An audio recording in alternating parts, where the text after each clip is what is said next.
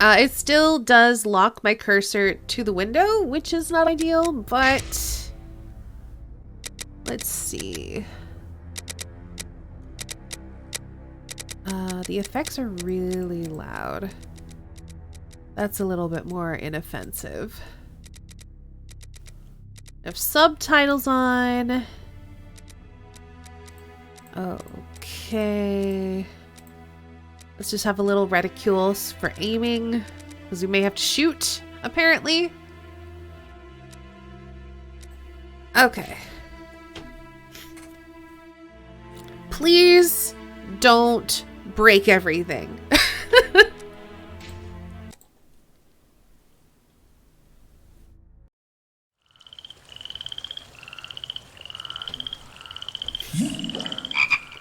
Oh, that was loud. That's very loud.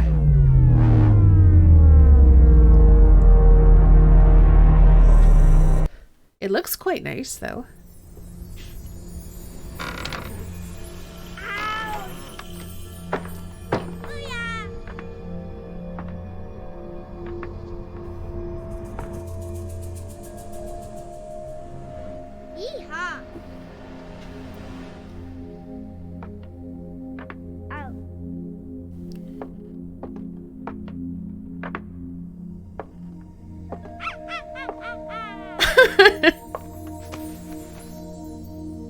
Oh. Are these like modern kids discovering Sherlock's old stuff? La la la. Ow! Ah! Why are they not? This? I was gonna say, why are they not saying any real words? No. Did I don't know. La la la. These children are kind of creepy. Oh, look, it's like little Sherlock and Watson puppets.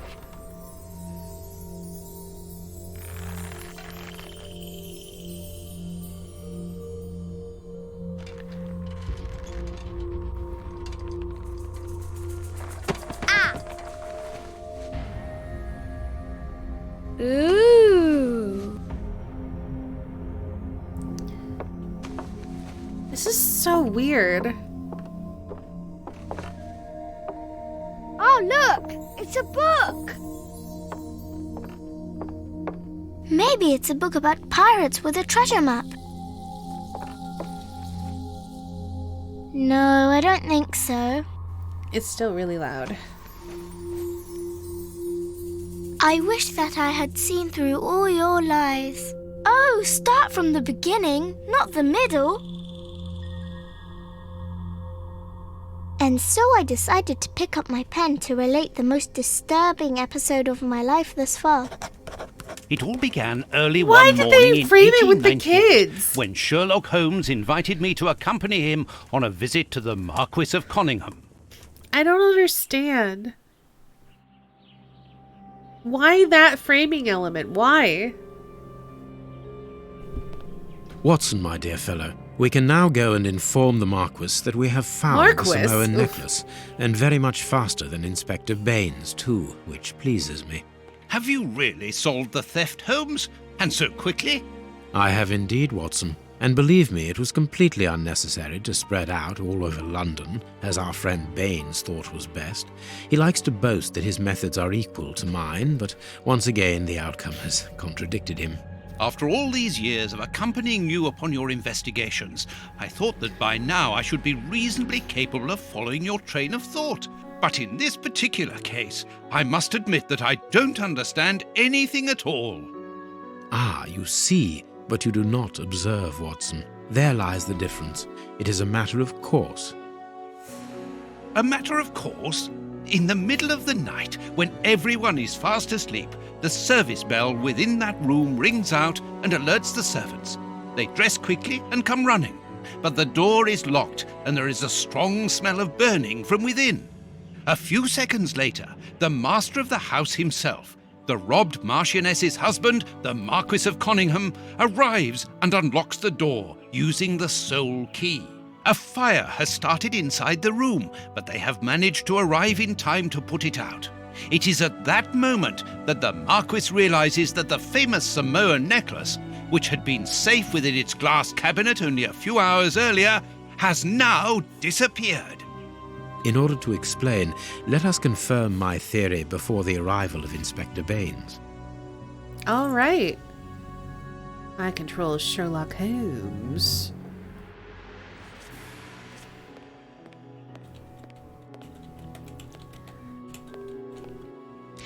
We got a crime! We do. New VA for Sherlock? Yeah. I don't hate it, though. And I like that he's not quite as, like, lip smacky as the previous one.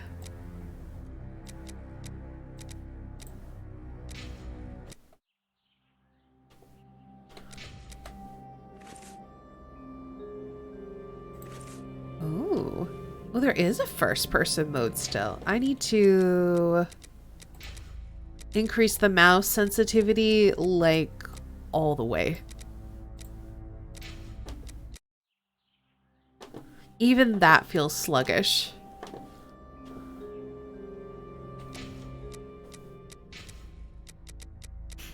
Yeah, I like it better.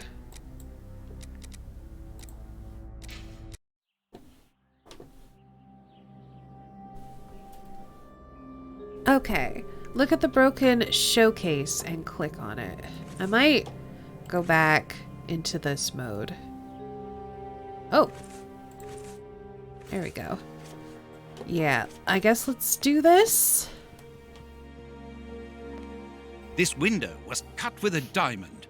A clean, discreet piece of work. This is where the necklace was. See how tiny the hole is, and not one fingerprint upon the window. After clues examined, the icon will turn green. Please move Sherlock near the left window. You should see 2 clue icons simultaneously. You can switch between items using Wasad. To enter examination mode within multi-zone, press the click. And then I can choose. Okay. A mark undoubtedly made by a diamond. Someone tried to cut the glass, but he was interrupted. Therefore, the thief tried to escape through the window, but he was interrupted. All the windows are locked. They've not been forced. Go to the chimney. You'll see a hand icon on the magnifying glass. Ooh. Yeah. Open your inventory by right-clicking on the scores near the piano. Let us examine the crumpled scores that have fallen off the piano. Oh, Let us examine the... oh, there it is. Okay. Oh, These sooty prints were left by a tiny hand. perhaps a I don't monkey. understand why these music scores are covered with soot. It's a monkey. Boop. Ooh. Boop, boop, boop, boop, boop, boop, boop, boop, boop. Okay. Pressing space, 6 cents. Oh. Oh. I have 6 cents, do I? These documents are not very interesting, even though they're addressed to the Minister of Maritime Affairs. The Marquis himself.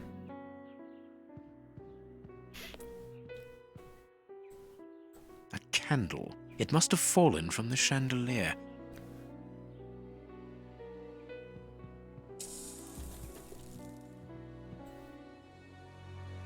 This draft screen makes an ideal hiding place. As the theft was committed at night, I conclude that the thief hid himself behind the draft screen and waited until he was alone in the room. Strange, there aren't any prints, yet I'm sure that the thief hid here. Also, look at that lemon tree. Not very well kept, this aquarium. I can see a dead fish floating on the surface.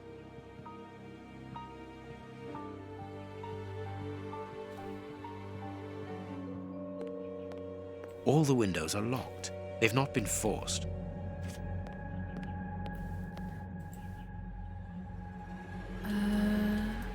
go The with that chest first. wasn't opened.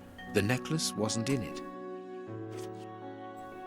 Heading towards his chosen escape route, probably the window, the thief knocked over the stool, which then caught fire. But why didn't he try to put the fire out at once? Because he was a monkey. Footprints. You are not going to get on your knees to examine them. There is no need. It is soot. The servants must have trodden in it while they were putting out the fire.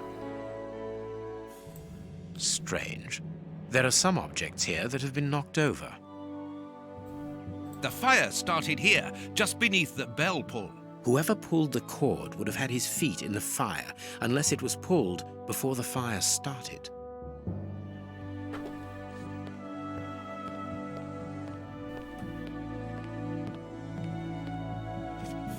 When the servants arrived at the door, having been alerted by the bell, they saw evidence of the theft and the fire, but they didn't see the thief.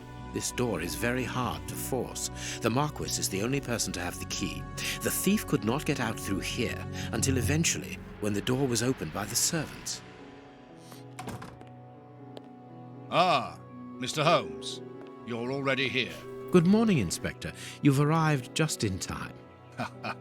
Scotland Yard arrives like the cavalry, always in the nick of time. Ah, but I know that satisfied expression, Mr. Holmes. Have you already solved the case? It's possible. We have retraced the thief's rather unusual footsteps. He is a true acrobat. But what I cannot understand is that when the servants entered the room, there was no one to be seen. An acrobat, perhaps, but an invisible one?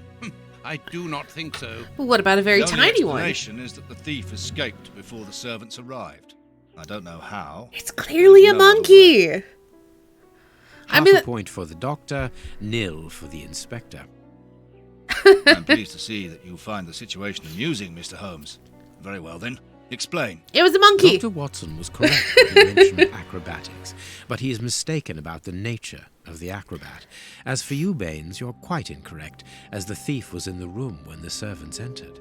Explain, for heaven's sake, Mr. Holmes. Watson, how could a thief be missed in the middle of 8 men? I don't know. Because he is very small? Stop teasing us, Holmes. Exactly, because he is small, small and remarkably agile, You're thinking of a monkey? and a trained monkey at that, without a doubt, a Leontopithecus rosalia from Central America. I got it as soon as I saw that handprint. The animal had been It hidden was inside not a the room child's. for several hours, calmly awaiting the signal from his master. Once night had fallen and the room was empty, a high-frequency whistle alerted the monkey that it was time to begin the procedure for which he had been trained. The monkey emerged from his hiding place and used the point of a diamond to open the glass cabinet and steal the necklace. He headed across to the window by the chimney, but knocked over the stool, which in turn knocked aside the fire guard and started the fire. The frightened monkey jumped from the chimney by swinging from the bell pull, thus alerting the house servants. He then went to the window and began to use his diamond to cut a hole, but was interrupted by the staff trying to gain entry via the door, and he panicked again. He ran across the piano, scattering the music scores onto the floor, before hiding inside the chandelier, knocking over a candle. Finally, the servants and the Marquis entered the room, leaving the door open while they put out the fire. It was during the confusion that our agile little thief made his escape through the doorway. As simple as that. A brilliant explanation. Bravo, Holmes. And the necklace? I can see it from here, my friends. It's right in front of us. We have searched the room from top to bottom, Holmes. How were we unable to find it? Because we paid insufficient attention to the only victim of this affair. The What fish. victim? No one is dead? Yes, Watson, a poor goldfish whose destiny was to die, crushed by one of the most precious necklaces in England. The aquarium is just beneath the chandelier. I understand. The little monkey had likely hung the necklace around its neck and lost it when he leapt from the chandelier. The jewels fell into the aquarium, where they remain now.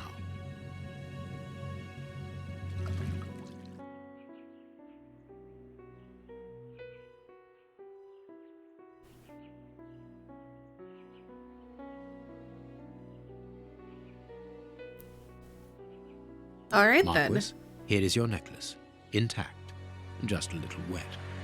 Mr. Holmes, this brilliant demonstration does credit to your reputation. We are the Thank best. you so much, Marquis. Do you wish to verify the authenticity of your jewel? No, I recognize it. I have spent many hours admiring it, you know. Good. I will The return occult to made its more box. sense than this. Inspector, a bank has just been held up. You must follow me at once. Orders of Scotland Yard. What times? Sirs, duty calls. My regards, Marquis. And well done again, Mr. Holmes. There, the necklace is in its box. We've lost enough time here. Let's go home, Watson. Ah, very well, as you wish. A good day to you, Marquis. With pleasure, gentlemen. And once again, thank you. All right, then.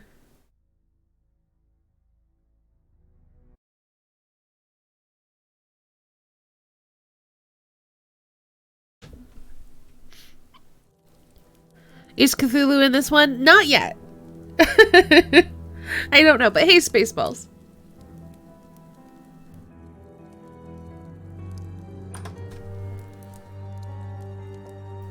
This morning's newspaper. Holmes, have you read this article about you? No, Watson, not yet, and I won't have time to.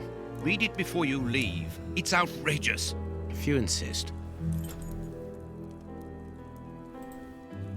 Read the paper, Holmes.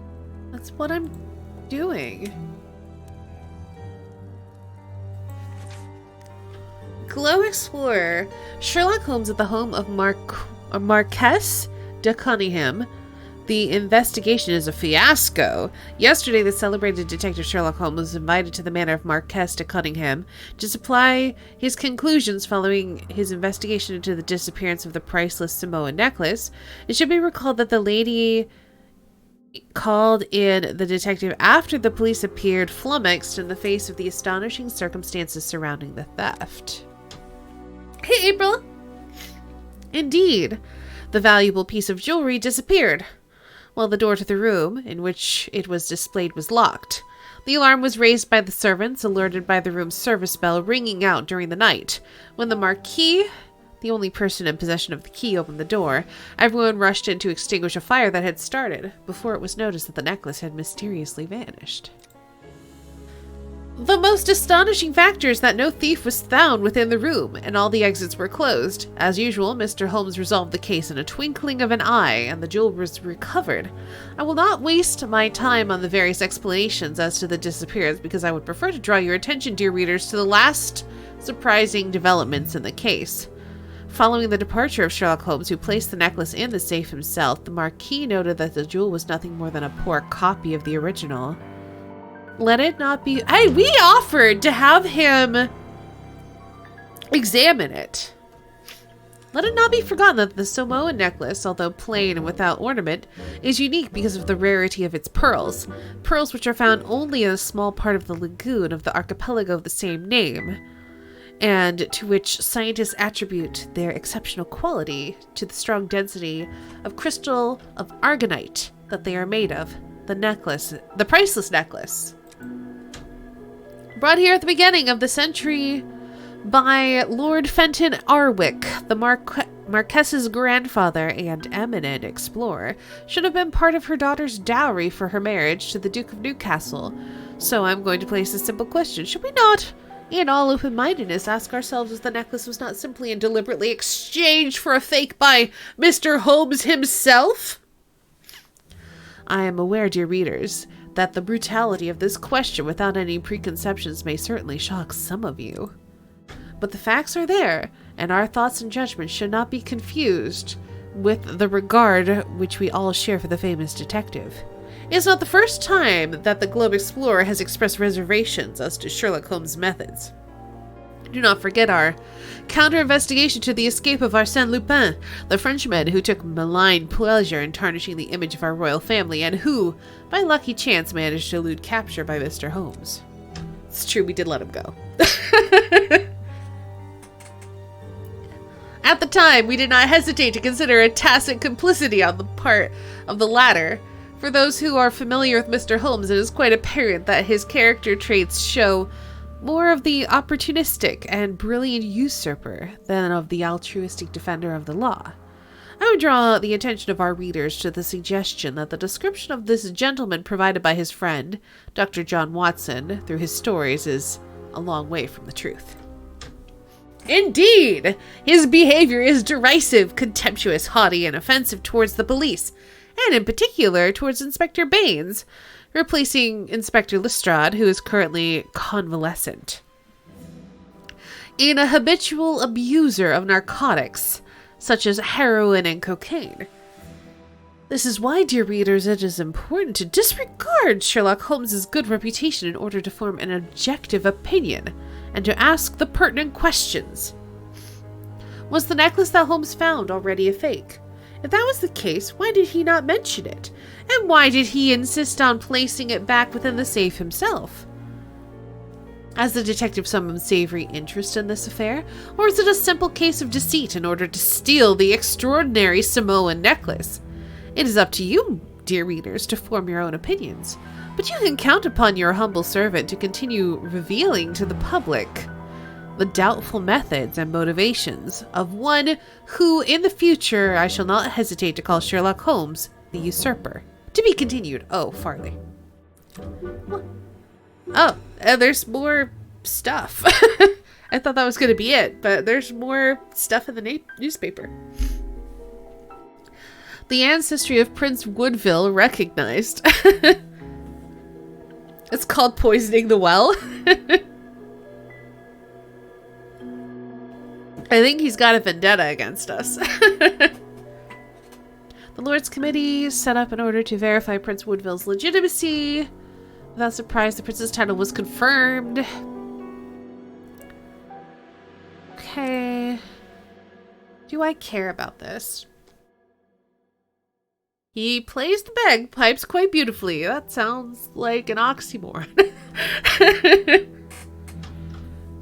Watson, Holmes, you must read this article. Holmes reads the whole paper. Yep. Prince Woodville, French culinary expert and bagpipe player, might be our next king. That's not so shocking, my dear fellow. You know exactly to which article I'm referring, Holmes.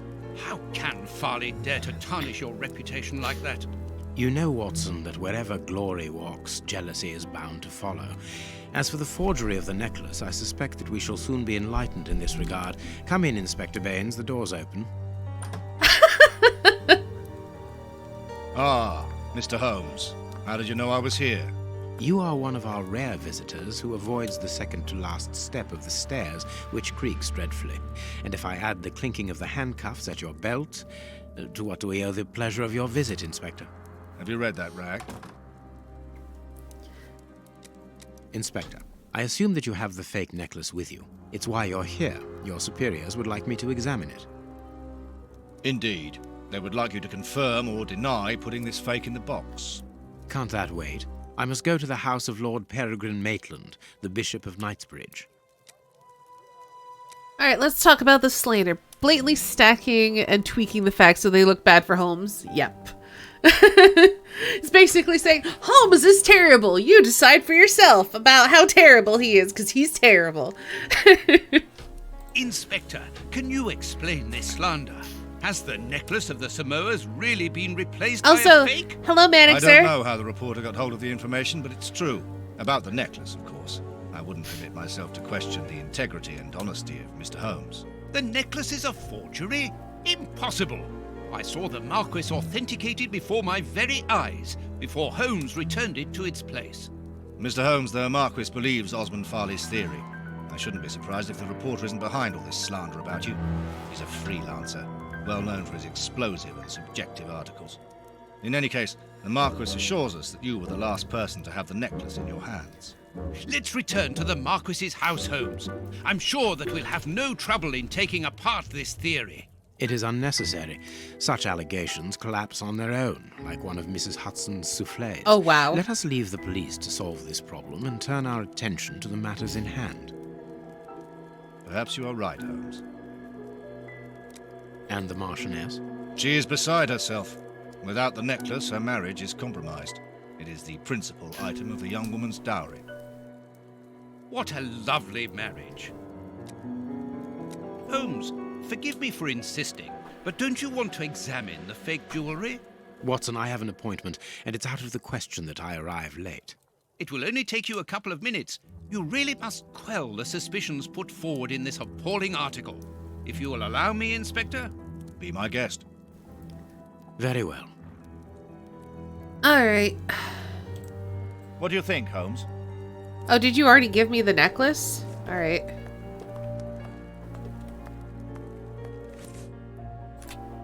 No? Okay, I'm gonna need the necklace to examine What it. should we do next, Holmes? Someone give me the fucking necklace!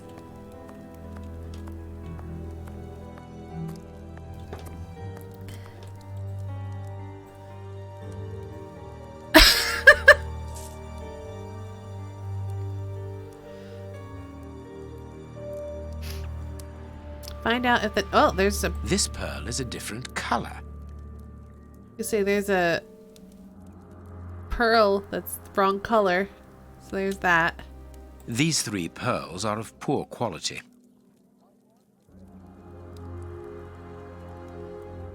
This pearl is too small. It is not in its place here. Too many defects. This necklace is a fake. This is nothing but a vulgar copy, and at a glance it would appear that the forger has intended for it to be seen as such. How could we have been fooled by such a blatant imitation? I don't understand. Yes, how is it possible? Holmes, do you have a theory about this? I have absolutely no idea. You insisted that I examine the necklace, and I have done so. Now it is important that I keep my appointment. I'm sure, Inspector, that you will throw some light on this affair. Holmes. You may accompany me, Watson, if you care to do so. Goodbye, gentlemen. I'll keep you informed as to my inquiries. Goodbye, Inspector. You mentioned a bishop, didn't you? Are we going to his home? Yes, the Bishop of Knightsbridge. I put his address on our map of London on my desk. Would you get it for me, please? All right, Holmes. I think he's supposed to be... I think it's more just that, like, he's terse and annoyed. Did he say it was on his desk?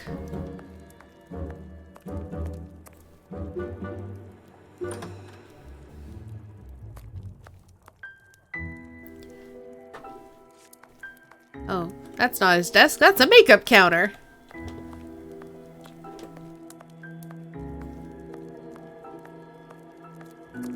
What? This bust was used to fool Colonel Moran during the case of the empty house. Why did we have to walk all the way over there to examine it?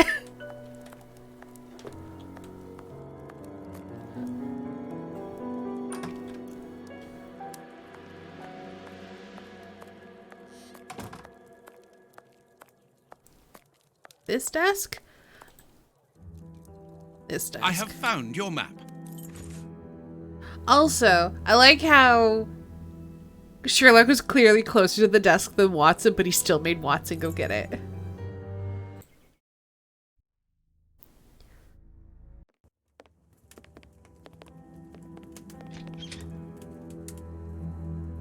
The police? Already? How did you know? May we see the Bishop of Knightsbridge? Yes. Yes, of course. But come in. Uh-oh. What has happened, Reverend? What? Hey, Rindus! I don't know. It was last night, I think. I only just arrived, and I have made this macabre discovery. My God. How horrible. I haven't called anyone. How did you know that? Holmes, look! The Oh, bishop, gosh. appallingly mutilated. How dreadful. Mutilated. And killed. He was such a good man. How could anyone be so brutal? Look at him. He is barely recognizable now.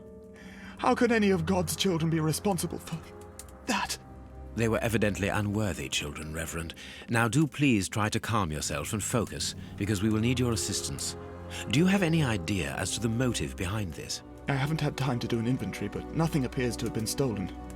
And anyway, His Excellency didn't own anything of great value. I don't know what else I can tell you. Note this down, please, Doctor. Doctor? But you aren't the police? No, Reverend. I am Sherlock Holmes, and this is Dr. Watson. We are here at the request of the Bishop. In that case, I must ask you to leave. And not to touch anything. I must get in touch with the authorities without further delay. Reverend, when the inspectors of Scotland Yard find themselves at a dead end, which they quite often do, I assure you, then they turn to me for help. If you will allow us to continue our investigation, then you shall have the answers to all of your questions. Out of the question! I don't even know you! I'm going to call the police, whether you like it or not. It would be better for everyone, Reverend, if you kept your temper. Watson, are you taking notes? This affair promises to be a complex one, therefore we must not overlook the slightest detail. Yes, Holmes. I am keeping a meticulous set of notes. I have created a very clever deduction board. Deduction One thing we board? can be sure of at the moment is that this crime was not for gain.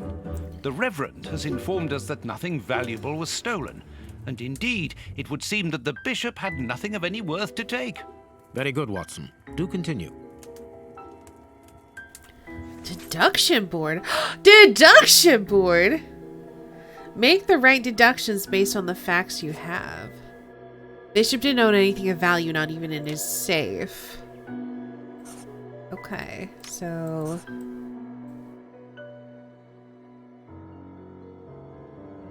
Okay, I don't think we have anything to do in here yet.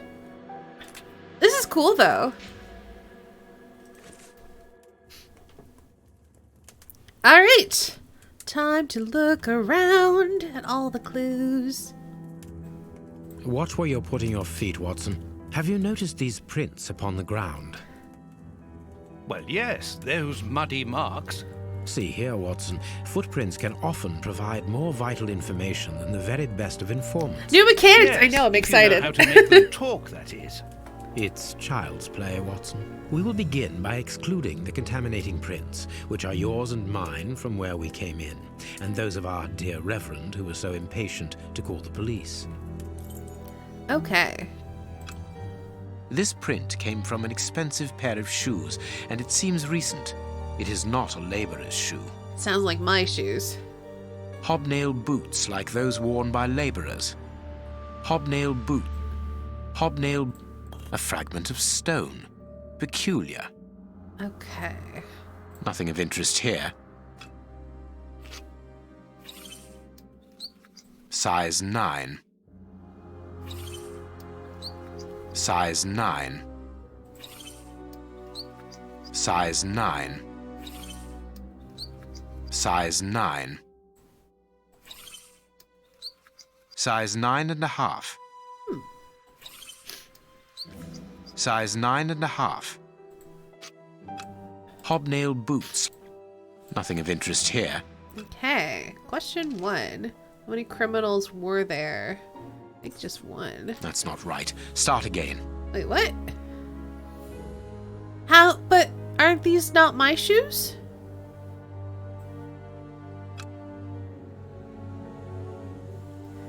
I assume, like, okay, so there's 3 sets of prints. Maybe we've already excluded.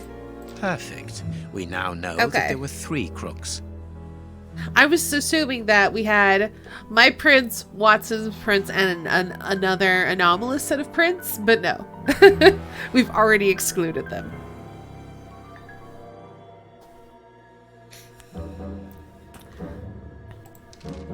What do the footprints reveal?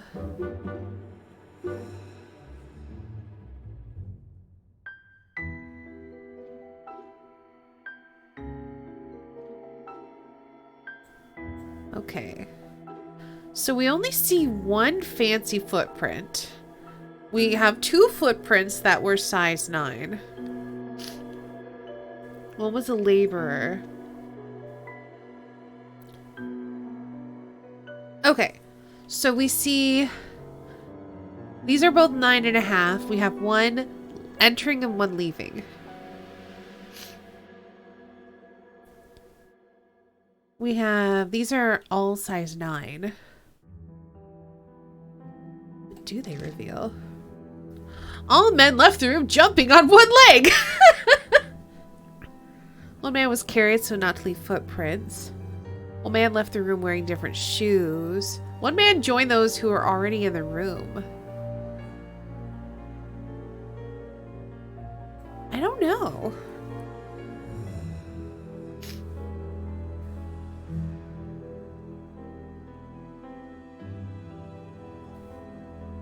Because these both look like they're entering and they're different sizes, Hobnail right? boot.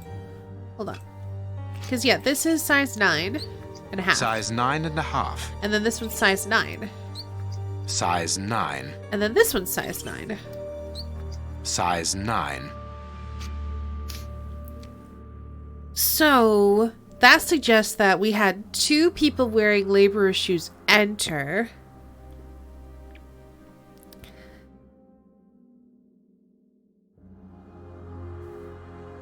Yeah, the size 9.5 prints are from the same shoe. Yes, these are the same. And then these are the same, I think. Actually, no, these are different. Well-worn shoes with an odd pattern on the soles. Yeah. Hobnail boots like those worn by labourers. And then these are just hobnail, but these have an odd pattern. And then these are fancy. Nothing of interest here. So yeah, these are the same. These are the same. These 2 are different. And we've concluded already that there were 3 crooks, so someone must have changed their shoes. I need something. Strange but true. One of the crooks was wearing a different pair of shoes when he left here. Therefore, we have 3 men who came in and left again. But one of them was wearing a different pair of shoes from the ones which he came in with. So, all we have to do is look for a workman who likes Italian shoes. Oh, Watson.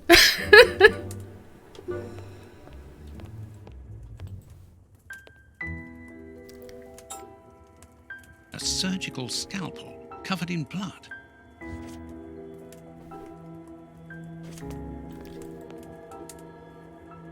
Closed. The veranda door hasn't been forced. Strange. Reverend, might I have the key? No! You have no authority here. Let me call the police. Perhaps we should listen to him, Holmes. No, the police will Perhaps you wreck should the let crime me get on scene. with this, Watson.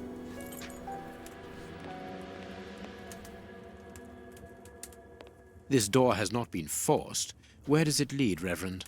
To His Excellency's room. There is just a mattress and a stool.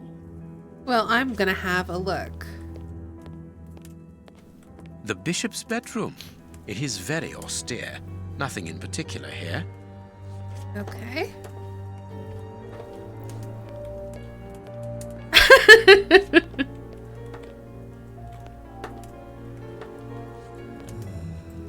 The picture of Peregrine Maitland, commander of the infantry brigade of Her Majesty's Guards at Waterloo. The Bishop of Knightsbridge has the same name as his ancestor, an illustrious family.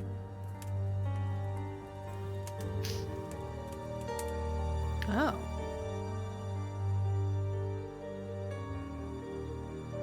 I am missing some information. Yeah, clearly.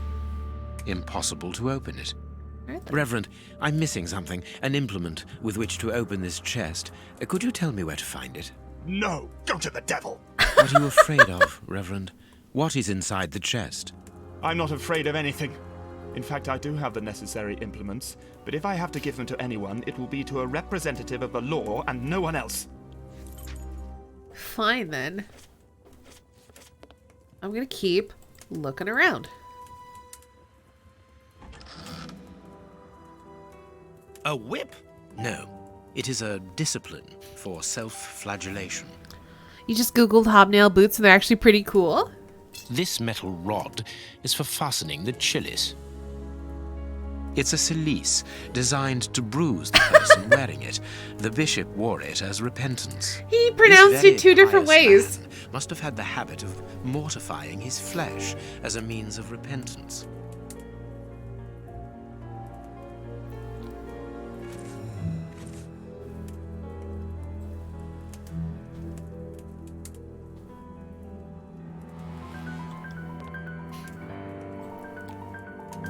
A broken phial and blood near the neck. What a strange smell. Chemical components, I think. No, I mean, definitely the Reverend is doing the right thing. But I can understand why Sherlock would be all No, the police are just gonna contaminate the crime scene. There is blood on this paperweight. A bottle of whiskey. I can make out fingerprints stained with blood and dirt. A broken bottle of whiskey. However, the Bishop of Knightsbridge was known for his sobriety. Oh, his it would seem that the fingers. brutes who tortured the bishop to death were intoxicated with alcohol. That may not be the case. This stove is filled to overflowing. Alright, we gotta investigate this body. His stomach is covered in scratches. Quite evidently, they weren't made recently. Oh, So, his bent these fingers are wounds were really not made bothering by his me. murderers.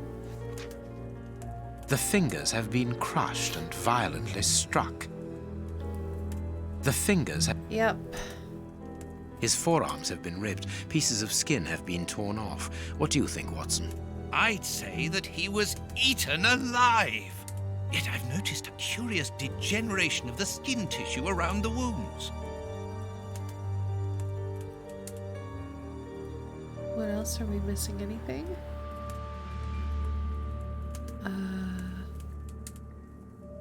We can't talk about how he's tied to the chair. Oh. Is he missing a finger? What is that?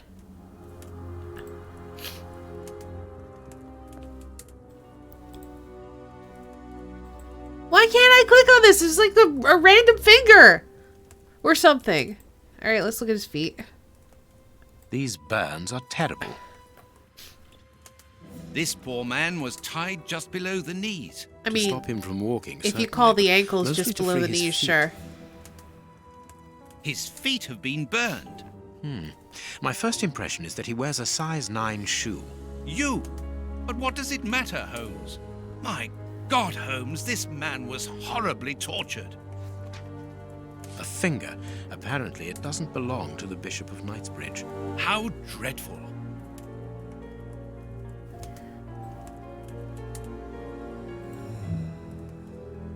You can see by his expression that he suffered terribly. His mouth is covered in blood, and I can make out strips of skin between his teeth.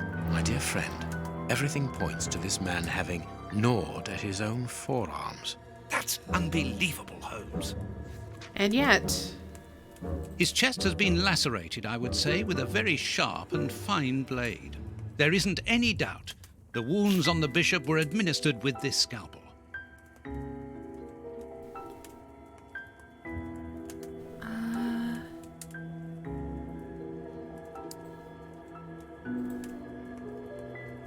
is that everything? Something is missing here. Oh, yes? And what might that be? His shoes. Watson, his shoes are missing. Yeah, like, obviously... we're missing something here as well. Okay, we're missing something down in both of these places. So I guess let's see. A piece of rope that was used to tie up that poor man.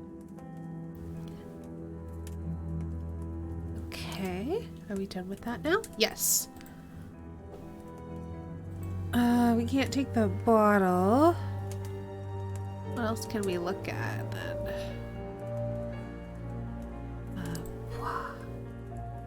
What?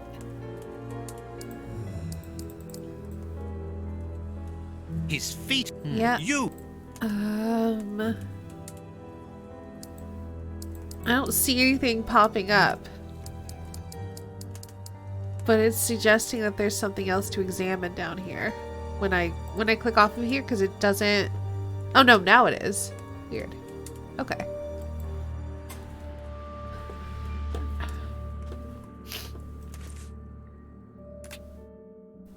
Deduction board. Lack. Shoes are missing. One of the murders left in different shoes. Random wasn't searched. Doop, doop, doop. Let's click on all the things and we'll go through it. Okay.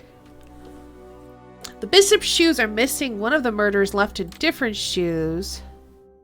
One of the murderers left wearing the bishop's shoes.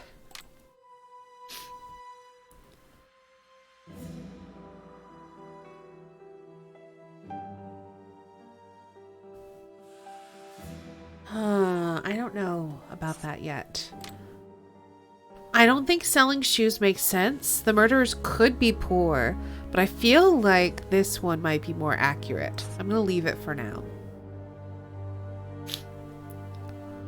The bishop didn't own anything of value, not even his safe. The veranda wasn't searched. The murderers were looking for something specific. They were unable to open the safe. The victim was savagely tortured. The bishop was mortifying himself. He was used to pain. So the bishop would have resisted the torture. Or it could be his own punishment. I don't know yet.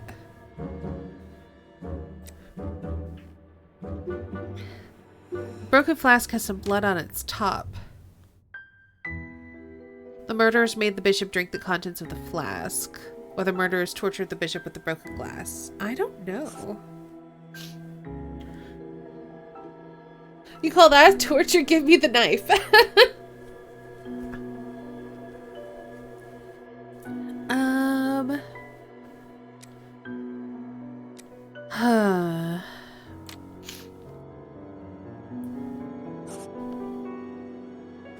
Well, the murderers came back for his shoes.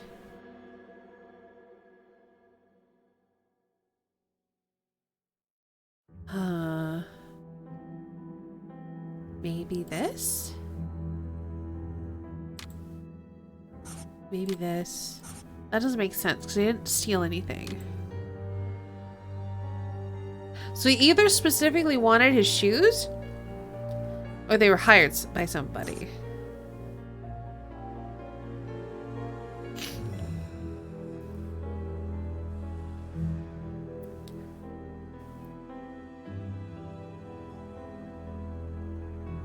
I don't know about this.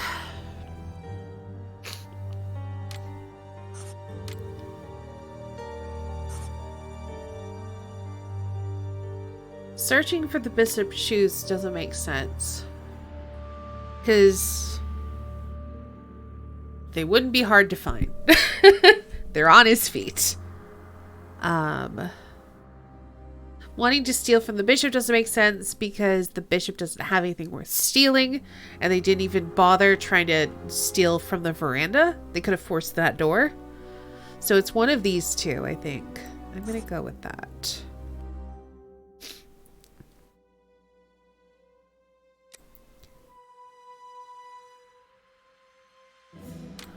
I'm gonna say he resisted the torture.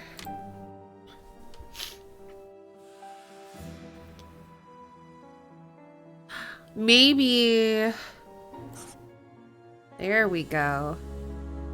Because they weren't able to open the safe. They were torturing him for information on how to open this safe. Perfect. It is evident that the Bishop of Knightsbridge's killers were after something specific, and that they did not find it. Reverend, I shall ask you one more time. Open the chest. The item they were seeking must still be inside. It is unlikely that they will let this matter rest. They will most certainly return to finish what they started. And I'm telling you once more, the chest is locked and shall remain so. Very well. We have reached an impasse. You are a stubborn man, Reverend. Watson, accompany our friend to the police station and return with Inspector Baines. Baines and no one else. I shall wait for you here. Go. Alone at last. Now I can continue my investigation. Okay.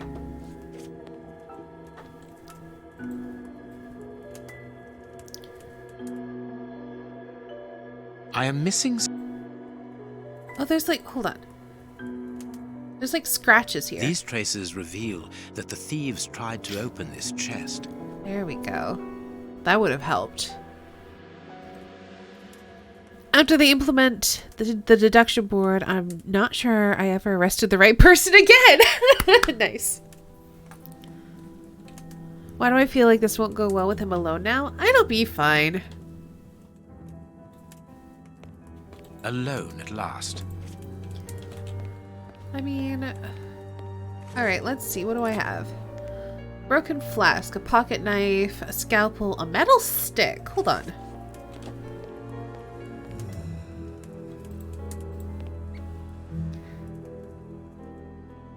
I am missing... No. Okay, I thought maybe I could use the metal stick and like poke it in different places. Okay.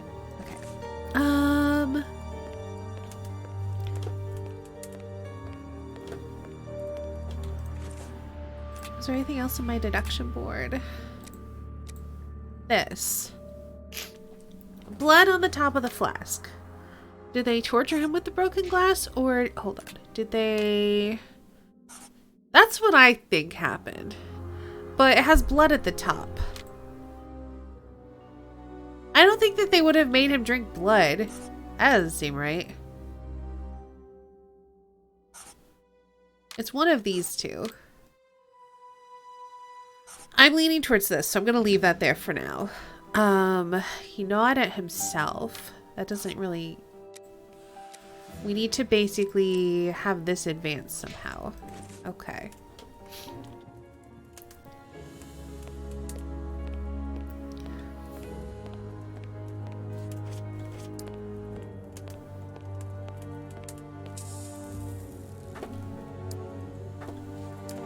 So the only thing we have is the veranda, I guess? I need something. All right, let's try the metal stick. This lock should be easy to pick. Let's see. Oh.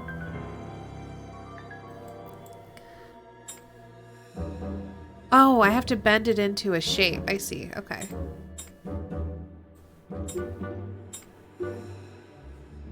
That's not right. Start again. All right, hold on.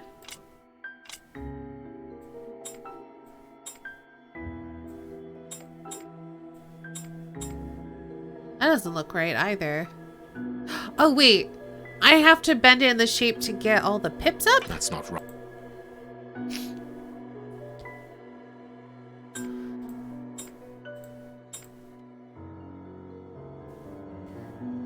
Get they're changing up Sherlock's personality a bit to continue the untrustworthy narrative, but it feels like he went 200% dick compared to the other games. True.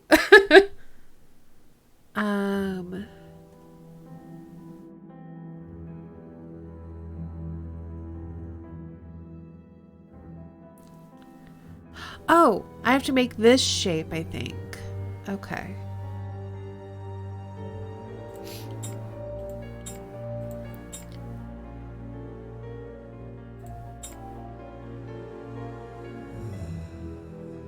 There we are. It is simplicity itself. There isn't anything much in this room. It must be used as a reading or meditation room. An ink stain, quite fresh. This stain is just on the edge of the rug. Let's see. There is nothing on the floor, yet the ink must have soaked through the rug. Strange. It's not how locks work at all. I know.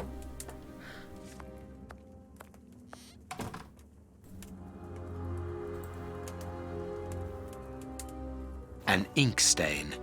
Oh, another one. Oh, so the rug's been rotated. Why? This inkwell was tipped over recently. The ink stain on the floor comes from the ink on the rug, but they are not in the same place. Someone has moved the rug recently. Can we lift up the whole rug? Yes.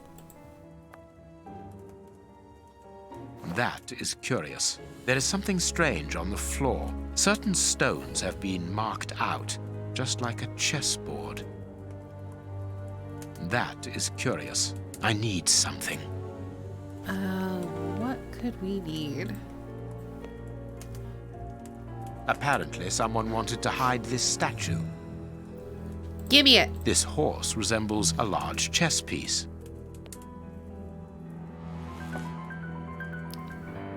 There is a message underneath this statue. Let's see. What a lack of imagination. Use your passion for chess. The last square on which the knight will place himself after having covered all others will be the right one. I love you. This message was written by a woman, but for whom was it intended? Interesting, this chess game. This is gonna be weird.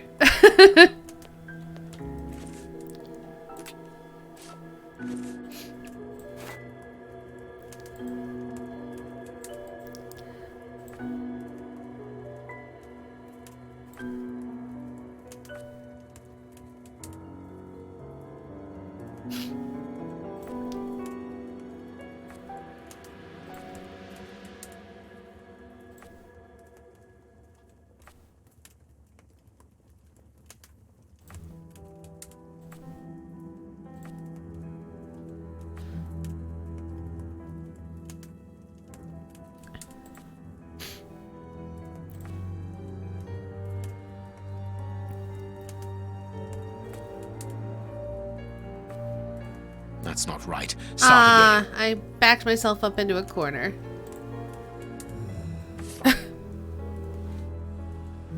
This feels like a just brute force it puzzle if there ever was one. Yep.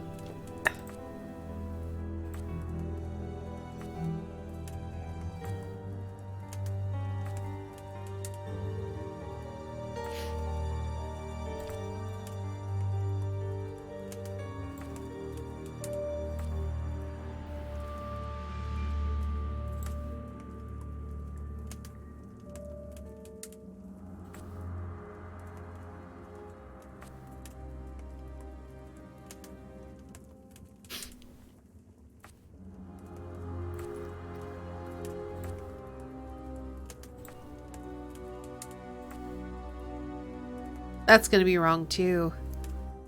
It's the only place I can go, but then it's... Alright, let's just start over. Okay.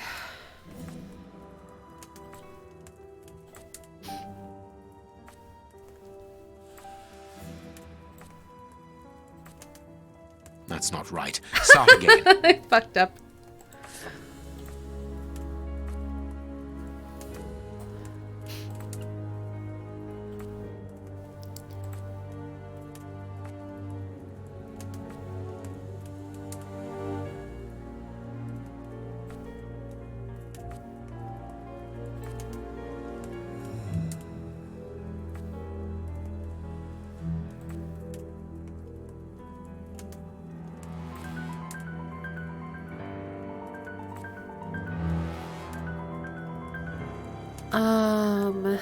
Shoot. This is also wrong.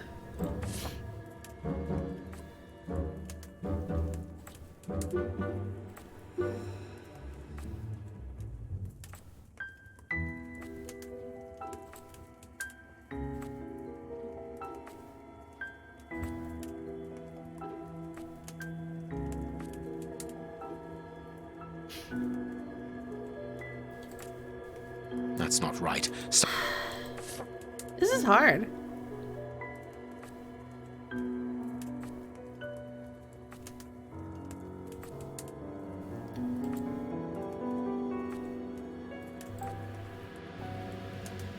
Okay.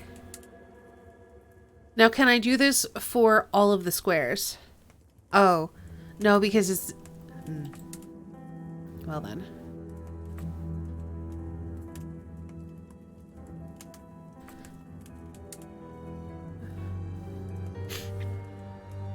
I think this version of Holmes is a bit more realistic, though. It makes sense that the police wouldn't trust him, or like that he makes them look like idiots all the time, and that he's melancholic opium addict, so they can easily just trust him. Yeah. I feel like the first couple of games, Holmes is like Holmes of legend, I guess. And this is them trying to make Holmes be like, no, this is like the real Holmes, and Watson exaggerates type situation.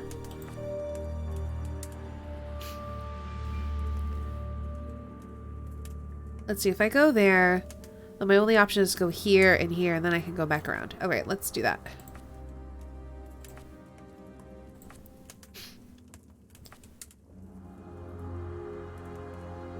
If I go here... The only place I can go is here, and then I can go there. Okay. From here, if I go here, I get stuck. If I go here, I get stuck. So I've not done it. Because he'll be like, that's That's not not right. right. Start Start again. And now I can skip the puzzle if I want.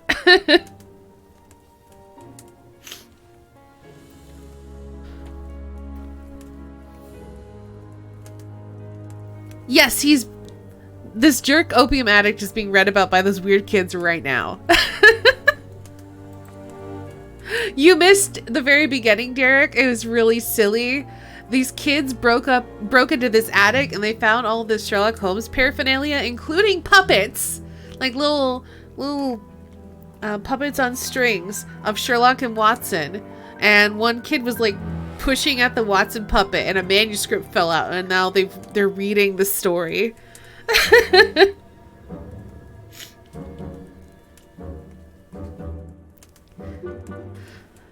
Jack the Ripper wouldn't work. I was looking forward to more flirtation. You didn't miss that? Oh. I thought you did. And yeah, it was just, it crashed and there was no way to put it in windowed mode. And when it crashed, it basically just like locked everything up. It was a big issue, so it was just easier to go on to the next one.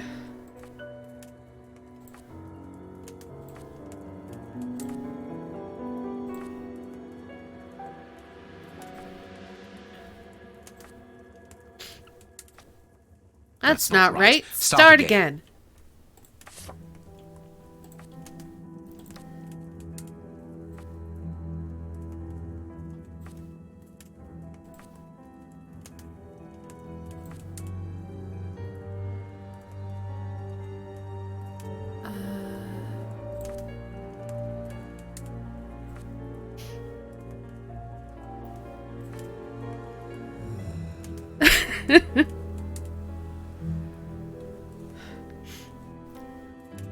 I don't think that is their excuse, Sock. I think they just wanted to change it.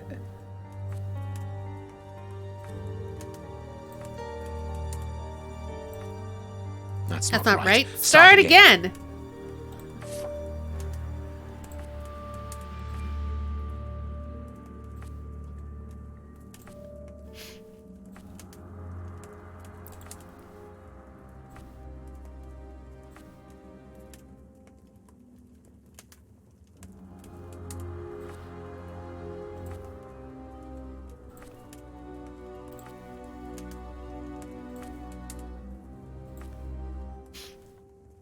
Okay. So I either need to end up here or here at the end. If I go from here to here, I get stuck. There's no other place for me to go, though. If I go here, I have to go here, and then I have to go here, right? Because, yeah, I can't go there, I can't go there. I obviously can't go here, so I have to go here. And then from here, I can't go back here, and I can't go there, so I have to go there, so it gets me stuck.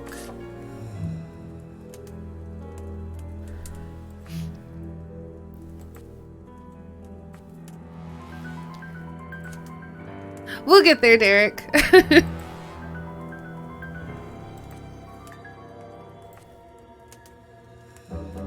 I think I've just done the same thing again. Alright, let's try something else.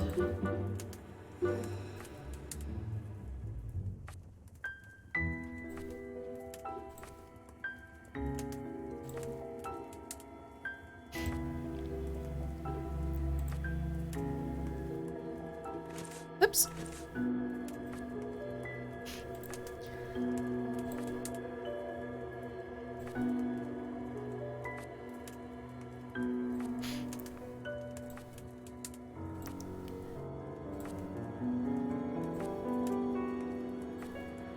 That's not right. Alright, I think we're making progress, though. I think going around the board in kind of that manner seems kind of good. It's already May, it's already 11, it's already 2020. Welcome to getting older. Time moves fast like lightning. Oh. Well.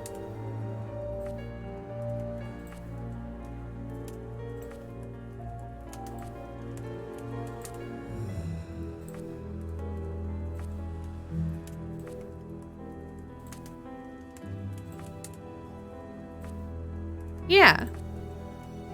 This'll do it. Yeah. I did it. I figured out the puzzle. This last piece should be the good one. It will have to be pulled free. I need something. All right, let's use our pocket knife. You didn't even say elementary. I'm sad.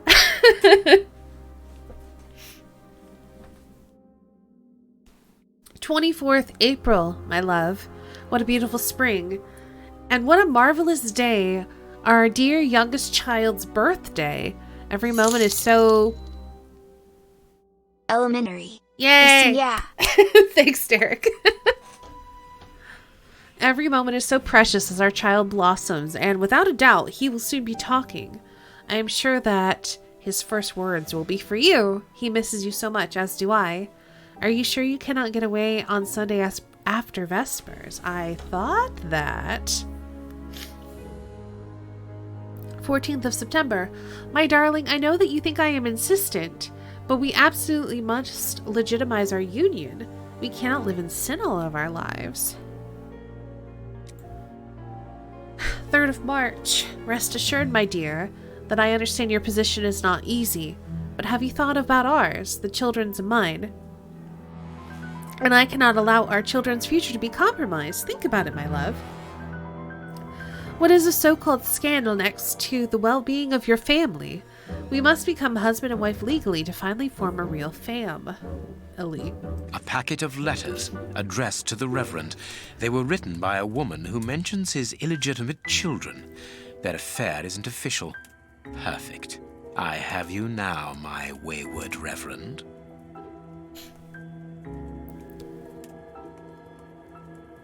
I just checked by clipping it. There was more than one tile you could have ended on and it would still have been right. Really? That's a silly puzzle. Alright, is there anything else to investigate? I don't know. Ah, no, we're good. Ah, Watson, you were gone a terribly long time, and Inspector Baines isn't with you. I'm afraid not, Holmes. We were unable to find him. Dr. Watson would not allow me to contact any inspector other than this Baines. What manners! I am a man of the church. My dear Reverend, I notice that you are a chess lover. I trust you will excuse me, but I am never able to resist the appeal of a half-finished game. You are an expert at chess. Very well then. What do you want now? As you might have guessed, resolving your small chess problem has allowed me to discover some very interesting letters. Letters? What do they say? Reverend, why hide these letters here and run the risk of the bishop finding them? Holmes, what's in the letters? Not now, Watson. Where else could I have hidden them? My own chambers are too austere. They could offer no cover. I knew, however, that His Excellency, may he rest in peace, would not notice my game. The contents of the Bishop of Knightsbridge's chest interest me greatly. Give me the elements you hold, Reverend. Blackmail! Out of the question. Blackmail! I am a gentleman, and it would distress me to be obliged to pass this correspondence across to your superiors. Holmes, I know that the end justifies the means, but allow me to express some reservations about how you are proceeding. Blackmail! You say you're a gentleman, but I hear nothing but the words of a blackmailer. The stems that you are looking for are scattered about this room. Manage by yourself. Very well then.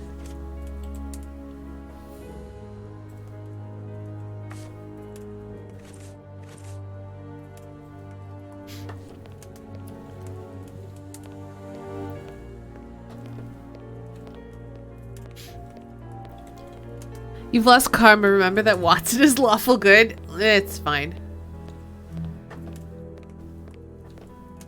I wasn't using that karma anyway.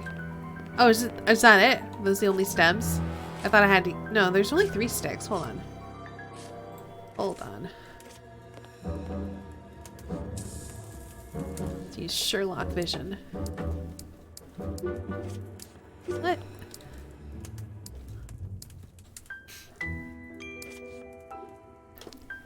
So they were scattered. But we only can find the 3 sticks. What?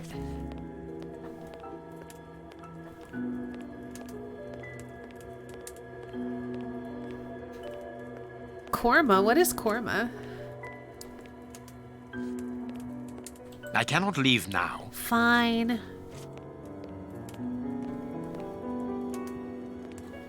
Guess maybe I only need the 3 sticks?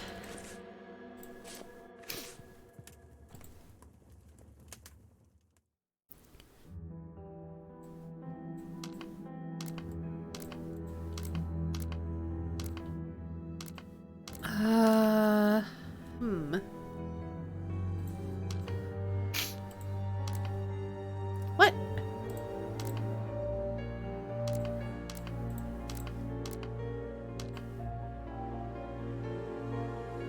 Are they supposed to be like queens? I think they're like queens. I have to put them in a place where they're not going to intercept each other, which means, let's see. I am missing some...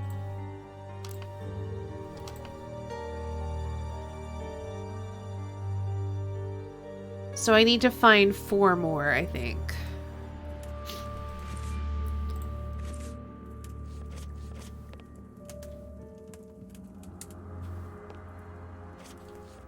Said they're scattered about this room. He could be lying, I guess. I definitely... Oh! He's a liar! It is impossible to get out.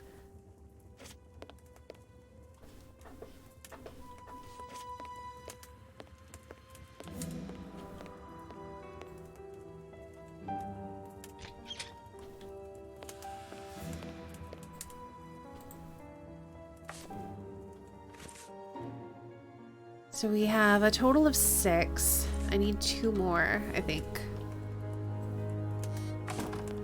You have 1. Evidently, as I always do. What are you able to tell us about the Bishop of Knightsbridge's last days? Did anyone come to visit him? Did he seem worried, anxious? Do not omit the smallest detail. His nephew came to see him yesterday at His Excellency's request. I found this visit a little peculiar because the young man rarely visits his uncle. Do you know why that might be? Were they on bad terms? I don't think so. It's rather a consequence of his work.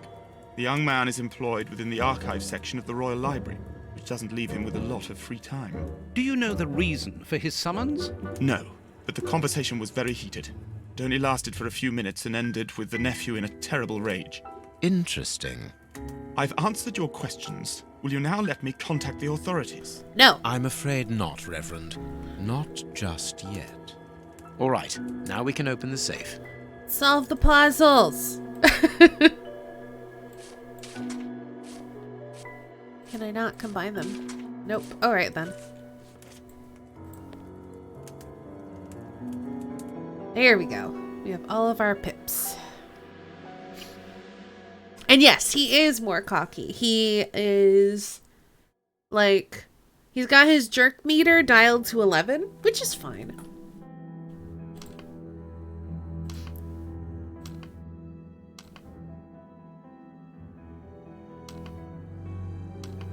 Now I can open the chest. Easy. Here we are. I am eager to discover what remarkable treasure could justify such an act of barbarity. Extraordinary. Oops, I just hit my window button. This chest is impenetrable. How is it possible? No one other than the bishop should be able to open it. What are you You talking opened the about? chest with disconcerting ease, Holmes. I've seen and heard quite enough. This time you won't stop me. Catch him, Watson. What the? But why? Run, Watson. Hurry. What if he's the... Wait, did he have Italian shoes? I did not notice. He's escaped. I hope that your motivations are founded, Holmes. I don't much like skirting around the edges of the law like this. It is annoying. Let's leave without delay. What have you found in the chest, Holmes? What in there is so precious for these men to commit such terrible acts? The Reverend was telling the truth. Nothing important was locked inside the chest, apart from a few religious items which are hardly worth stealing. So, we haven't made any headway. Perhaps the police will. By the time the police arrive, we shall be a long way from here, Watson. We are leaving. Oh, you were guessing that was the treasure inside the chest. I thought you noticed that, like, what's his face was wearing Italian shoes. But I guess not.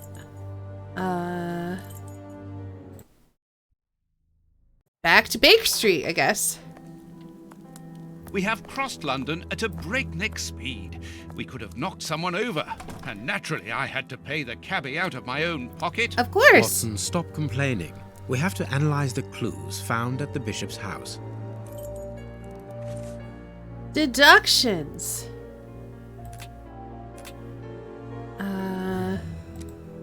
No. Okay.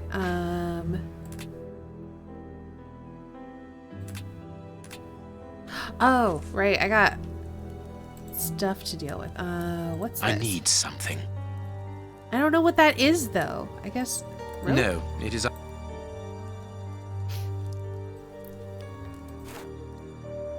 Analyze the clues. I have cut a small piece off the rope.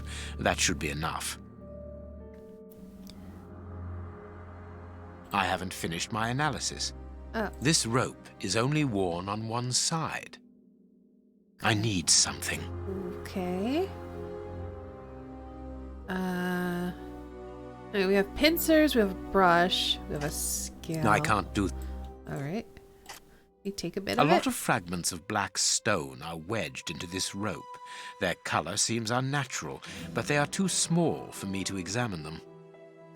Okay. No, I can't do that. Okay. Well, I figure I'll just try everything. No, I can't do. Alright. No, I can't do. I need something. What do you need? Instructions. Analyze the clues. That's not helpful!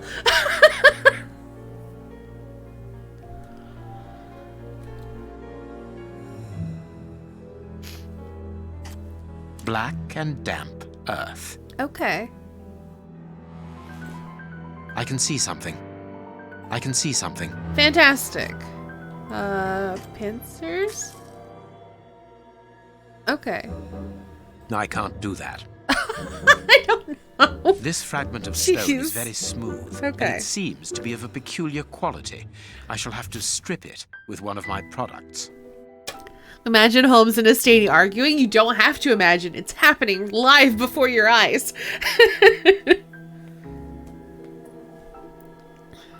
No, I can't do that. No, I can't do. No, I can't do.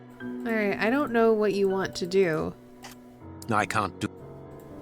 Alright, let's just click on I it. can see something. Fantastic. Acid. This stone.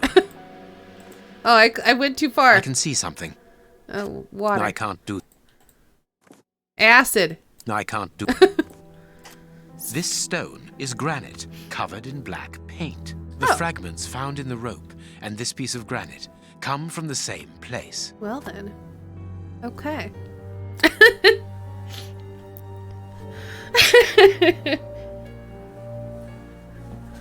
I need something. What do you need? I need something. But what?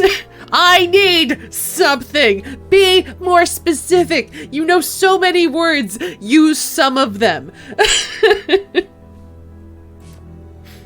Look, it looks like a thumb. I guess it could be a fingertip. Kind of looks like a thumb though. Oh, there's a bite Tooth mark. marks, rather deep ones. I'd say of incisors and a canine. Yes, we gotta look at the finger. It'll be okay. Tooth mark. Yep. No, Clean I it? can't do. No. Cut it open. Tooth marks. No. Beep, beep, beep. Oop. He said something and I... Fragments of there. skin. A phalanx. This finger wasn't cut off. It was ripped off. Indeed.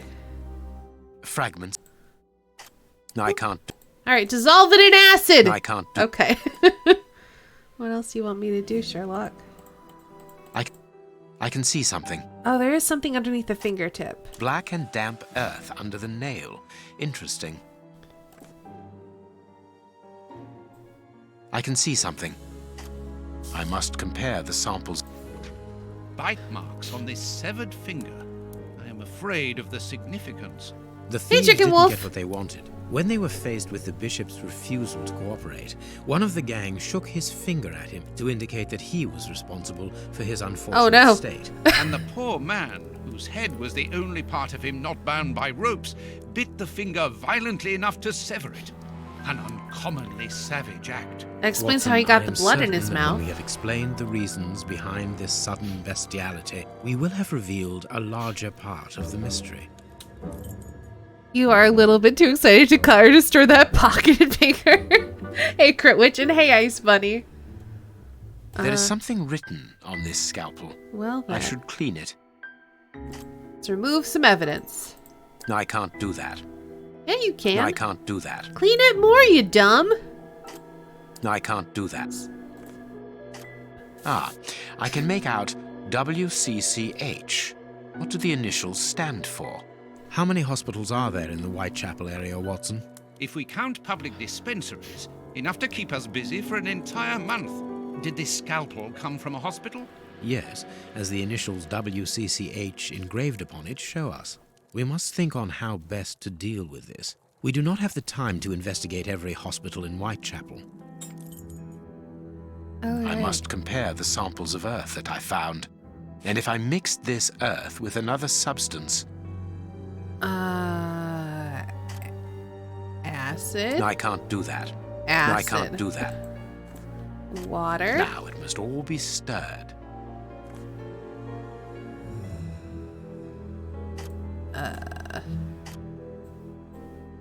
The samples of earth taken from beneath the fingernail and from the ropes originate from the same place. How do you know? It took just a little water to analyze the consistency. The soil has retained its moisture, even though there hasn't been rain in London for over a week. This soil could come from the bank of a river, or somewhere where the evaporation is slower. A mine, perhaps, or a trench.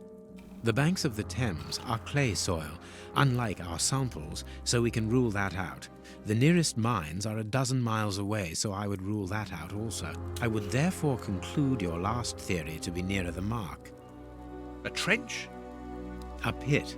Watson, bring me your register of the London hospitals. Studying the scalpel has given you an idea, then? Indeed. I'll get it.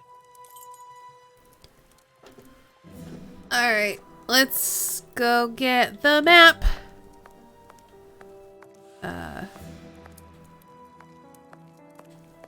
Or am I just supposed to pull it out of my inventory?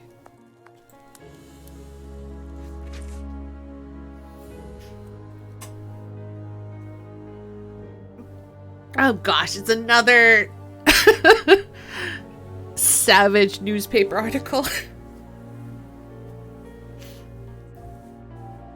No rain in London for over a week. I know, that's the most unrealistic part about the game so far. Watson! Yes! Go and bring me that book. Oh, okay. That's great. When I was in Ireland, they were like nearly 2 weeks of no rain at all. Marquess's fake necklace. At the moment of writing these lines, the famous Samoan necklace belonging to the Marquess of Cunningham has still not been recovered. Our editorial staff remain reserved as to the role that the famous detective Sherlock Holmes has played in the affair. For this is not the first time that Mr. Holmes has compromised himself during the course of one of his so-called investigations. When recalling the second stain case, the affair is indeed strangely similar to the Marquess de Cunningham's necklace misfortune. Indeed, Mr. Trelawney Hope, Secretary of State for European Affairs, had a document of extreme value in his safe box, which had been stolen but a few days earlier. Who, if not Sherlock Holmes, could have hoped to replace the document in Mr. Hope's safe? What was the point of the trick? It was evident that Sherlock Holmes knew the identity of the person blackmailing the gentleman's wife, Lady Hilda Trelawney Hope, guilty of a love affair with another man. The sinister blackmailer, a certain Lucas, had a letter that revealed Lady Trelawney Hope's double life. He wanted the Secretary of State's wife to give him the precious document belonging to her husband in exchange for the love letter. She obeyed him. You have free cake again! That sounds good. What kind of cake? Also, hey, Ticker.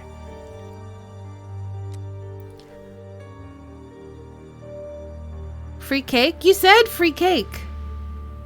You said I have free cake, and then you did the little cat with the Christmas cake. And now we all want free cake, so I hope you brought enough for the whole stream.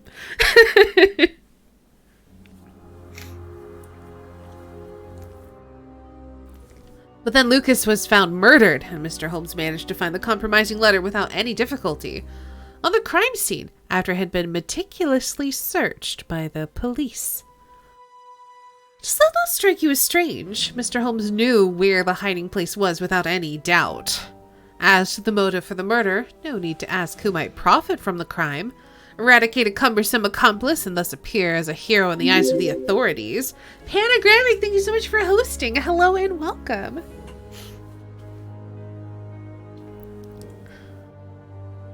Oh, but that's the kind of cake. It's the free kind. Oh, I don't know what that means then.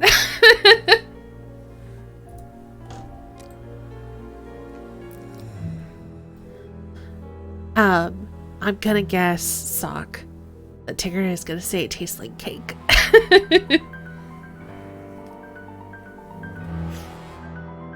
Evidently, the transcription of the affair undertaken by Mr. Holmes's friend Dr. Watson gives another explanation entirely, but is he truly objective? We may allow ourselves a little doubt on that score. Oh, Farley. Not very good at cake, IRL?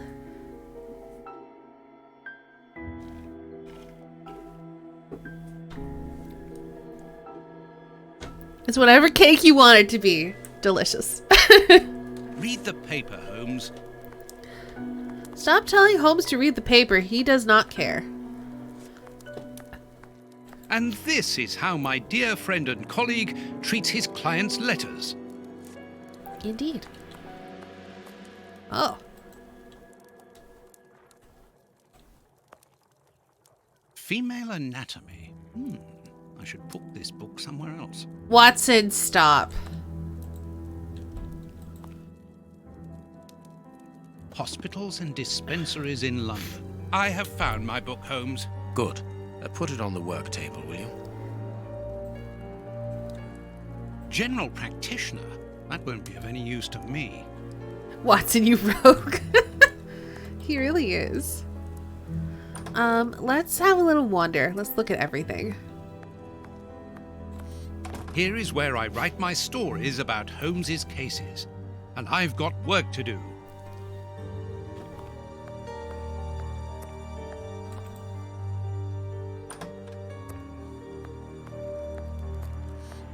Anything else to look at? Alright, he wants it. Do you say on the table or? I have found my book, Holmes. Good. Put it on the work table, will you? Okay, I must need to do this then. Here is the section showing Whitechapel. I made several notations on these pages during our investigation into the Ripper, which might prove useful. All we need to do is to find a hospital or a public dispensary near a location where pits have been dug and black granite has been used. It's simplicity itself. I haven't finished my analysis. What? Have I not? Well, okay, hold on. What else do I have to analyze? I guess the broken flask?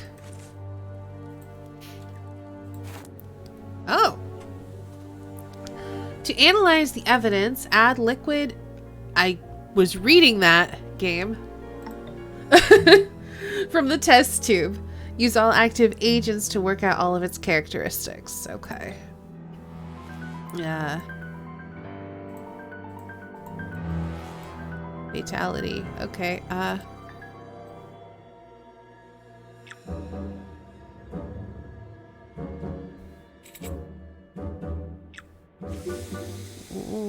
Okay, so we have green, blue, green.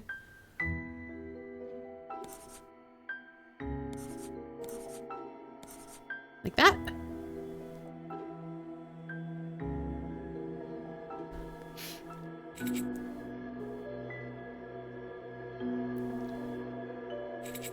Was it this? Oh. I guess. Alright, 3 yellows and 2 whites. Generation of skin tissue. Alrighty. 2 yellows, 2 whites.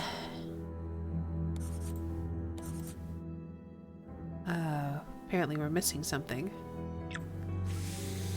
Oh, is 3 white?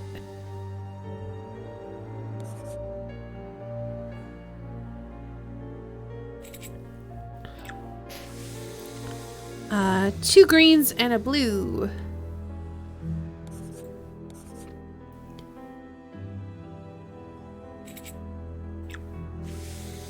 Three yellows and 3 greens. Poison, and apparently very virulent. Yeah, some candy. That sounds good. I made some brownies over the weekend, and they are very much gone now. But they were very good.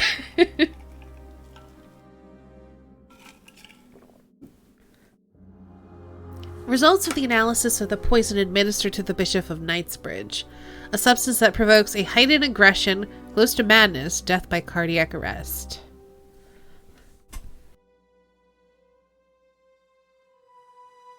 What brownies?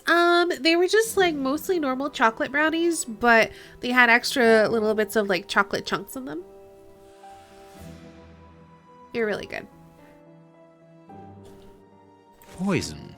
Discreet, efficient, and only detectable via a thorough post-mortem. Have you been able to isolate the active components, Holmes? Not with any certainty. This toxic substance surpasses my own knowledge in the field.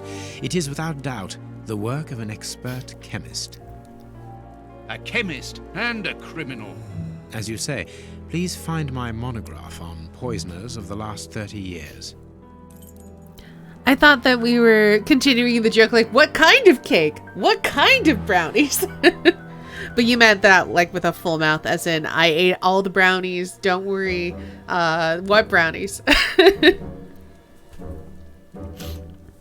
You have to get groceries and ingredient for coconut cookies. Coconut cookies are so good.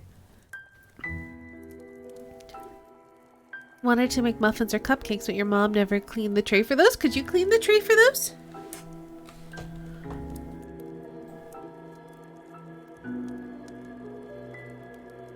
The work table, where Holmes analyzes things. Alright, something about poisoners.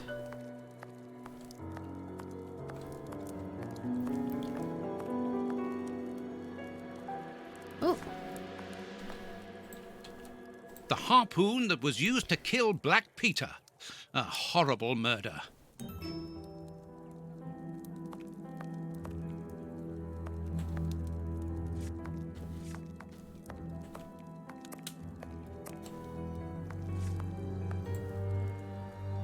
I wonder where his account of poisoners is.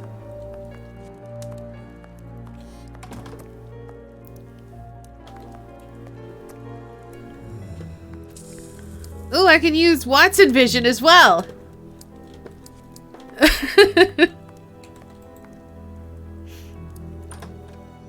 Can't fit anything in my tiny baking oven. Oh, that's a shame. I lived somewhere where we had like a mini oven, and it was like I couldn't put trays in there, which was frustrating.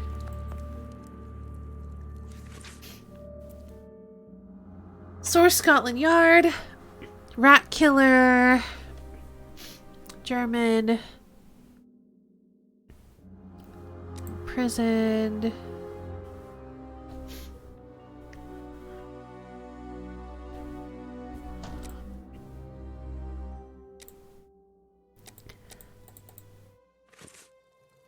All right.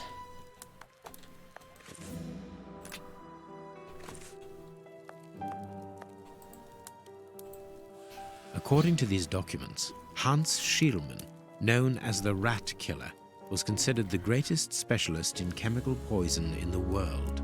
Is he at liberty? Happily, no. He has been held in the high-security wing of London's Westgate prison for many years now. Then he cannot be the one who concocted the poison. Don't dismiss him too quickly, Watson. According to Scotland Yard, the man is exceptionally intelligent. For the greatest criminals, prison is but a mere obstacle. Let's plan a little visit to see Mr. Shielman tomorrow. I haven't finished my analysis. Alright, what else are we analyzing? We have mud, we have matches, we have a pocket knife, we have rope, granite fragment with black paint, and a scalpel. Oh. Make the right deductions based on the facts you have. Rope is only worn on one side. It's always used from the same side. Probably. The damp earth, or it could be used near water and rotted. Let's go with this, though.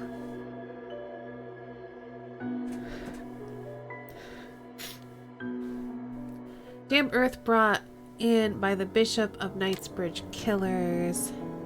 It could be from a well. It's probably not from a riverbank. Let's go with pit. Fragment of granite painted black. They're grave diggers! I bet they're grave diggers. Monument painted black.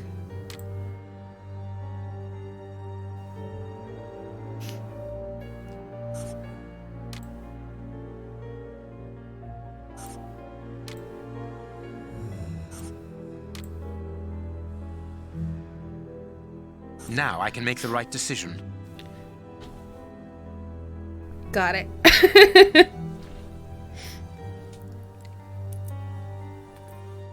I haven't finished my analysis. Oh, this. Okay. That's not right. Is it not? Oh, this one. Sorry. The public dispensary number 4661. It's just opposite the Whitechapel Street Cemetery. Yes, Watson. The And yes, murderer I've with the been missing finger must drinking work water. in the cemetery, or at least visit it. He could have taken a rope, one of the type they use to lower the coffins into the graves. The granite is minute particles of tombstone. And he only had to cross the road to steal a scalpel from the dispensary opposite. Elementary.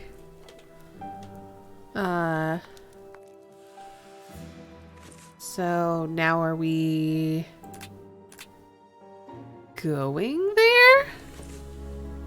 Let us look at our deduction board, Watson. Oh, let us look at our deduction board. Hydrate. Let's hydrate. Don't ask her about water. Make her water.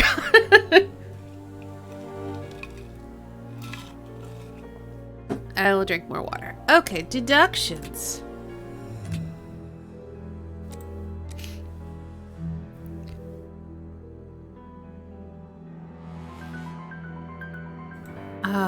Is this wrong?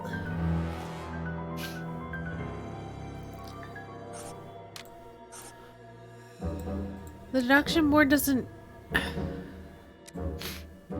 help me, though. This menu's not available. Okay.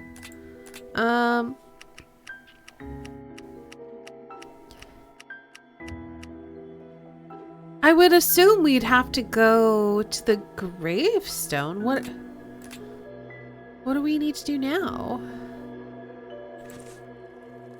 Do we just leave?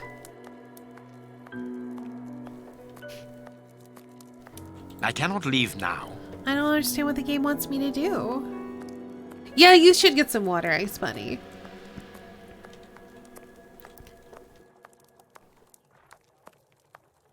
Let us look at our deduction board, Watson.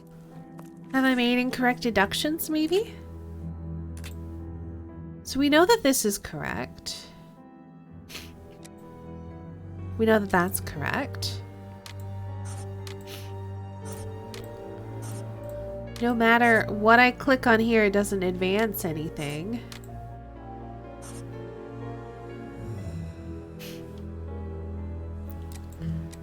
So looking at the deduction board doesn't help.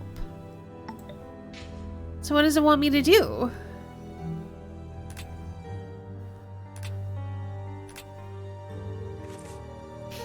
I don't understand.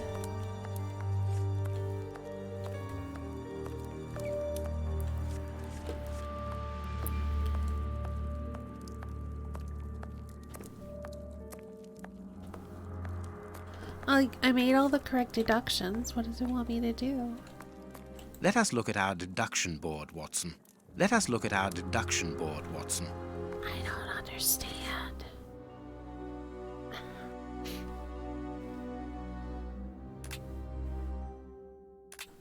There's literally nothing else for me to deduce.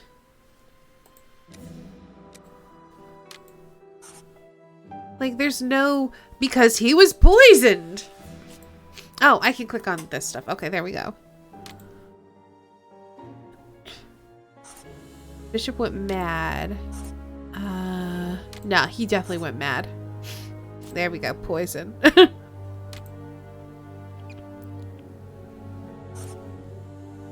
There we go. Okay. Perfect. Well done, Watson. Our board is finished. It confirms that the bishop's murderers work for one person, who, amongst other things, possesses a very sophisticated poison. They therefore act for someone more educated than themselves. You remember Wiggins and his gang, the Baker Street Irregulars? Yes, the street urchins, whom you employ upon occasion, and Wiggins is their leader. Yes. Well, I have hired their services again. I have instructed them to find out the address of the bishop's nephew. I think he's here.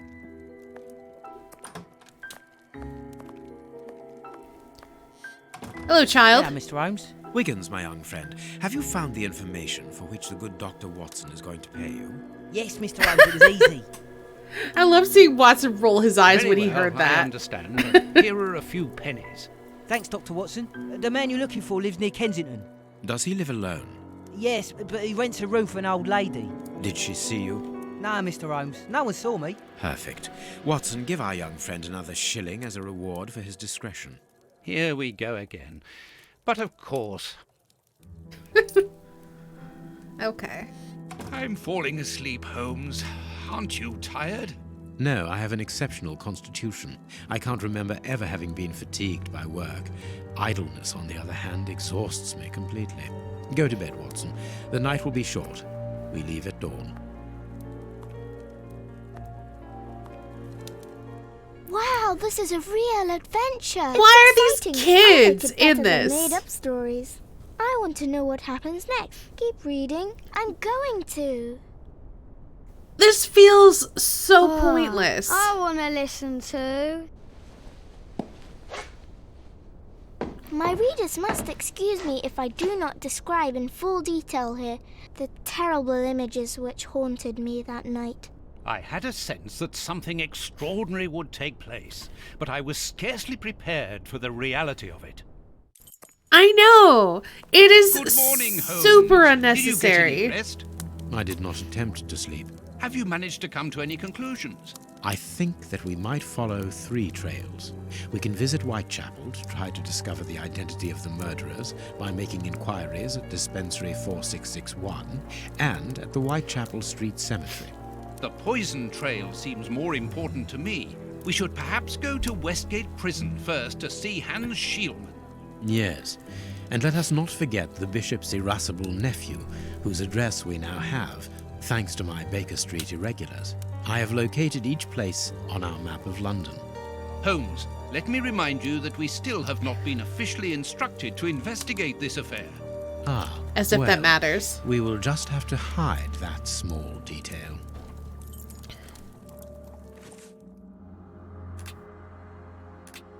Okay. We can go to the Kensington Gardens or the jail. Let's go to the jail. Westgate Prison.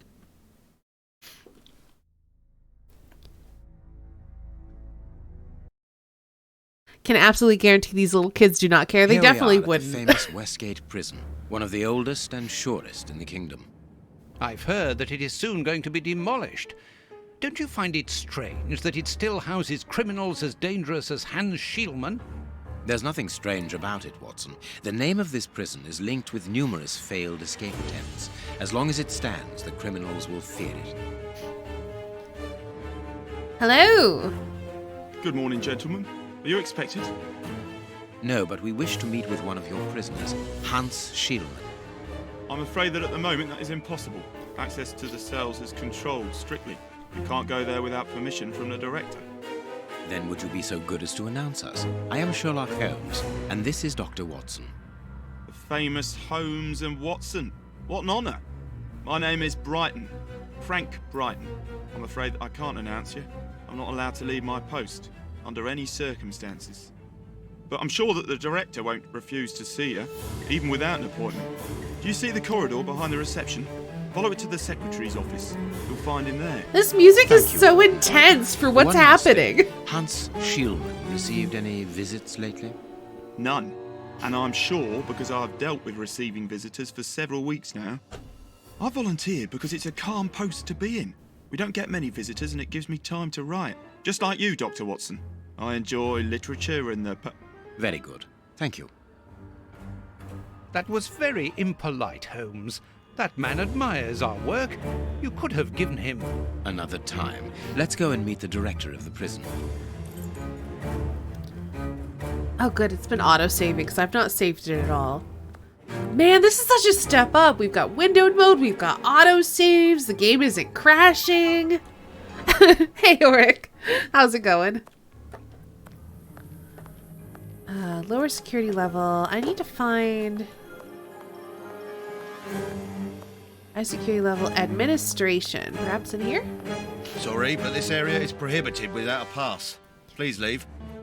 Alright then. We must see the prison director quickly. Yeah, but I'm like not sure where he is.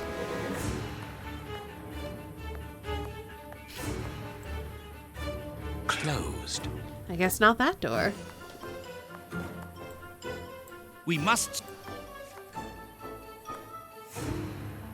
Closed.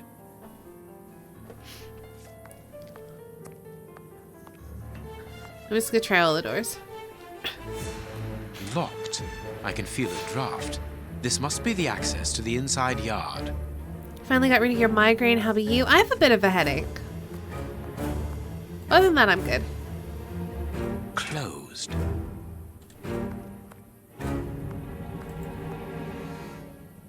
Closed. Boss battle music while casually walking down a corridor. I know. Oh. Staff cloakroom.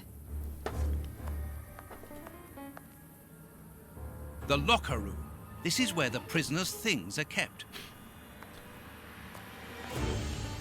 Let us go to the secretary's office.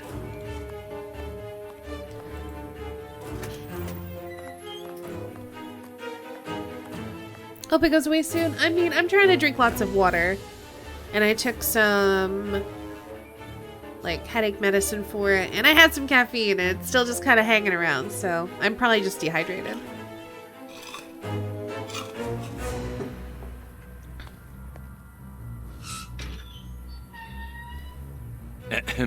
Good morning, miss. Oh, Hydrate. Okay, excuse me, let's I do it. dropped off. Good morning, gentlemen. What can I do for you? I am Sherlock Holmes, I need to and this replenish is my water Dr. now. Watson. We would like to talk to the director. I'll just go and see if he can receive you.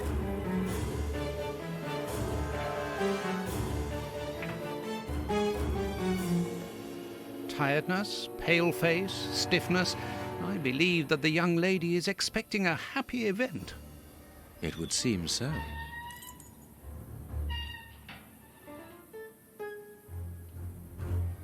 Alright.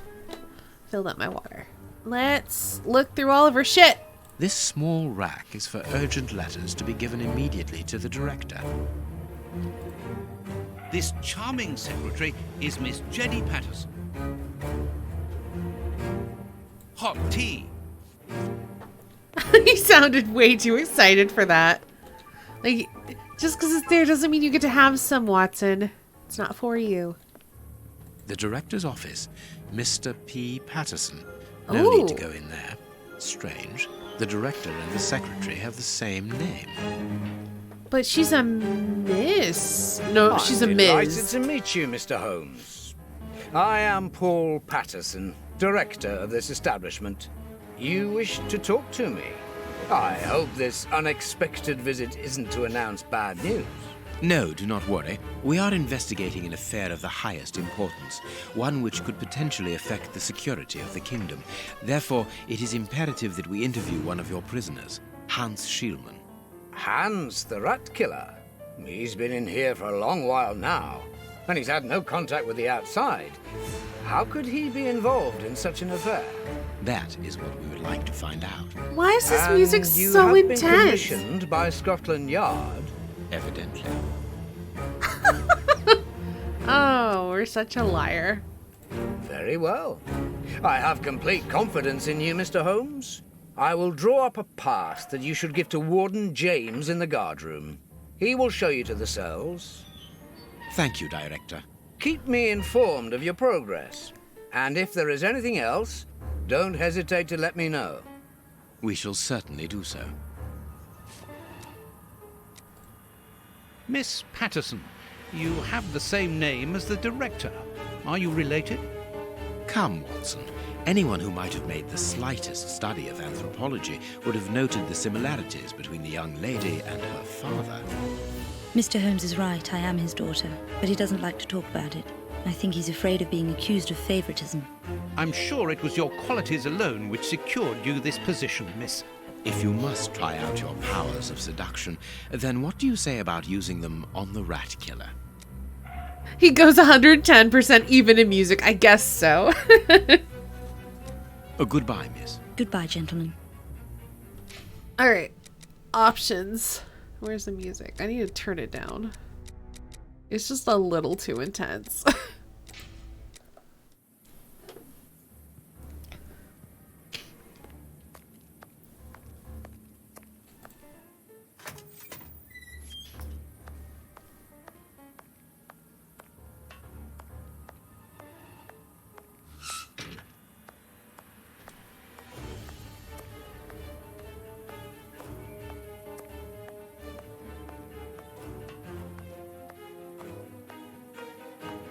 Man, you should let you change the mood too. That would be nice.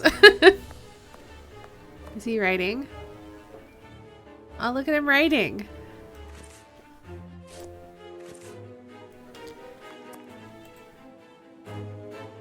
Sorry, sirs. I'm on duty. I can't help you. Oh, it must be the guys in here. Ah, you've got a pass for the high security area. It's the door at the end. Go ahead. All right, thanks.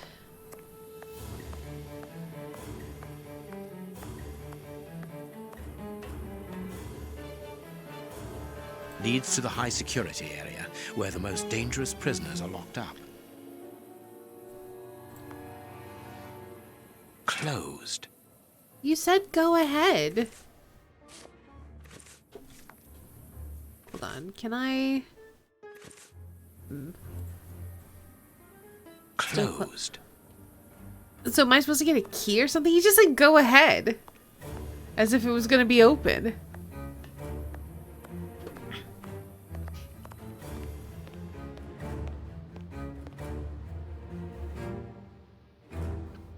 My Hello, name gentlemen. is Peter James, Chief Warden, and this is Deputy Warden O'Sullivan. I imagine I will find Hans Schielmann behind these bars in the basement. Yes, the high security cells are down there. Is this the only access? Yes, there was a second door at the end of the main hall, but it's been blocked up as a security measure.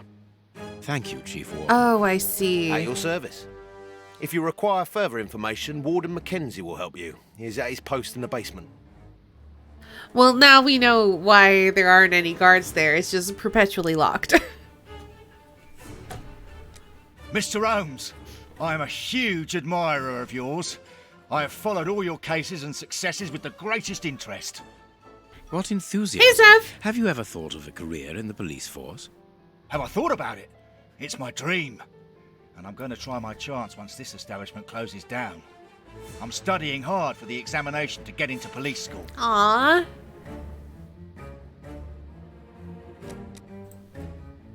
Tell me about the prisoners, Warden James. We only have a few. As you might be aware, the days of this place are numbered. Therefore, we no longer receive new prisoners. Those who are already here are among the most dangerous in London. We have 3 at the moment. Hans the Rat Killer and the Flint Brothers. The Flint brothers. Yes, two rather simple-minded maniacs who detest one another despite their relation. They massacred their parents and decapitated their neighbours.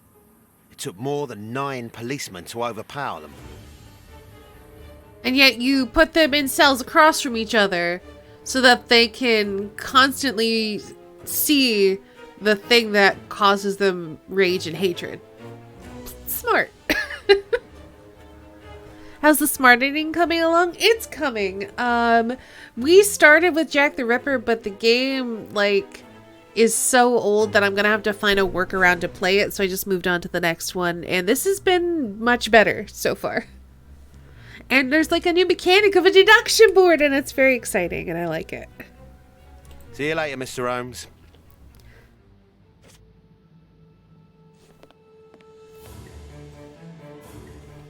The guards must spend long hours here.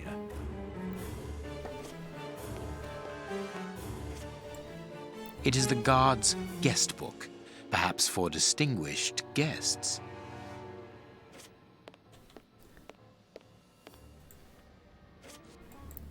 These weapons are obviously ready to use in case of emergency.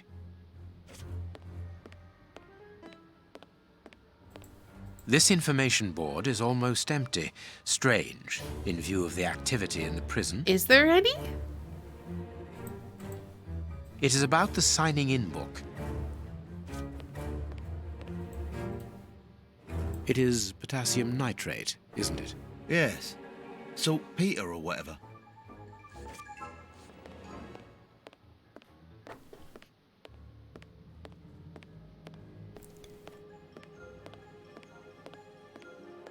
Oh. This device must be the alarm. There we go. All right.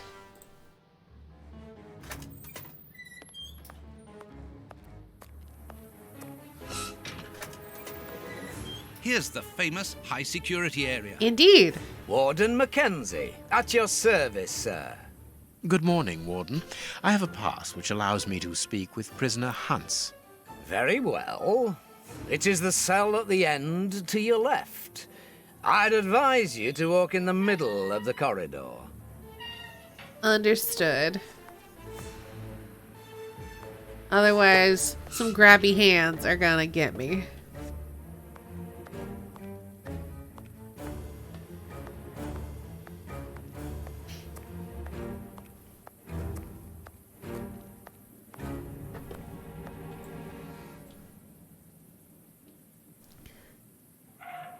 Hans Schielman, I require some information from you. So, who do we have here? The celebrated Sherlock Holmes himself. Do you know that for all the time I have spent rotting in here, you are my first and only visitor? I think this is cause for celebration. A confrontation between two geniuses, two extraordinary minds. Oh my goodness. I am afraid that you are not quite as great a chemist as you believe you are, Mr. Schielman. I will not say that you never were. No, it was certainly true once. But you see, while you are whiling away your days in here, it appears that someone on the outside is at the point of surpassing you, if that is not already the case. I know, Sangard. Yes, I heard about that. A chemical poison that eats away at the flesh and provokes hysteria. I recognize talent when I see it, but it's only a matter of time before I win back my laurels, believe me. What can you tell me? That depends on what you can bring to me. Oh no. This game makes me want to play Vampire. It kind of sounds like Klaus the fish from American Dad. A little bit. Except even more over the top. What do you want? Do you know why I am treated so harshly? For my meals, I am given nothing but a hunk of bread. And even then, not just any sort. Get to the point. Never interrupt me! Where was I? Oh yes, the bread. Did you know that with a little rye yeast, a pinch of moss, certain cockroach secretions, just enough light and damp, with a few other ingredients that I will keep quiet about, I succeeded in poisoning half the staff here. Unfortunately, a little something was omitted, which would have made the results fatal. Instead, it merely caused acute attacks of stress and powerful hallucinations. Even so, I got a great laugh out of watching them cry like babies when they saw their most primitive fears materializing before them. You are a monster, Mr. Shielman. Thank you. It wasn't a compliment. But of course it was! You others, you ordinary, narrow-minded people, you are afraid of anything that you cannot comprehend. You call me a monster because what you find impossible to face is just the slightest fraction of my genius. If by monster you mean someone who is nothing like you, then it is a compliment. Oh my goodness. German accent is almost worse than mine, and I ham it up real hard when I do it. You want to put that on your soundboard? You should. Alright. What do you need? Very little. Just something to write with. You see, my brain races like an engine with too many thoughts. I see them crackle and explode into thousands of formulae right in front of me. What a torture not to be able to write them down. What a hell to see them vanish just as quickly as they appear to me. Just bring me something that I can write with. That's all. That seems an easy enough request to fulfill. But listen, I don't want a vulgar inkwell and a pigeon's feather. No, I need material fit for my talent. I want my ink pen. Bring it to me, and I will be happy to pass on to you a little of my knowledge of modern chemistry. Where is it? What's in his It pen? was confiscated upon my arrival here. I suppose it might be in my locker, in the locker room. Leave me now, and don't come back without my ink pen. I do not trust his pen. See you soon, Mr. Holmes. Doop, doop, doop.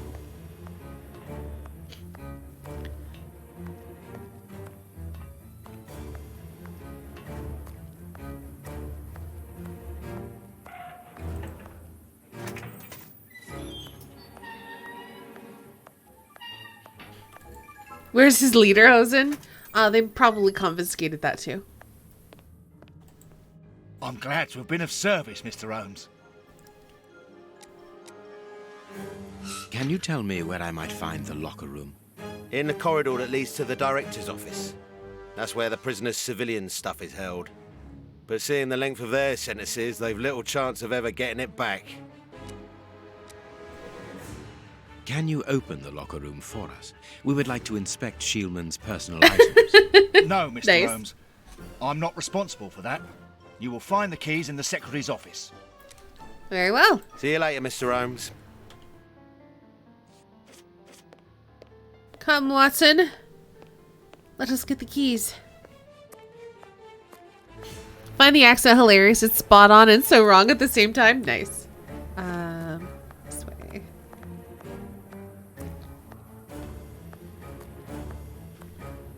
I guess we could do a little jog.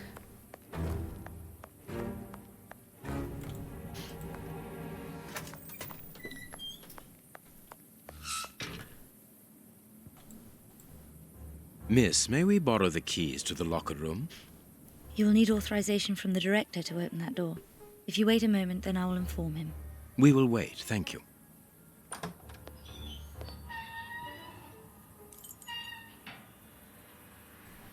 Anything new, Mr. Holmes? Is your investigation advancing? Mr. Holmes, have you been able to get what you wanted from our lodger? Not yet. We must first cast light upon a crucial point, and for that we require your help again. What can I do? We need to examine Shielman's civilian clothing.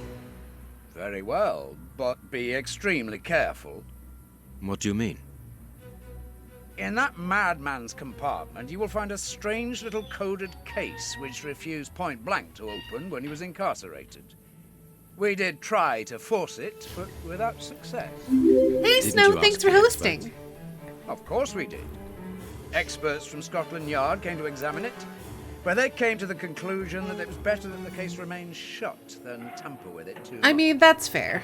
I see. They were afraid that some poison or other might escape if it was opened. Exactly. Bear in mind that this man is an evil genius, a master poisoner, and that his poisons are never ordinary.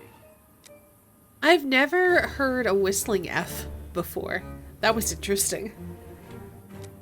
Here's the key to the locker room. I give you the authorization to open it. Good. Thank you, Mr. Patterson. Miss Patterson, the guards are still waiting for you to put up the duty list. Do it as soon as possible. Without it, the changing of the guard cannot take place. Or had you forgotten?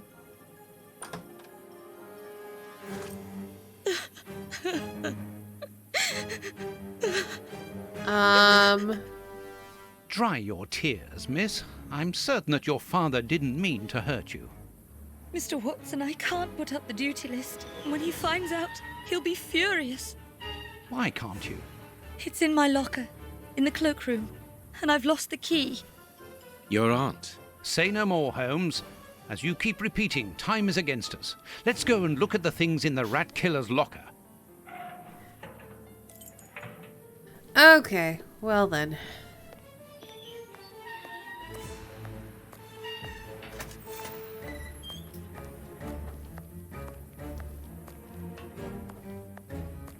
Is this one? Let's see, that's the cloakroom. Is this then? Check room, that's probably it.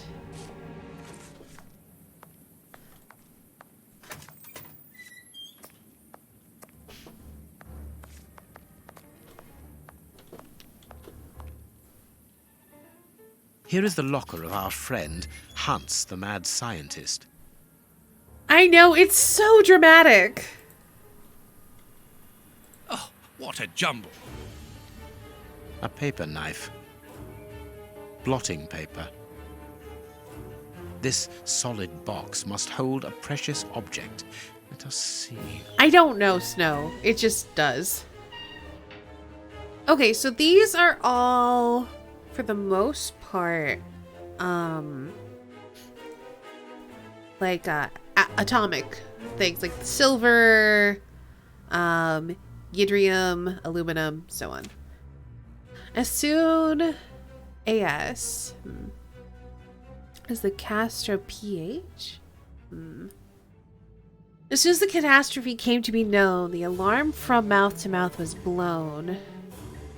And the cry rang out all over the town, good heavens, the Tay Bridge is blown down.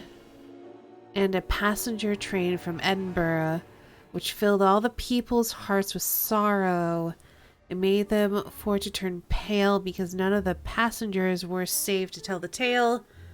How the disaster happened on the last Sabbath day of 1879, which will be remembered for a very long time. William Topaz McGonagall. A poem in Hans's handwriting.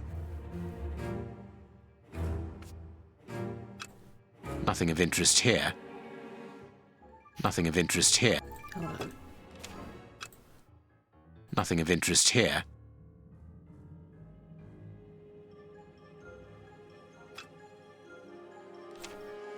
Blotting paper.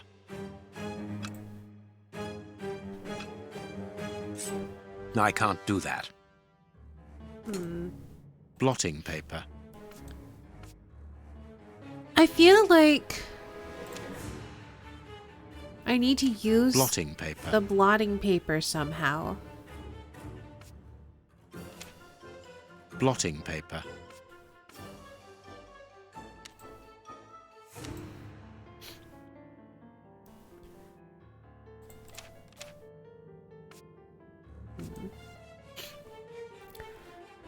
It's in his Hans writing. Oh gosh.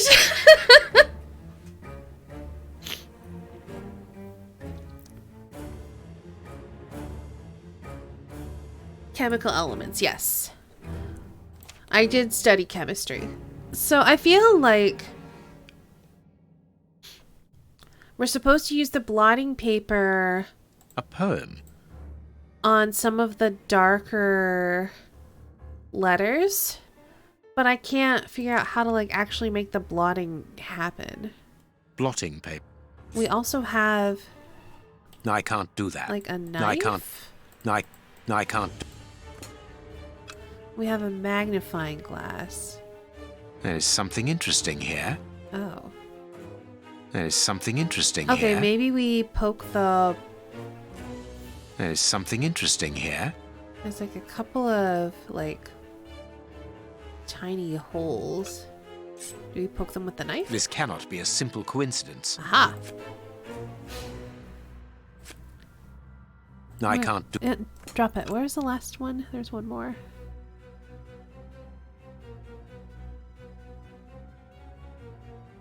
Wasn't there one more, or were there only the 3? Let's double check.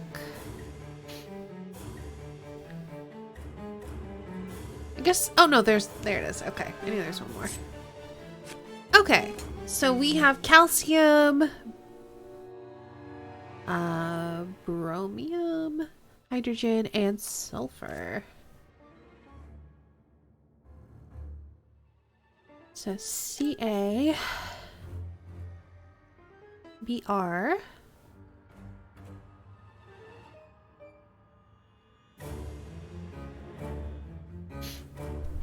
bromine, yeah.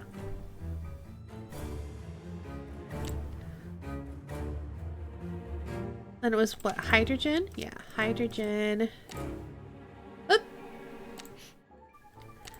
And then just plain old S. Perfect. What is written on that note, Holmes? Later, Watson, later. We can give Hans his pen. Oh, I think that's such a bad idea, but okay.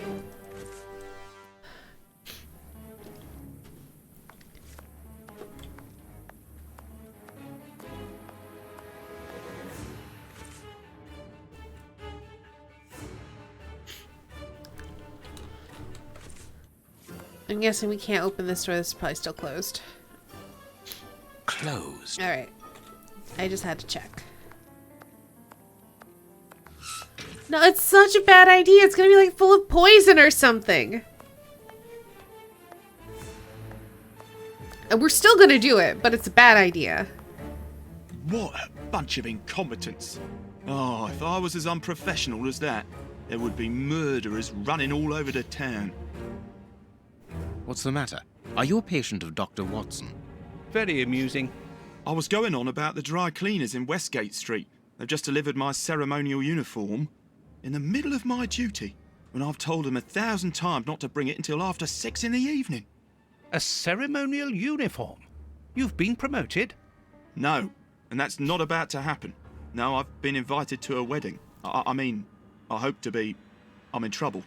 If the director sees that I've left my post, I'll be sacked without pay. Give it to me, Warden Brighton. I'll take care of it for you. Really? Thanks a lot. Uh-huh. Here's the key to the cloakroom and that of my locker. I'm really grateful, Mr. Holmes. Yeah, let's take care of What this. have you got in mind, Holmes? You're not doing this out of kindness, are you? I never do anything out No, of kindness. out of curiosity. We will be able to access the cloakroom with these keys.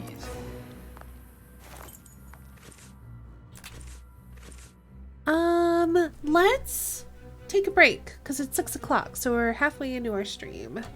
So let's, save it. And we're gonna take a break. So I'm gonna put some music on, enjoy the music, and we'll be back in just a few.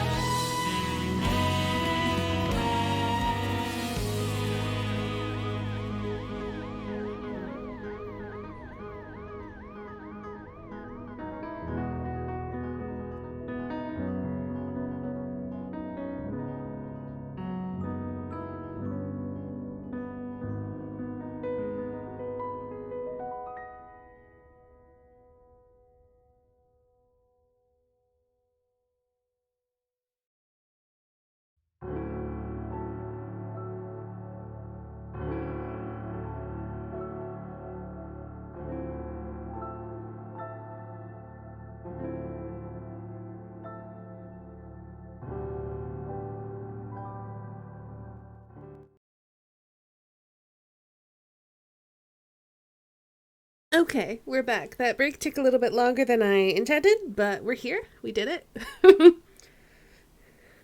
Hopefully you all had a nice break too. I ended up getting some more to drink and then also getting a cold cloth for my head, because that always feels really nice when I have a headache. Like, it's just the best.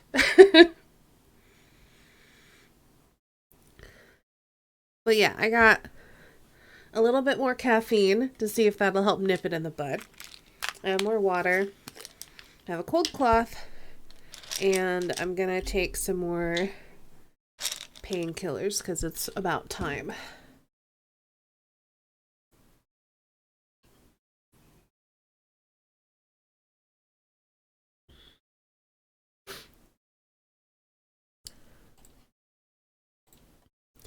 Been doing legalese, so your break could be better. Fair.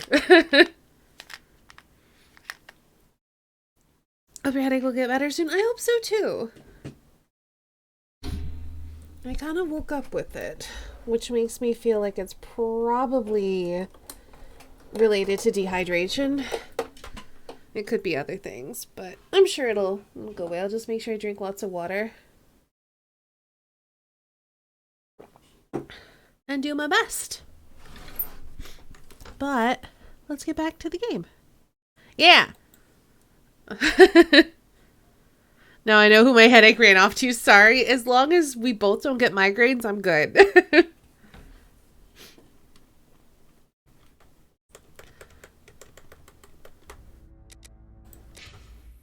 All right, we're heading into the cloakroom.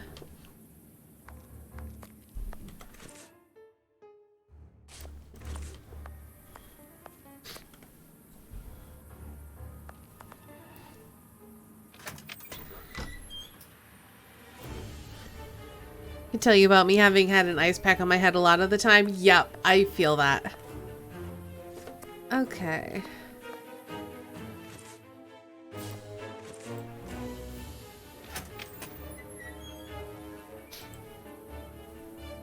Bicarbonate of soda. Brighton must have an upset stomach, caused by stress without a doubt. All my headaches the last couple weeks have been stress-related from teeth grinding during the night. Oh no. The name on the key is Jenny Patterson. That is interesting. I need something.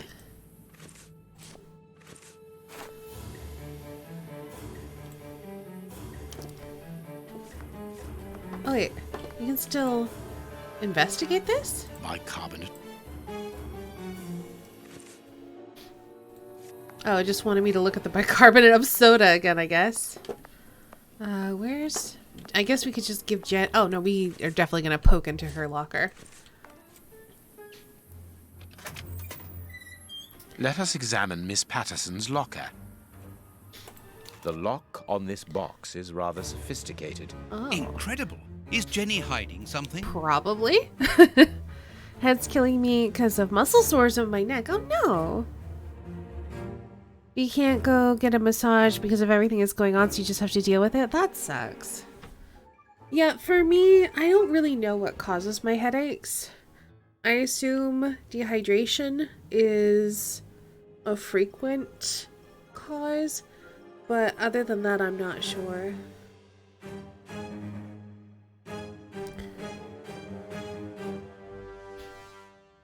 Stretching and exercise can help.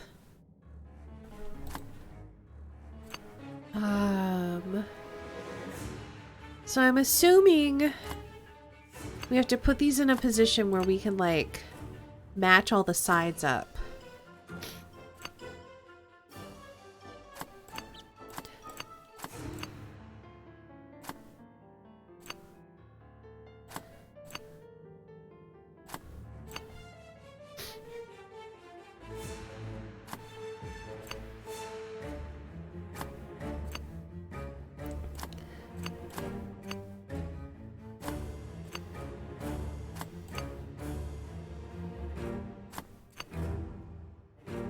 It's really very clever. Little Jenny is astonishing. I found out the worst I could have right now, so not about to complain about it. Can deal with some headaches. It's fine. That's fair. I'm also in that boat. I get really frequent headaches. Hey, Mundarekus, how's it going?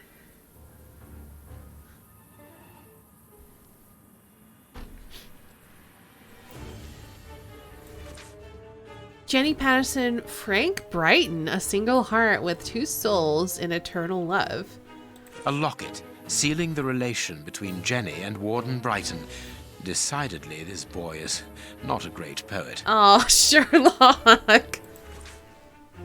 Hey, Jenny, let's get married. Never mind the consequences. Your father will have to accept the fact that we are in love.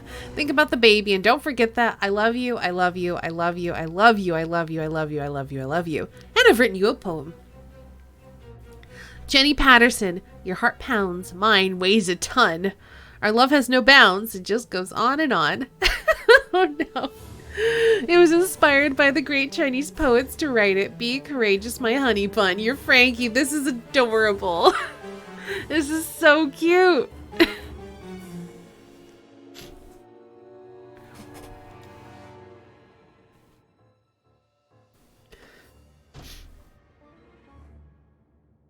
A letter from Brighton to Jenny. Barely literate. Apparently, Jenny is carrying Brighton's child, and it seems that Jenny's father, the director, is unaware of this. Used to get a lot of headaches, started extremely limiting all forms of sugar, and headache frequency went way down. Interesting. Basement guard. Oh, and then there's the service sheet. Warden O'Sullivan, reception, Warden Brighton.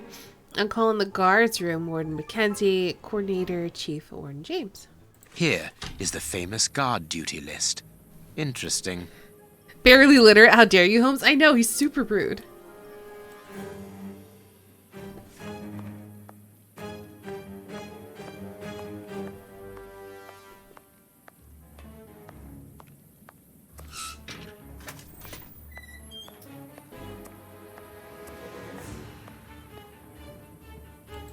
We have found the guard duty cards, miss.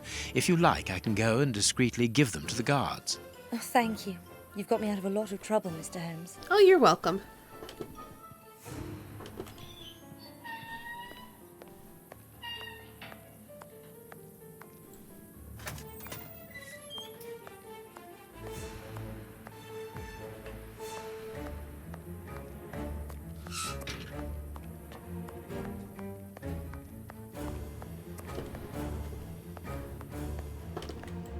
Sorry, sirs. I was just letting you know I did the thing. Jeez.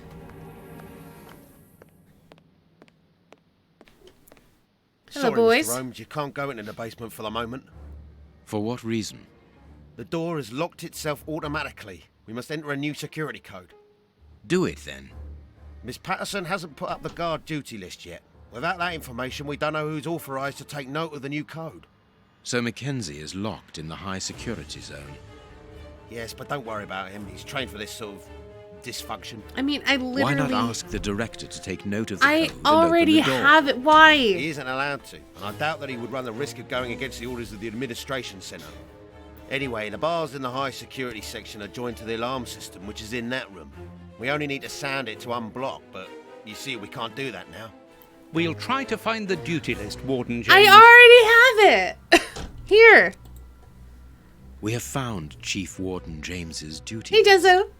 Good. Thank you, Mr. Holmes. Let's see. O'Sullivan, it's you who takes over from Mackenzie. Take note of the code, please, and unblock the door. At once, Chief.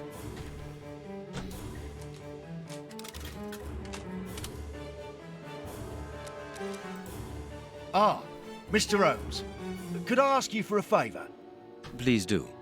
I think I can say on behalf of all the staff that we would be honoured if you would care to write something in our guest book.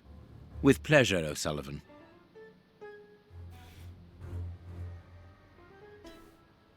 Yeah, they don't really know the cause of migraines for the most part, which is interesting. I've also been getting migraine headaches off and on since I was a kid. O'Sullivan. A good night's sleep would do you good. A good night's sleep would do me good. You're right, Mr. Holmes. Is something worrying you? As you know, Westgate Prison will soon be demolished, and I'm spending most of my nights studying for my exam to join the police. You understand, I have to think about my future. So sleep isn't a priority at the moment.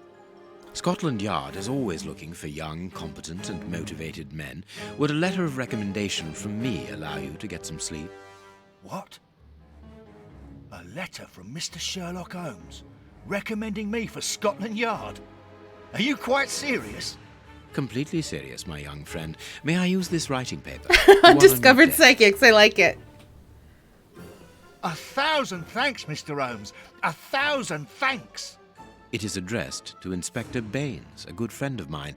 There's no need to remind you that it must be Interesting. We're opened doing only that by so the we can person analyze to the whom it ink. is Oh, we're so clever. Yes, of course.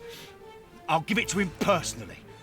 Thank you again, Mr. Holmes. Oh, you were a minute behind. Well, then it happens. But yeah, I don't get migraines as often anymore. I used to get them really frequently when I was young. I definitely, and they like, I've been to the doctor for them. I can't remember if they gave me medication for them or not, but nothing helps. And like most of the time, if I have a migraine, I can't keep anything down anyway. So medicine doesn't really help. So it's literally just like lay in bed for 8 hours until it goes away sort of situation. Always had a ton of headaches, but migraines have only been the last 10-ish years. For me, they've gotten less. I still get them on occasion. I used to get them way more frequently when I was younger. And now that I've gotten older, like around college age, like they in high school I got them less, and then college even less. Now I get them maybe twice a year, I would say. So I've grown out of them, or I'm no longer exposed to whatever was triggering them as often. I don't know. I haven't ever had an MRI or a CT or anything like that as far as I'm aware. And they never gave me any medication for them, so. You figured out one of the reasons for your normal headaches. Is that the stress thing? Like the tension that you talked about? Or something else? You get nauseous but you can keep food down. That's good. Like there were literally times where I've gotten migraines and literally every hour, like clockwork, I would have to go empty my stomach. Even if I hadn't eaten or drank anything, it'd be like even just the stomach acid in there would upset my stomach and I'd have to get that out. So you're light sensitive, so too much light can quickly give me headaches. Oh, interesting. I get light sensitive when I get headaches, but I don't know that light on its own does anything to me. Oh, you have like the transition stuff. Well, that's good. It'll go away with Excedrin. I've taken Excedrin migraine before. It's just like a cocktail of acetaminophen, aspirin, and caffeine. So generally, when I get headaches these days, since Excedrin migraine is expensive, I have something caffeinated in the house. So I'll have some of that. I'm drinking a Coca-Cola right now. And I'll take acetaminophen. I don't have any aspirin. I'm trying to avoid like aspirin and ibuprofen and stuff like that.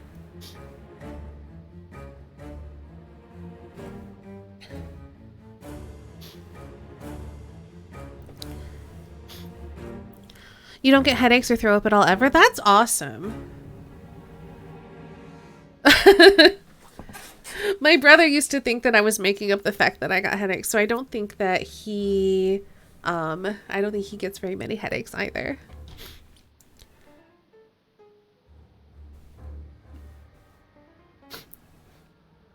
I'm avoiding ibuprofen because I used to take a lot of it, and it can give you stomach ulcers. So I'm trying to come up with other alternatives that don't involve ibuprofen. So usually for me, things that help, caffeine, drinking water, sometimes eating. Sometimes I'll get a headache if I haven't eaten enough food, or maybe I'm like deficient in something, I'm not sure. Acetaminophen's generally pretty safe, so I'll take some of that if I need to. But yeah, cold is like my big thing, especially like putting it over my eyeballs.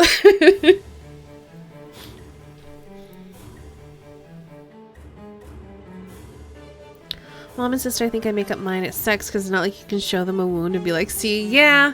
Fortunately, my mom always believed me. And she can tell by looking at my face, because apparently when I get a real bad headache, like my eyes get kind of puffy. So she's been able to tell by looking at me that I don't feel well, and I'm like, yeah, I got a headache, and she's like, yeah, I can tell it by your face. So fortunately I got that, but my brother used to think I was making up for attention.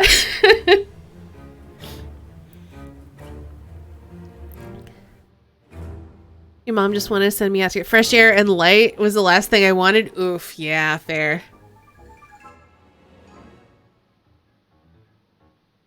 When was the last time you had your eyes checked? It's been a while.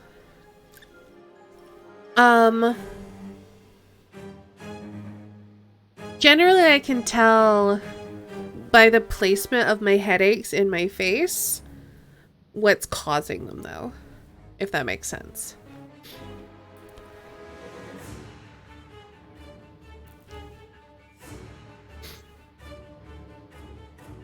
Eyes get puffy, face gets flushed. Yeah, same. I get kind of flushed. My eyes get puffy. So when you can cook eggs on my face, it's probably a headache.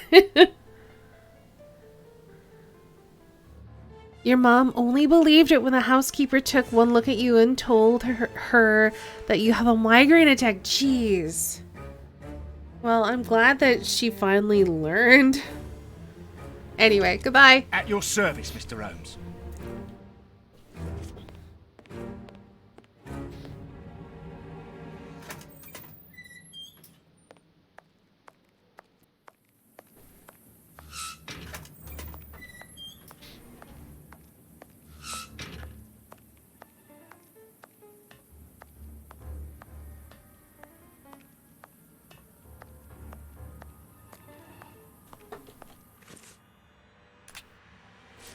Here's your pen. Well,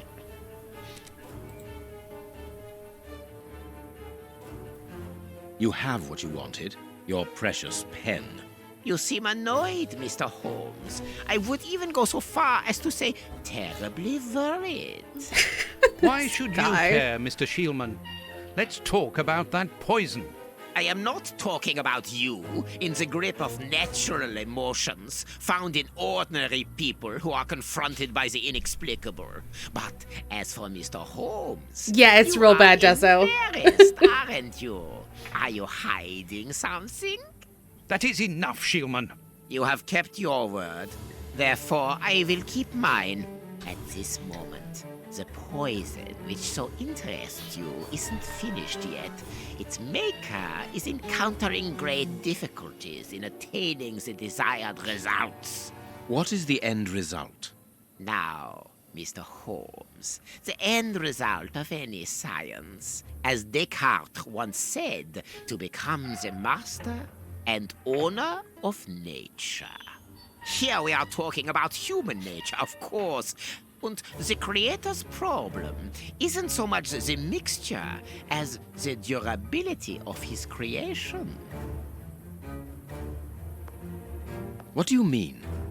You see, this poison was made using rare but very volatile short-living compounds, which means that it is only possible to produce small quantities, which most importantly do not keep for a long time.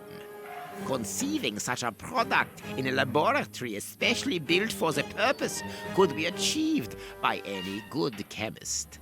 But recopying this alchemy on another scale and keeping it ready at any moment, observing the particular conservation and storing conditions that a substance of this type requires, well, that would need a genius. I doubt if the creator of this mixture would be capable.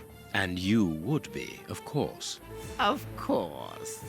Luckily, you are going to spend the rest of your life in prison. Don't antagonize him, Life is cyclical. jeez. It always comes around again, sooner or later. As far as I am concerned, I have the feeling that the cycle is going to be very short. Because you've got your pen. I get it.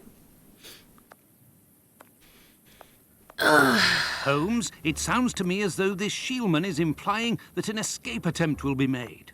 Yes, we must go and warn the director. Oh, no.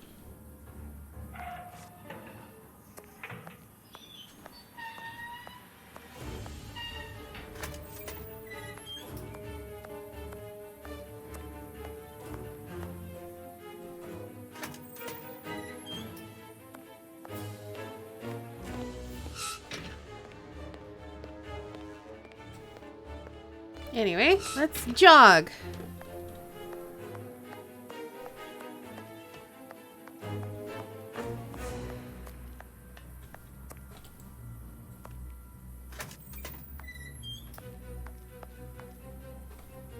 It is out of the question that your bastard is named Patterson. Very well. You refuse to reveal the father to me? Well, then go and join him. I'm not stopping you. I can't. Director, you will have to postpone this small family reunion. We believe that a serious scheme is afoot. We must act without delay. You're not thinking of... Yes, Shielman's words leave no room for doubt. It seems that he is planning an escape attempt. We strongly advise you to search his cell. Do you really believe that he's hiding something? Because I must make an official report and have a legitimate reason for doing a search. Director, if this prison is still in operation, it is solely because of its reputation. Think of the consequences of an escape. It would be closed at once. And what post do you imagine would be offered to the person deemed responsible? You're right. No one will escape from Westgate under Patterson. I will order an immediate search of Mr. Shielman's cell. Chief Warden James reporting. The search of prisoner Hans Shielman's cell has been carried out. No suspicious items were found. Thank you, Chief James. Where did he put the pen? I feel better now. Without wishing to offend you, Mr. Holmes, I am glad that you were mistaken. If I'm not mistaken, we've nothing more to do here. Shall we go, Holmes? There's just one more thing for me to see, Watson. What's that? Mr. Holmes, sorry to interrupt you, but Miss Jenny wishes to see you alone. She's waiting for you in her office. This, Watson. How did you know? Wait for me in the guard's room. I won't be long.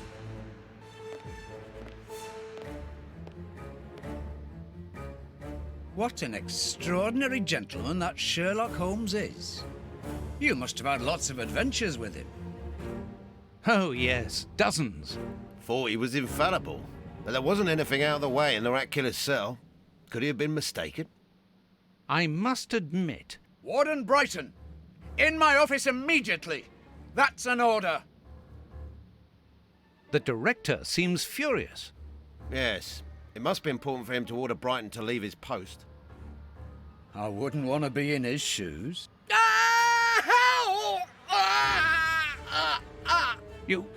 Did you hear that? Yes, that's not normal. I've never heard Flint shout like that. But why doesn't O'Sullivan sound the alarm? Follow me, Mackenzie. Let's go and have a look. I'll come with you. Oh, No, no. Dr. Watson, you're not allowed in. Wait for me here.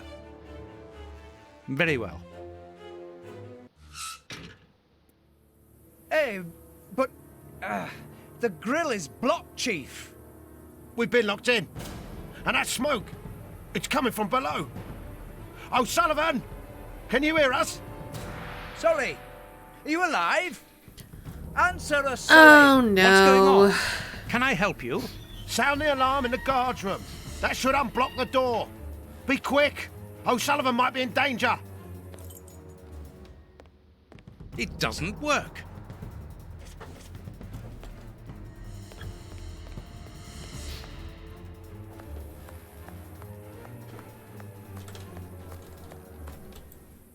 There is nothing interesting here. That's the... What? Okay, but the... What? It doesn't work. Locked. Hey, what are you waiting for to sound the alarm, Doctor? It's impossible. It's been damaged. I'll run and warn the director. No, Doctor. Our priority is to save O'Sullivan. Go ahead through the visitors' corridor and see if he answers your call. Very well. I thought Take that the was keys. legal. They're in our room. Jeez. All right.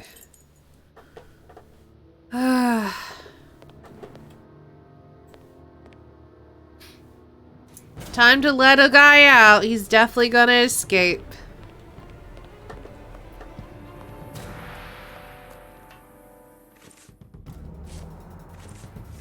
This was his scheme all along.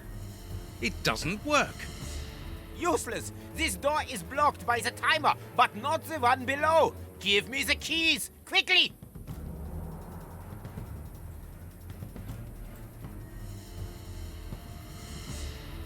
I've got the keys, Doctor. Thank you. Follow me, Watson. We must repair the alarm. Finally. There you are, Holmes. Because Watson's an idiot. Follow me, Watson. I'm going to turn on the system. Watson, you make sure of the contact. I hope that this isn't dangerous.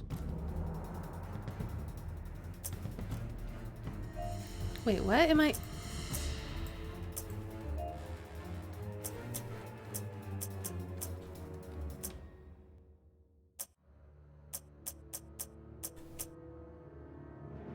It works. Okay. It's open. Let's go down. Be careful. From what your colleague said, the flints are out.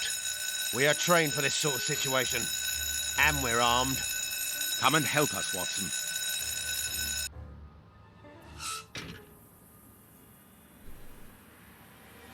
It was a game of Everything is Frogger, back to basically. normal. Thank you for your help, gentlemen. It was a pleasure. But where is O'Sullivan? He's no longer here. He must have gone out through the visitor's entrance. No, Yes, he's in he his must cell. be pleased to have gotten out of the basement. Good. We must now check all the cells. It's the procedure in case of an alarm. We'll come and help you. You are evidently fond of wasting time, my dear fellow. Rejoin me at the reception when you've finished.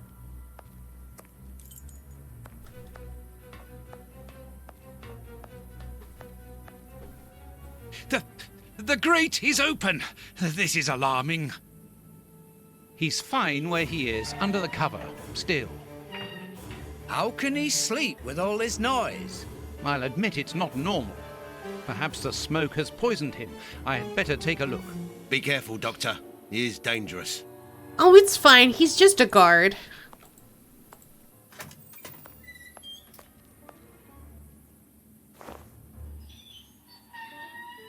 O'Sullivan! It's impossible. He was with us only a few moments ago. Or else... Or else it wasn't O'Sullivan. My God, he's escaped. The rat killer has escaped. And we helped.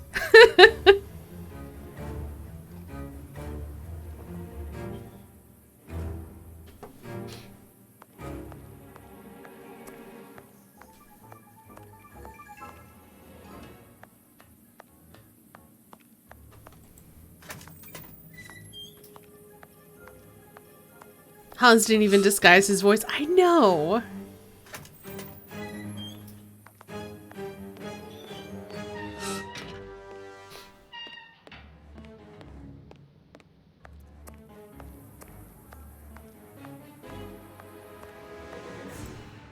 Ah, Holmes, there you are. Hans has escaped. I fear that this inquiry is a bitter defeat for us. Not at all, my dear fellow. Quite the contrary. Follow me. Why the devil have you brought me behind the prison? We have an appointment, Watson.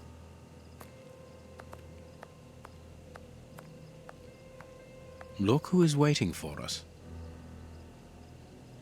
Shielman! I'll go back and alert the guards. Calm down. He's harmless. But what is he doing here? Why hasn't he run away? Because I asked him not to. Are you telling me that you helped him to escape? Quite so, as he wouldn't have been able to do so alone.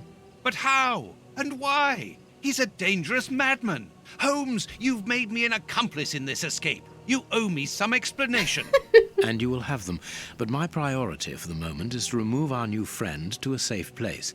I won't be long, but I must go alone. I'll rejoin you later. Just give me your next destination. Very well. I suppose you know what you're doing. How could you doubt it? Too much Here, take trust the in notes. They will Sherlock. help you when you write up the account of our visit to Westgate. So, where do I find you? I Kensington. thought of going to Kensington to find the bishop's nephew. Very well. Wait for me there. Sherlock is a dangerous madman. I don't see you complaining about that, Watson. Yeah. How he helped Shieldman to escape. Holmes' notes regarding the way he helped Hans Shieldman to escape from prison are so extraordinary that I feel it would be better to describe word for word the conversation we had afterwards regarding the matter. I felt the impatience in my friend's look. However, he delayed relaying to me the details of his incredible achievement. He began by telling me about Hans Shieldman's fountain pen. This is what he said. The key to the escape was actually in Hans Shieldman's fountain pen, obviously. I discovered a note inside Shieldman's locker. I can quote it to you from memory. Whoever's smart enough to open this case, and this is the note that he found that he didn't read to us, should know that a couple of drops of my masterpiece are mixed together with the ink inside this pen's reservoir, obviously. If you are reading this note, it means that I am in a tight spot, so understand that my special ink will temporarily destroy the will of anyone it touches. Therefore, you have a few precious seconds during which you can shape the subject's will. If you recognize my genius, use this knowledge to get me out of the embarrassing situation that I am undoubtedly in. Shieldman had left this instrument for his future escape inside a case secured by a devious combination. That way he can ensure that none of the prison staff would find it other than a well-informed friend. Understanding this, I decided to play along with him, but with a double game of my own. I would help him to escape, but I would also keep him under control by using his own creation on him. I allowed Shieldman to commence the game by giving him his pen. Then I started to advance my pawns. My first move was to persuade the director that it was necessary to search the cell. I therefore passed the ball into Shieldman's court by giving him the opportunity with Warden James. He did not waste it. He coated the bars of his cell with the poisoned ink. And Warden James, whose hands were contaminated, was under his control for a few seconds. He discreetly and quite simply ordered James to give him the keys. The ball was back in my court. Now I had to find a way of neutralizing Warden O'Sullivan, who was to be the basement guard, as we discovered when we found Miss Patterson's duty sheet. I must admit that the young warden helped me enormously by asking me to sign the prison visitor's book. Absorbed in the tale, I went over the chronology of the events in my mind, remarked that Holmes had already signed the visitor's book before giving Shieldman his pen. He replied, in the most annoyed tone, "Exactly, I anticipated it." And it was because of that I managed to get a step ahead of my game with Shieldman. I was leading the race, and all the while he believed to be the other way around. Shieldman did not suspect that I had already used his poison, and thought that O'Sullivan's being asleep was a godsend. Therefore, he was not suspicious about the letter of reference that he found inside the warden's pocket. Oh, so he didn't want to analyze the poison. He was planting a way to control Shieldman. I see.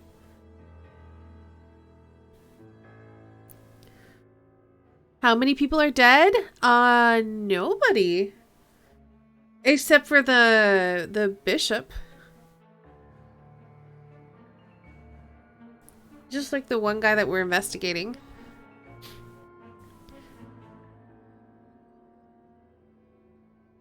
Holmes then returned to the point at which he had broken from his tale to point out to me the lack of pertinence to my remark. Alright then.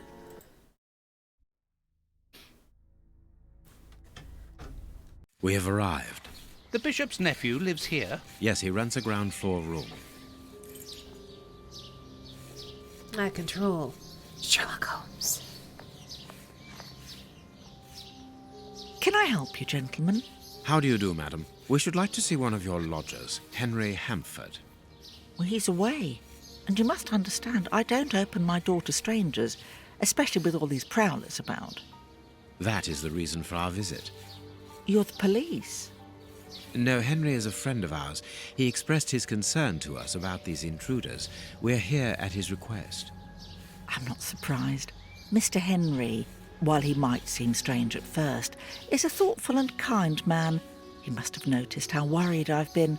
Why, just this morning some of my washing was stolen, and I'm sure it was those ones who took it. It seems like the best place to start our investigation. May we step into your garden and then perhaps look into our friend's room? I don't see anything wrong with your looking over the garden, but his room... You understand, he didn't warn me. I understand.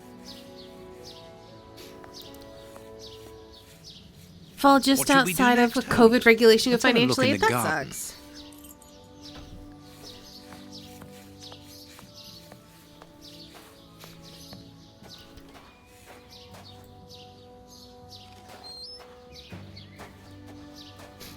Without a doubt, it is the linen belonging to Henry's landlady.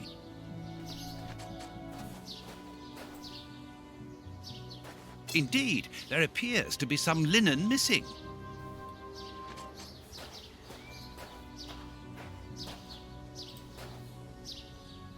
A rake. Why take it, Holmes? You'll see. Why do you always have to question everything I do, Watson?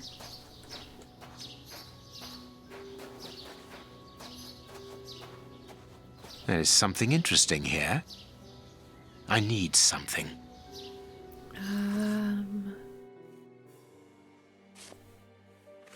No, it is unnecessary. What do I need? I want to use a magnifying glass to, like... A hole was drilled a short while ago. Maybe I gotta put something in the things? I can't do that. I might not have the thing. I can't do that. Might not have the thing yet. Alright. Let's, come back to that.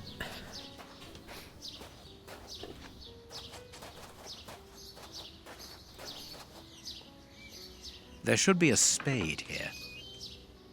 And yet... There should be a spade here. A small pickaxe. I mean, if that's what you want to call it.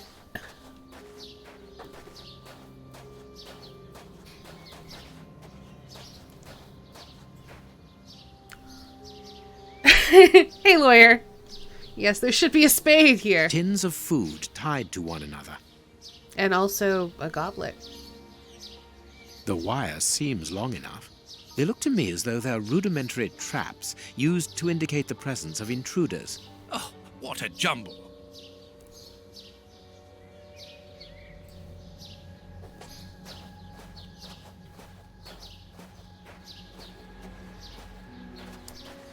Okay, let's use some Sherlock vision just to make sure we're not missing anything. Walk over the plants.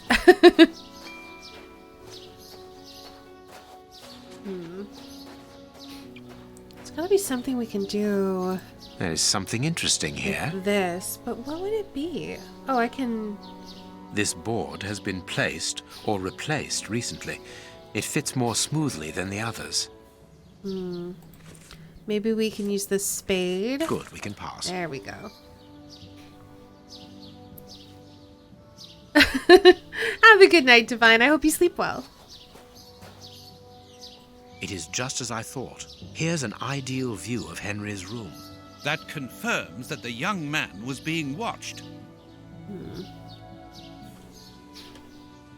You're following. Have a good night, HD. I hope you also sleep well.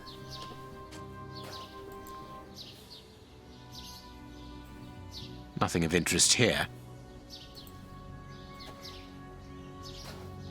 This newspaper is 4 days old. The bishop's nephew was being watched long before his uncle's murder. It's definitely no big deal. It's fine.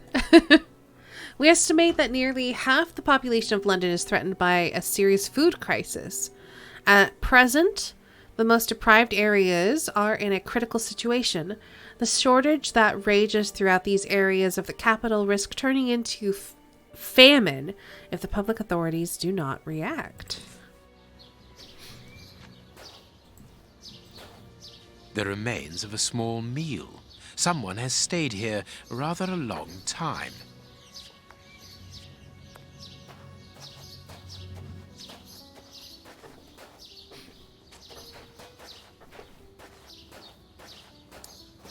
Okay, just making sure there's nothing over here.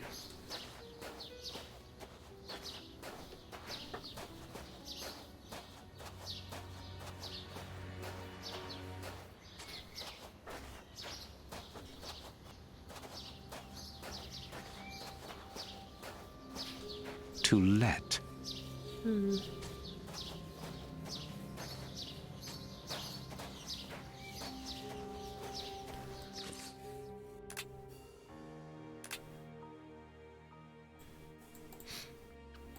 Okay, nothing new yet in my deduction board.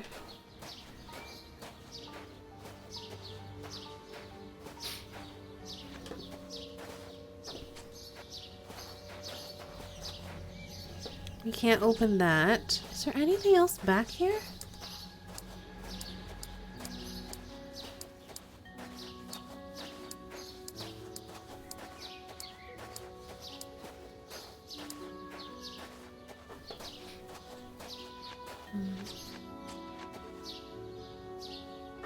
Don't know what that is. I don't really see anything else, so I think that's it.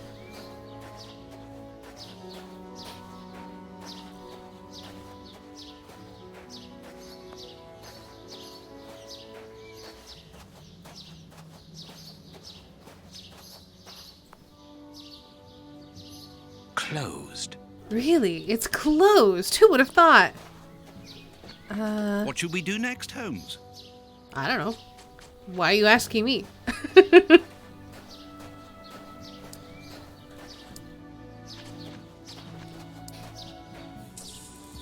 Oh, we can look at the window.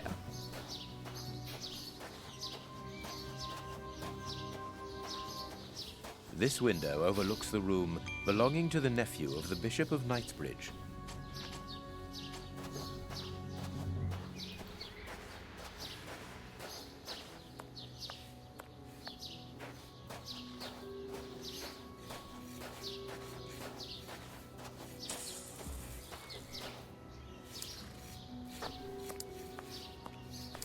Definitely made it sound like there was something else to poke at. Nothing of interest here. So you say?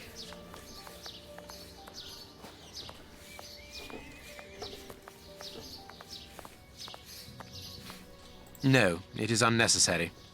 Is it then? Alright.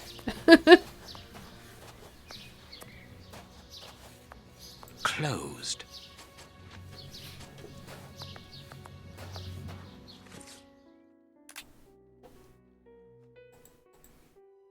Hmm.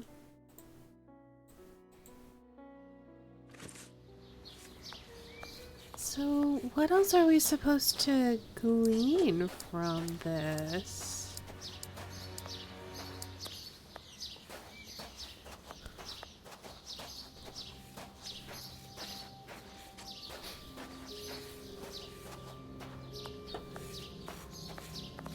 What do you think, Holmes? I feel like we're missing something.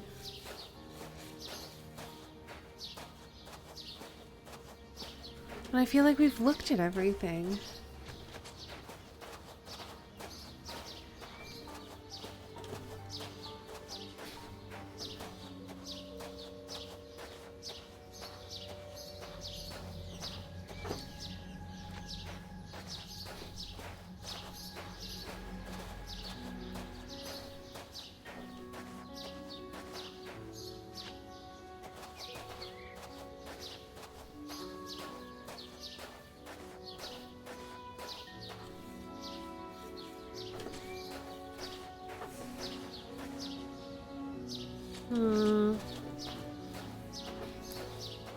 else am I supposed to be looking at?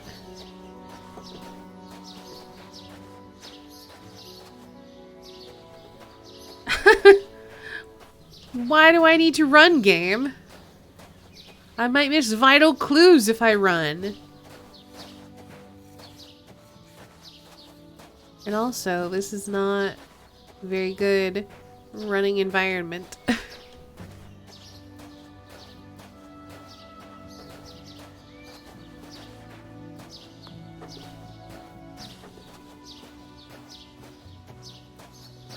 I definitely don't see other things to examine. What am I missing?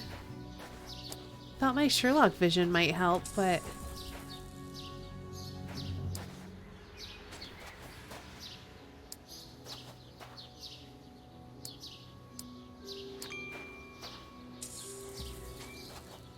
It's pointing out the door, but we tried that and it's closed. Closed. And it's not like, oh, I need something to force it open. Closed. And why does it keep tinging at me?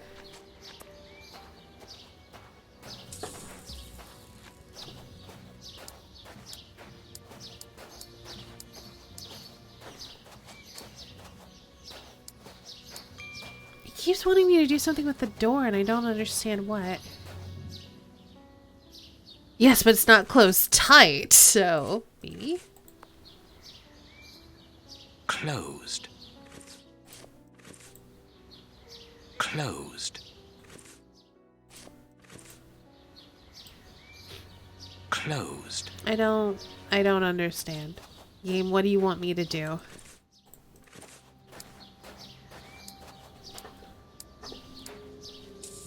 Yeah, literally the only thing that pops up is that door.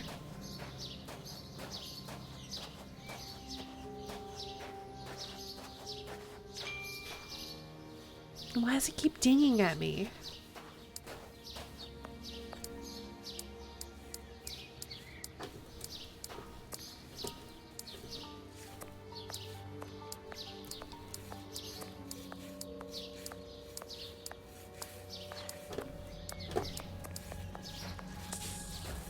And then this door pops up, but he says we don't need to go there. No, it is unnecessary. So what do you want me to do, Sherlock?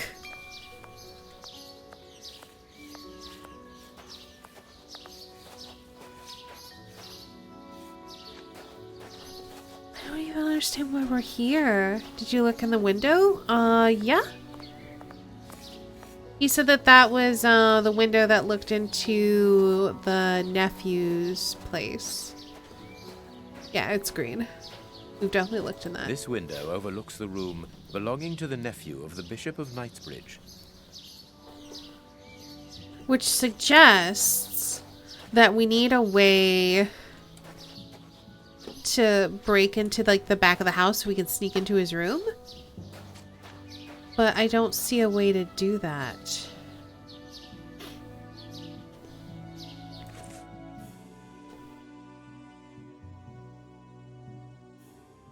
So we have clothes pegs, a rake, and a spade. I don't know what Sherlock wants me to do with these items.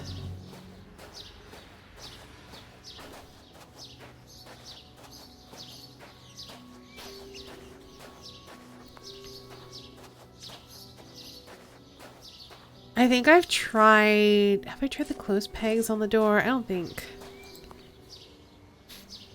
Closed. Every time I talk to Watson, he's like, what do you think we should do, Holmes? What do you think, Holmes? See, he's useless.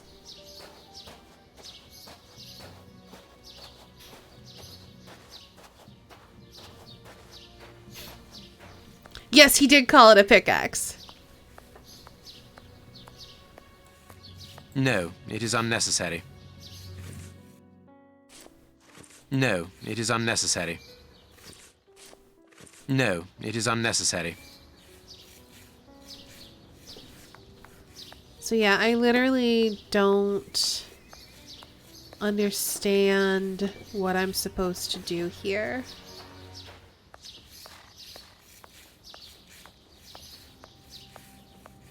Rake Watson over the coals. The legalese is making me sick. I'm sorry, Zev. Legalese is not fun.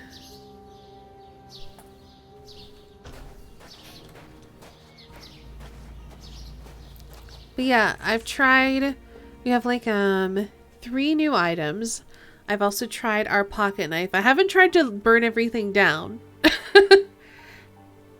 So I could try the matches on the 2 doors, but I don't feel like I understand why I would be doing that. And unfortunately, it doesn't look like this game has a hint system like the previous games. It just has the Sherlock vision.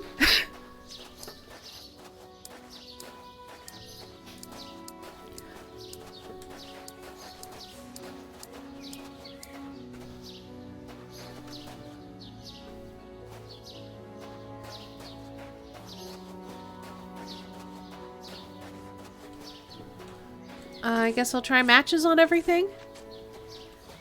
You have to dig somewhere. There's no place to suggest where to dig, though. Like, I can't examine the ground at all. The end of the trail has led me to a page to tell me to come into the government office to request stuff. Right underneath a notice that all the offices are closed. Oh no. I'm sorry, Zev.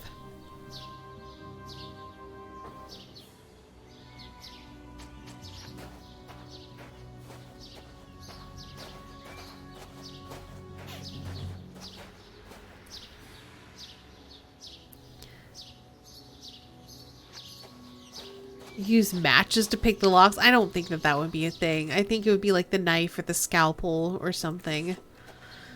Anyway, I haven't tried matches on the doors yet. Closed. Yes, I know it's closed, Sherlock. Thanks.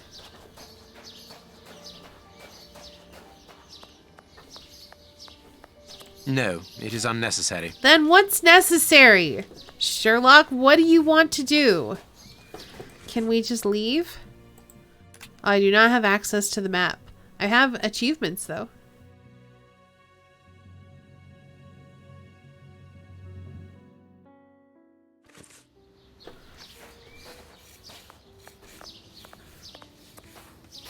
I might have to look this up. It's not super obvious what it wants me to do.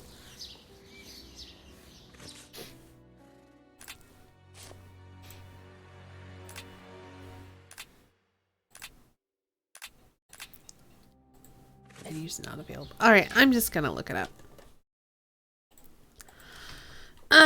Testament of Sherlock Holmes walkthrough. Kensington Gardens! That's the autocomplete results. That's funny. Pick up the clothes pegs.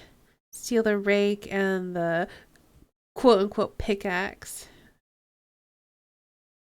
The hole. Use the rake.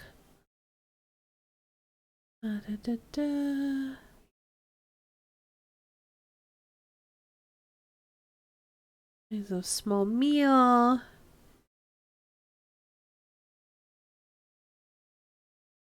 Wait, what? It's in a corner tree, apparently? Yeah, it looks like it's a common issue. I thought I looked at all the trees.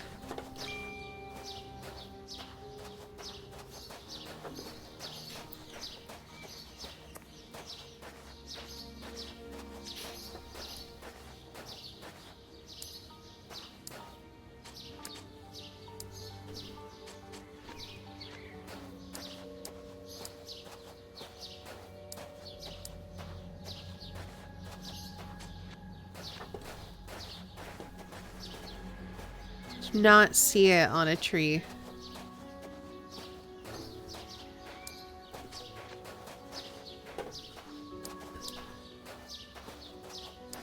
At all.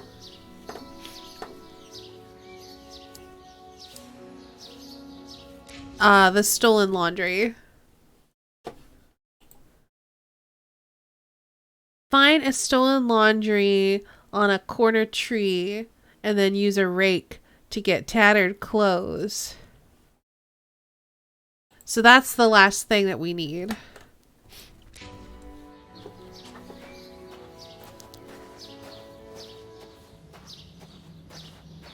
Oh, it's there. That was really easy to miss, and I'm surprised that that didn't pop up in all of our Sherlock things we haven't investigated yet. Jeez. This clothing is torn. The man who stole it must have caught it on a tree when he stood upon the fence. And at the moment when he jumped, he left this jacket in the tree.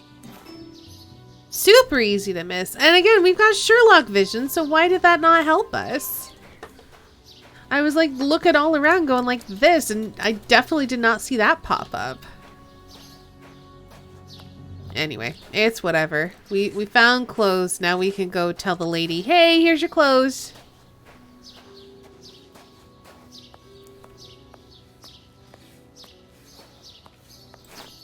Is this the washing you were looking for? Oh, yes, that's it. Where did you find it?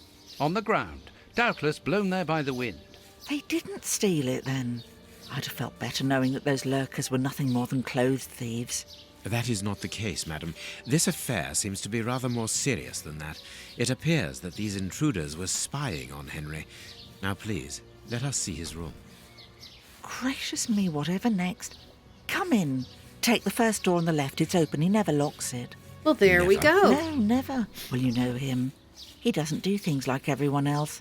He lives in a world of his own. When did you see him last? Did he say anything to you? Yesterday morning. He just muttered a few words. I can't always understand what he's saying. When he does talk, that is. I can ask him a question, but he just stares off somewhere. The floor, the ceiling. As if I wasn't there. Creepy. At first I found it strange, but I've gotten used to it. Okay. Yes, I know exactly what you mean. He's sometimes nervous too, isn't he? Oh, yes. As soon as anything upsets him. Even when he's alone in his room, he gets cross. And then the next second he is standing stock still. He stares off into space and calms down again as fast as he became angry. I think he's got some issues. Give me 1 second. I need to get my hair off the back of my neck. And I was trying to put a hair tie in and then it snapped. That's my luck today.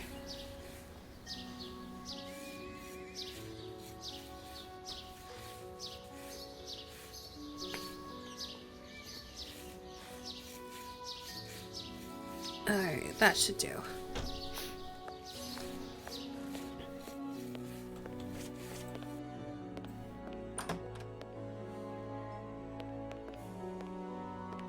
Alright. No hat, no coat. Well, he's not here, so presumably he took his coat and hat with him. Sherlock. This rubbish bin was emptied, and then someone threw a torn piece of paper in it, and judging by the smell, there was also an onion. Onion? Let us put these torn pieces of paper on the table. This candle is still hot. It's been used recently. During the day? Whatever for? What is this strange installation? Who even knows?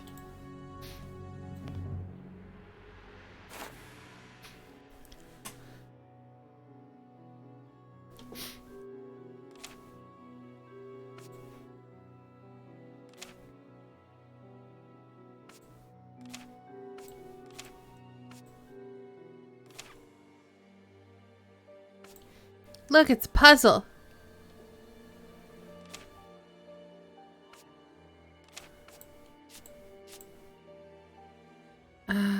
Okay.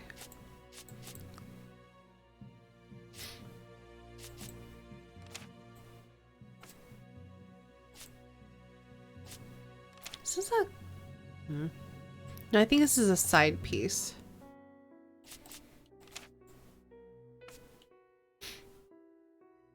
It's So right now I'm looking for this piece. Like the one that has the little, that's definitely a corner piece.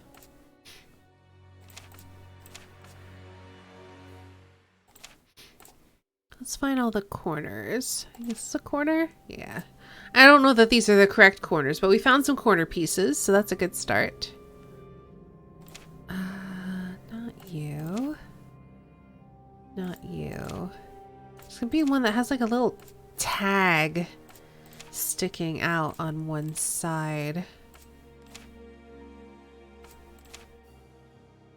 That's what I'm looking for right now.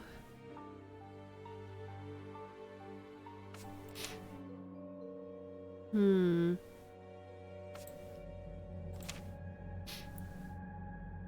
yeah, there's gonna be like a flat bit. Like this.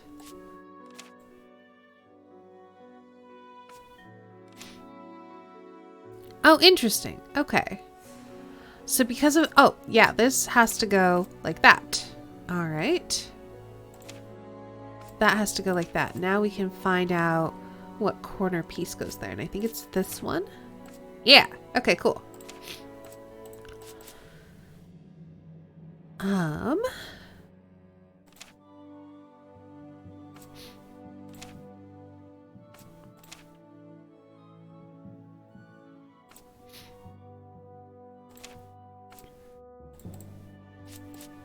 That one has to go there.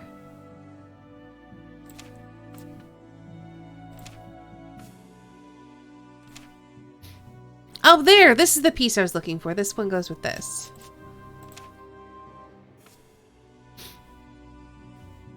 Which means this one's gonna have to go here.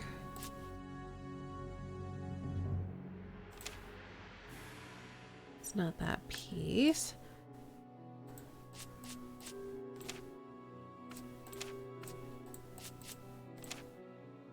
Alright. So that one is gonna have to go here. That goes like that. That one goes there. I think this one goes here. So we're missing 2 side pieces. Okay.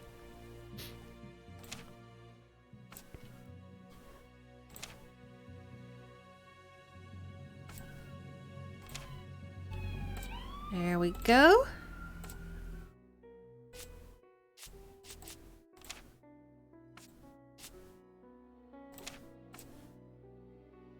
Both sides of the paper are blank.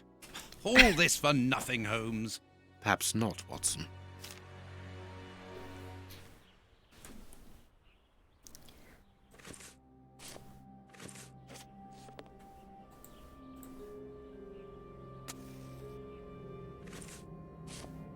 I need something.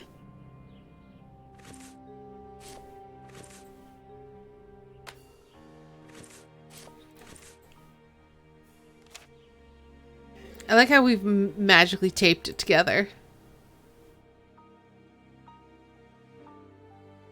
South Bank. Okay.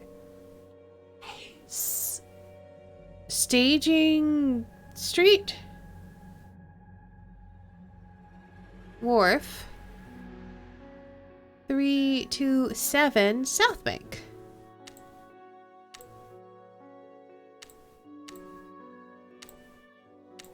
Stinging Street. Oh, that's a 1.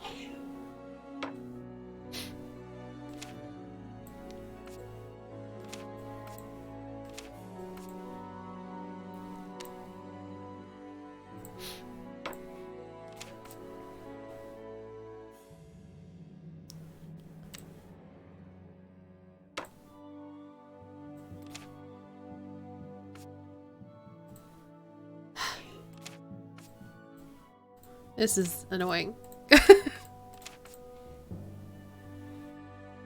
Steen Street Wharf, 321 Banks. No, it's South Bank. The address of a dock on the Thames. I did forget Wharf, Saint, but thank you. We found it. It is an impressive library for someone living alone. And he's read all that? Impressive. A violin. It is a lovely one, but where's its case? Who even knows? Also, I have this up. There we go. There is something interesting here.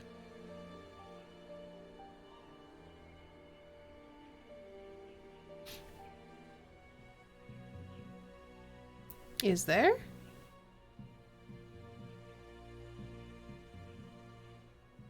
Am I supposed to be using an item?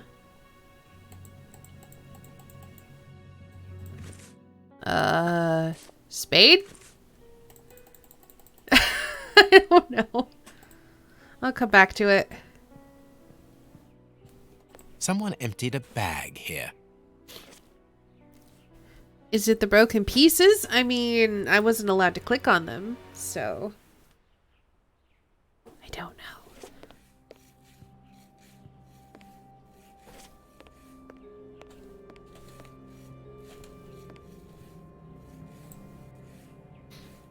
He got his scarf out, but he forgot to take it. Yes, I'm just carrying around a bunch of mud. It's one of our clues.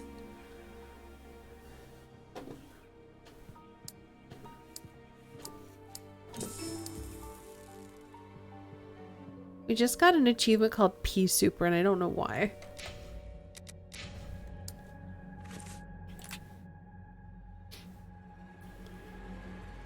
Moonshine is a brighter thing than fog, but this is a Pea Super. You asked for help a great deal. I am. I'm smashing that help button. There is something interesting here. Yeah. A box. Let's see.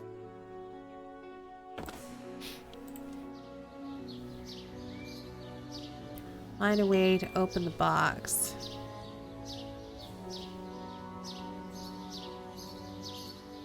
Oh. Oh, there's... Okay. So there's numbers carved all over it. So we have 1, 2, 3, 5 for the first one.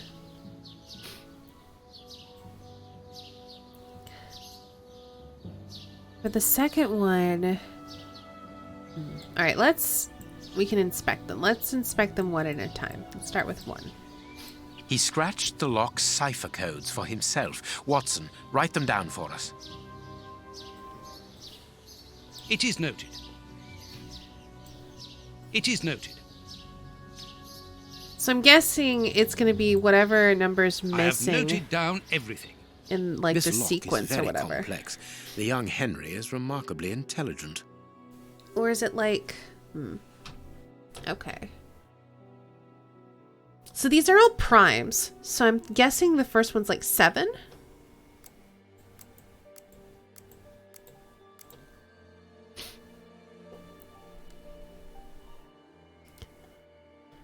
Okay. So let's see if we can... Put the cipher down on the sticky note. Remember that part in the books where Sherlock just jammed his pockets full of mud? Yes. Alright, let's do some maths. So 4 plus 5 is 9, plus 1 is 10. This adds up to 11.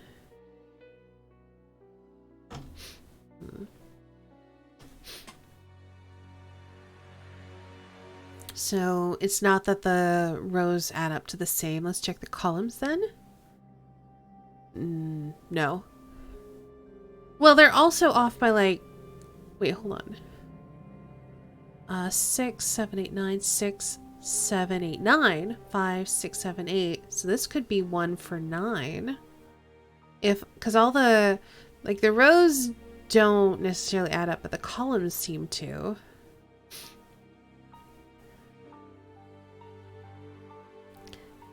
If so, then that would just be a 1.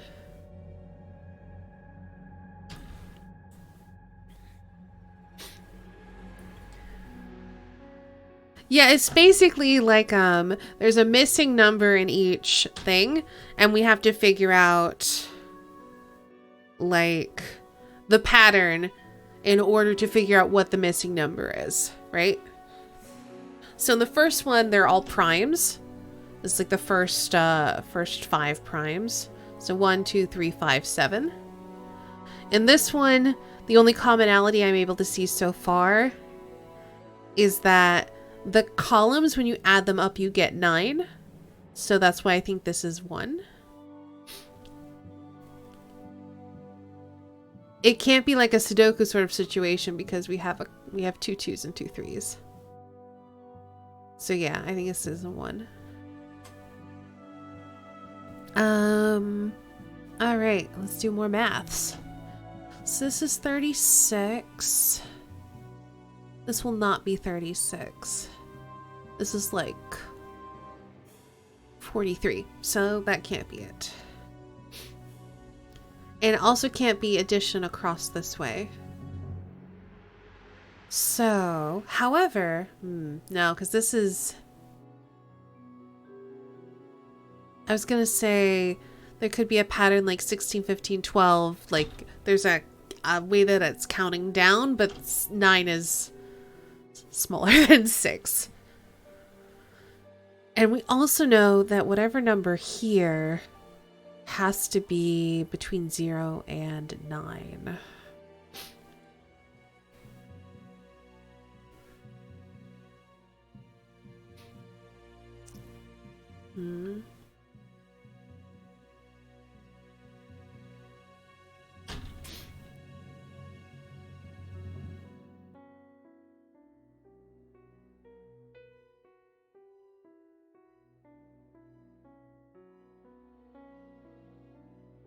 Let's see. I was thinking like maybe 12 plus 9 is 21, but 9 plus 9 is 18, not 16. You think you know the logic for 3? Cool. Keep it to yourself for the minute. I'd like to take some time to try to figure it out.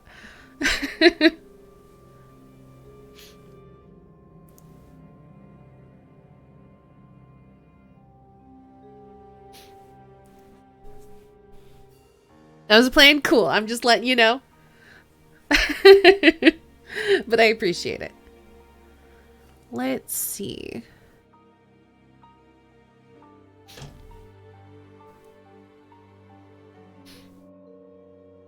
Let's see. We have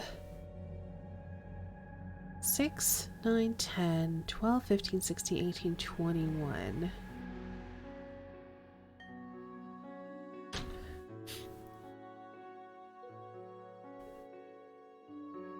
They're squares, except for 10 and 18. Never mind. They're not squares. And 21's not a square either. I was thinking, oh, they're not even factors of like one thing or another. I was thinking most of them are factors of 3 except for 10, so that's out. And 16 also is not a factor of 3.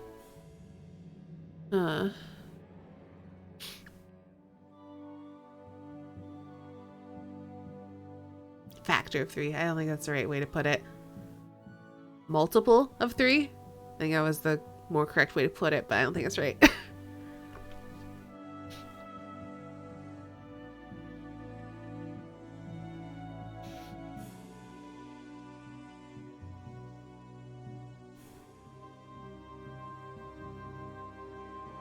Multiple, yeah. Okay.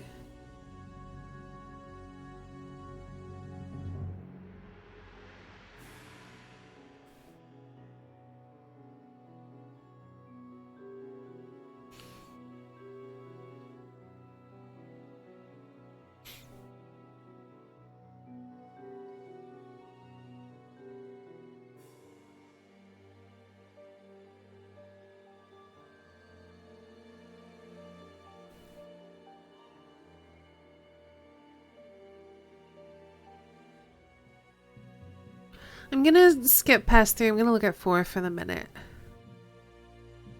Okay.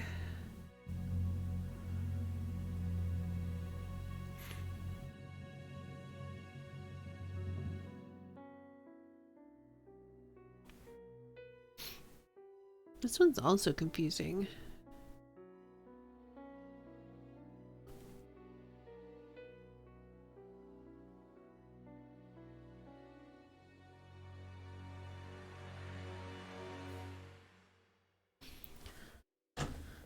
Let's see. So 7 plus 4 is 11. 3 plus 7 is 10. Then how do these relate at all? We also have 10, 8, 6. So for that one, we're subtracting 2 as we go along.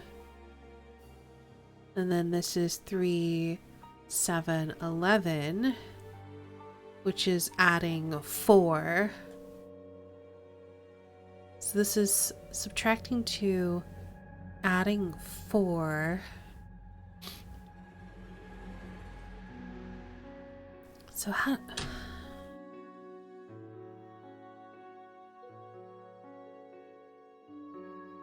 But then obviously this has nothing to do with like the next one you would think is like 2, 4 would then maybe either go to 6 or 8, but that doesn't make sense here. Because the numbers are getting larger, but they're not getting large enough.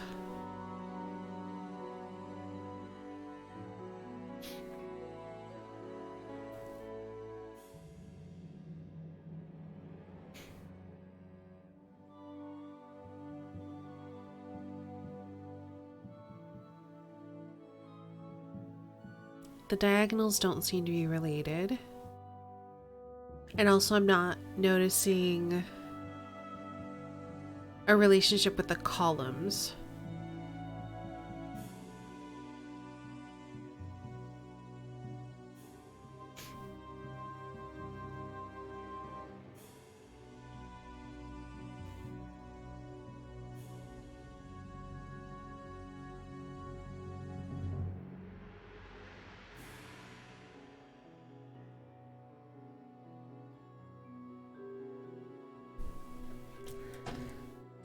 I'm not the best at these kinds of puzzles.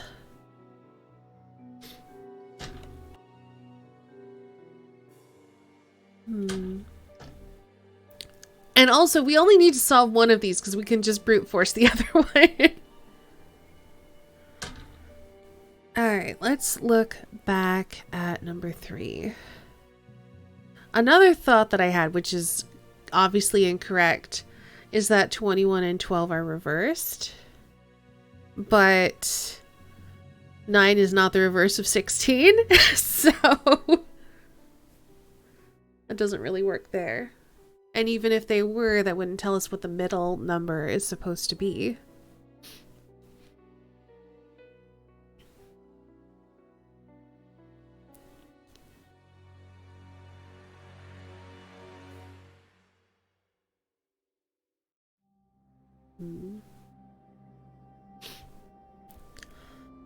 Alright, so looking again at columns going across, this is adding 1, this adds 2. So 9 plus 1 is 10, plus 2 is 12.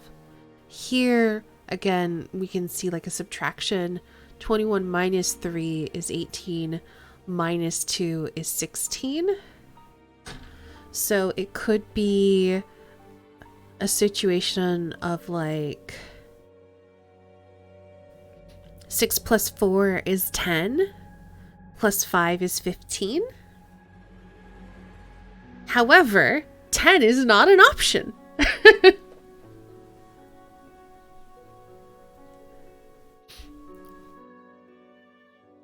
So far, that's the only pattern that I'm seeing, though.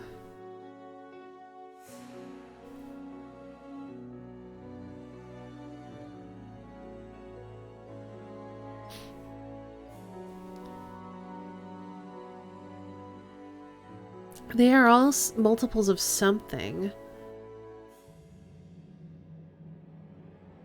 But I don't know if reducing them down into their factors would be useful.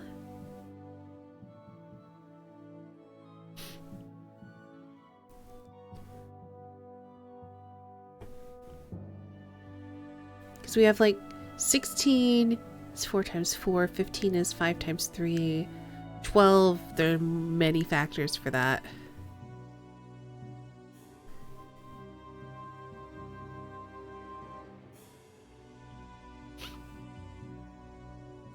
Yeah, and it's not like any row or column has like the same set of factors. Jeez, this is tough.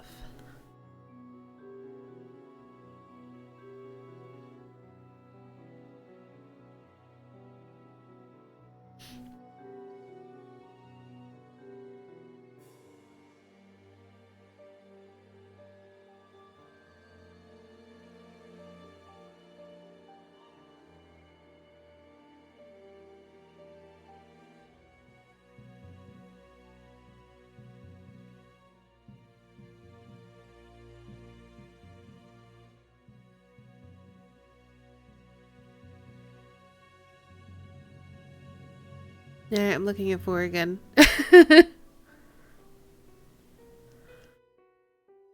I just don't see the pattern that it wants me to see, I guess.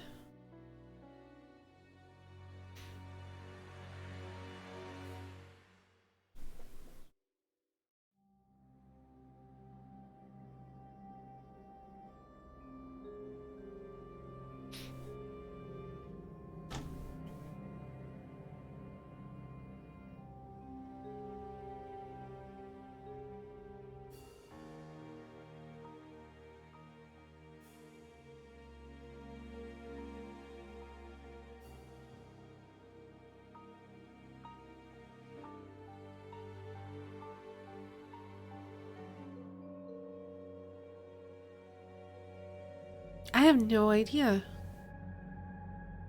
Like, this one seems straightforward, and I don't even know if I have that one right. This one seems straightforward, but I have no idea if I have that one right. Like, there's no way to check unless I do figure them all out.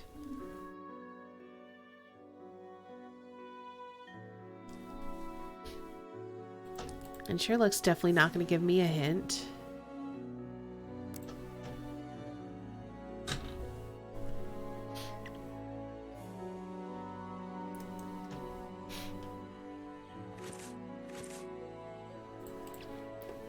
See if there's anything around the room that'll give me a hint, but probably not.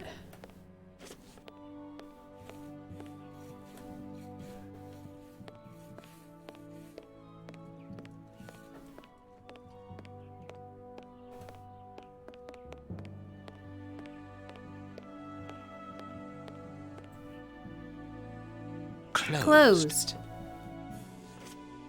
Only 10,000 combinations, just try them all. I mean, that might not take as long as me trying to figure out this damn puzzle.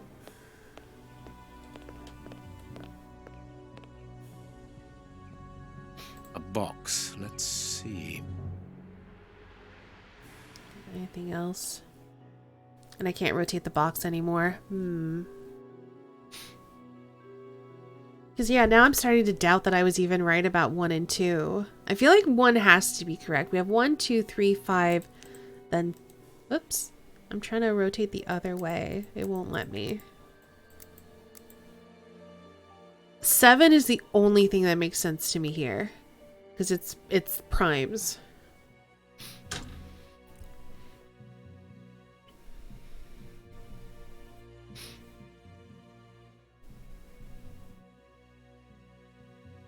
Trying to see if I can see any other patterns.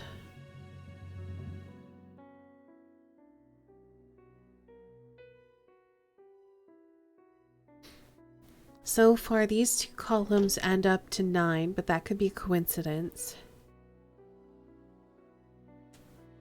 If it was the Fibonacci sequence, it would have to have the first one. Otherwise, it doesn't make sense as the Fibonacci sequence.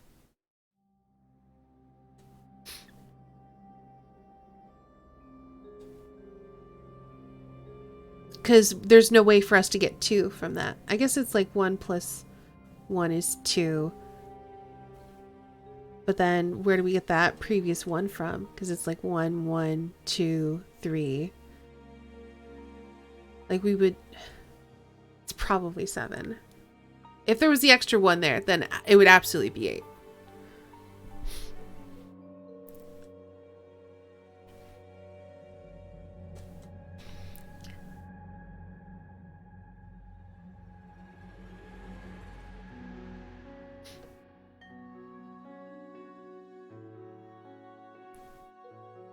4 plus 2 plus 3 is 9. 1 plus 6 plus 2 is 9. So it could be 3 plus 5 plus 1 is 9. Is there any other pattern here?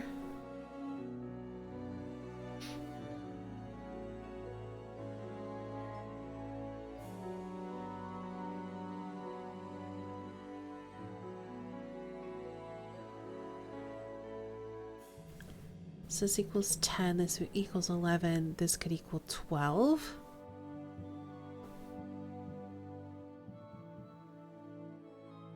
That would make this 7 again.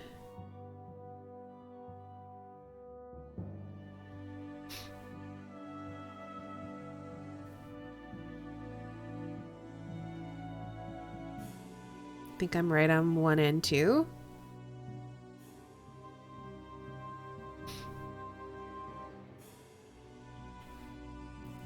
If you can think of a vague hint for either 3 or 4, I'd be willing to hear it because I'm not seeing any pattern.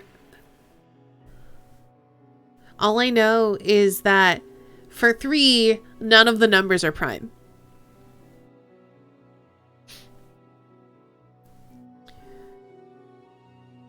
It could be non-primes. So it could be 4. Hey, Quack! I don't think it's 4, but it could be 4. Because it could like go 4, 6, but it doesn't have 8 is missing.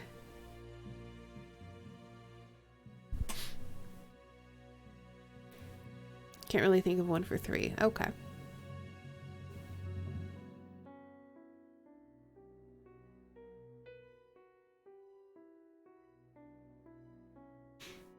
I was on the right track with the additives. Okay.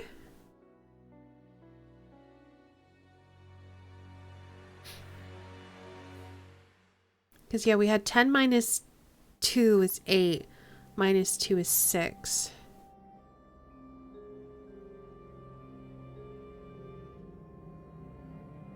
And then this was plus 4.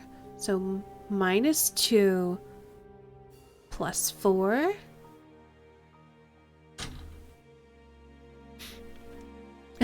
Well, thanks for hanging out, Zeb. I hope you sleep well. Good luck with the puzzle. Thank you. I'm gonna need it.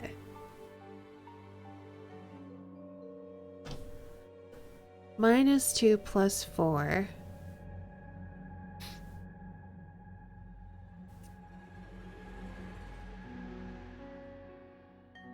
I guess this could be plus 1. So it could be 2, 3, 4.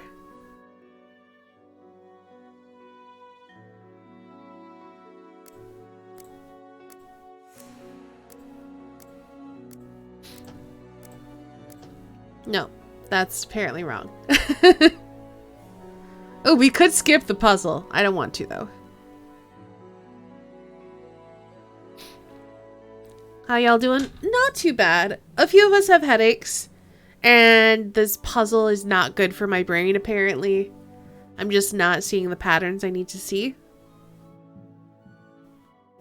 I mean, I could just brute force it. Let's just brute force it.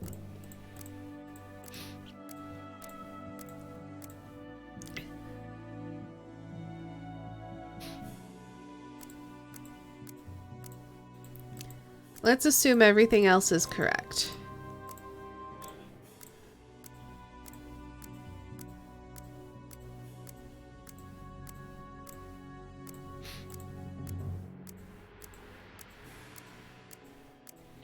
And when this turns out wrong, then we'll know that this is wrong. So that's fine.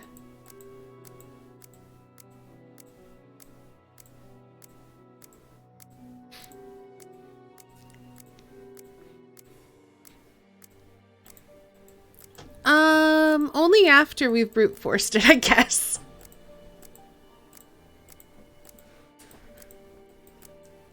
Actually, you can go ahead and tell me, because I'll just, it'll end up getting put in regardless.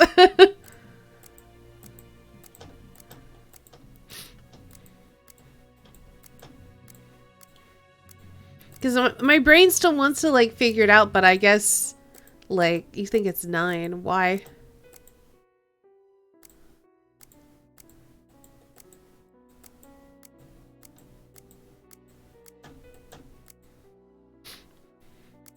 Okay, so this also has to be incorrect. Great.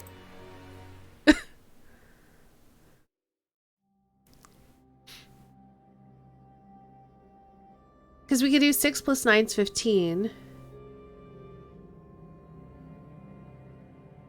But none of the other ones add up to what the other side is.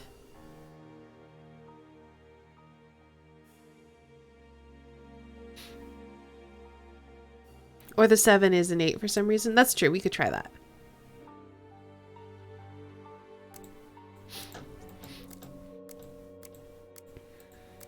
Oops. We need to put this back to 1. You know what? Let's reset this.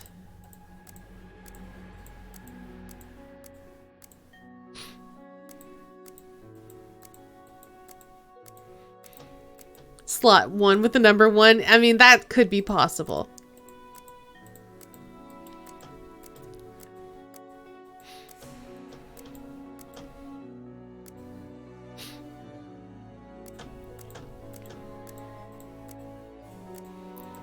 I'm trying to figure out why this one would be 9 though. Because 9 plus 9 is not 16. 18 minus 9 is not 10. It solves this. And it solves this. But that's it. Just woke up from interrupted sleep, so I'm not capable of doing puzzles. That's okay. We're mostly in a no backseat gaming mode right now. I just can't figure this out. Empty. But according to the label, this box contained a Colt Patterson. Apparently it was a 4 weapon, Holmes. and a 3. Judging by the receipt, it was new. My dear Watson, in the garden and in this room, pieces are missing that should never have left their places. What do you think? The 3 makes sense, because it would be 2, 3, 4. So we could have gotten that one. It was a bullshit 1 plus 1. Yep, so it was a bullshit Fibonacci.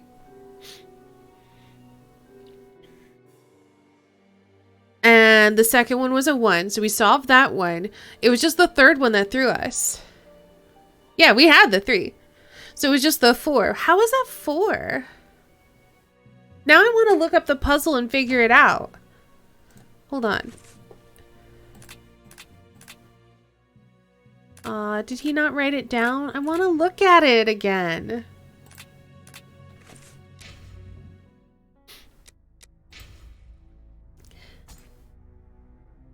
Oh my goodness, look at all these saves. No idea how it was 4. Hold on, I gotta look it up.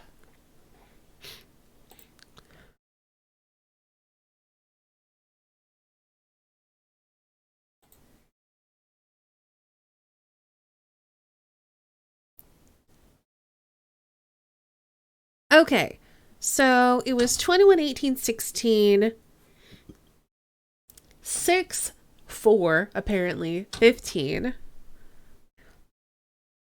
and 9, 10, 12. Hold on, we'll put this on stream and we're gonna figure it out together. Hold on, I can do this. Yeah, I'm gonna screen share. I'm working on it. Give me just a second.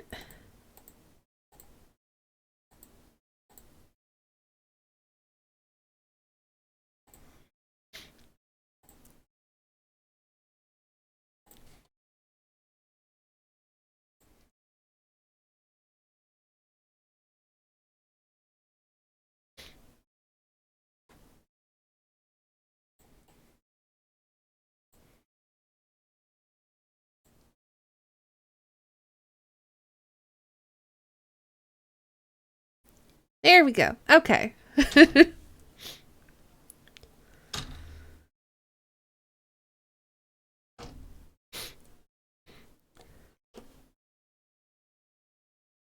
So, hello. We know that this one is bullshit Fibonacci. We know that this one was a 1 and this one is a 3. So we're figuring out why this is a 4.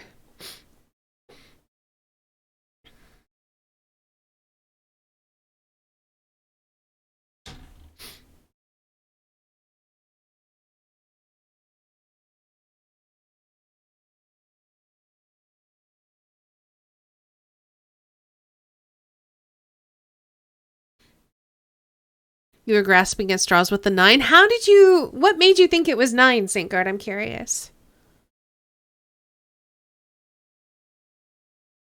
Also, let's play some music while we're waiting and solving. Or you know what? Here, I'm gonna copy this. I'm gonna open up Paint. So that way we can like do some, I can actually write on it and stuff.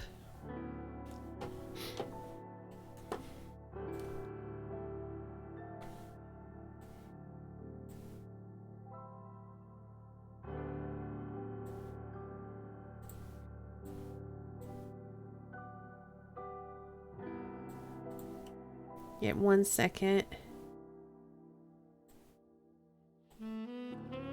Here we go.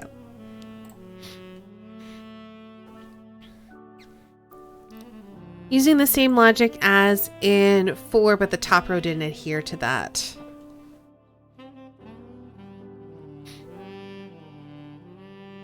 Oh, I see. Because you were like basically like, this was, hold on, let's make this larger and more readable color. So you were basically going, okay, so we had 21 minus 3 equals 18, and then minus 2 was 16. And then this row, we had 9 plus 1 equals 10, and then plus 2 equals 12. And so then you were thinking to get that, you'd have to have 6 plus 4, no, plus 3 equals 9. But then you'd have to do plus 6 equals 15. I would think it'd have to be 6 to adhere to that. It'd have to be 6 plus 4 equals 10 plus 5 equals 15. But 10 was not an option.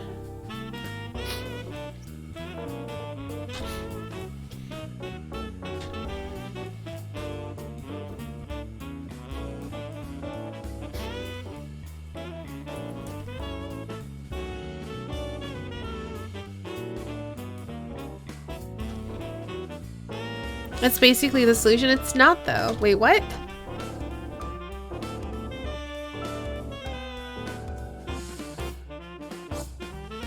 If you multiply the plus 1 and plus 2 by 3, then it works? What are you talking about?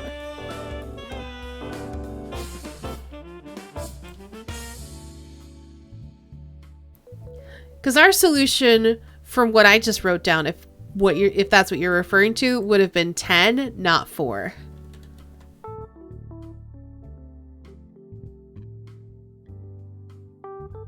Because we were saying 6 plus 4 is 10.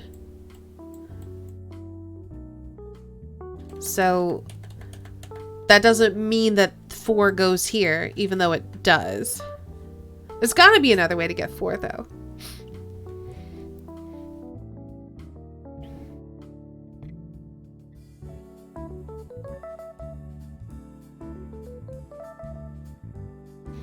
Oh, you know what? I was leaning towards 4, actually. Remember when I was like saying these are all like not prime numbers? They're all like multiples of something. So if we're like going in a spiral like this, but the only thing is that they skip over quite a few.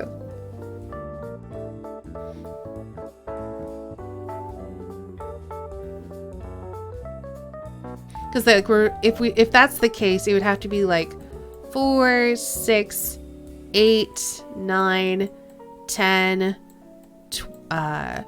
12. No, it only misses 8.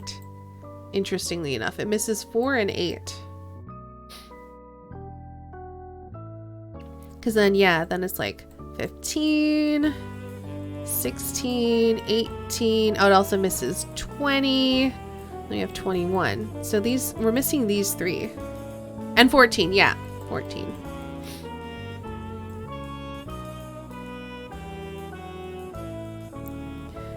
looked up the solution to looking up the solution. I mean, technically the solution is also on the page that I'm at. I'm just trying to solve it.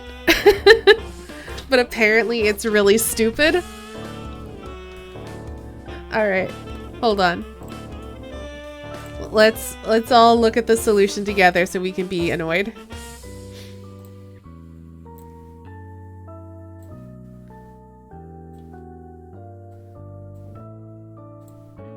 All right.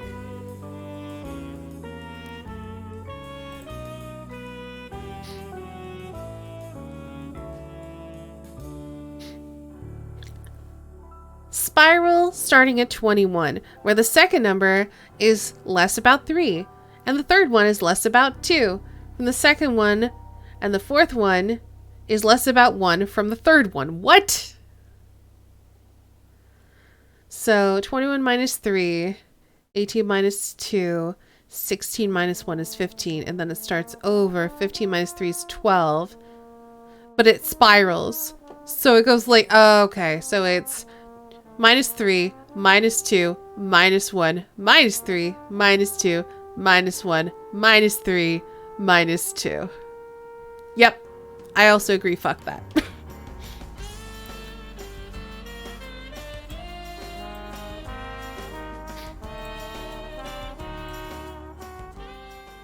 No wonder we couldn't solve that. That's nonsense.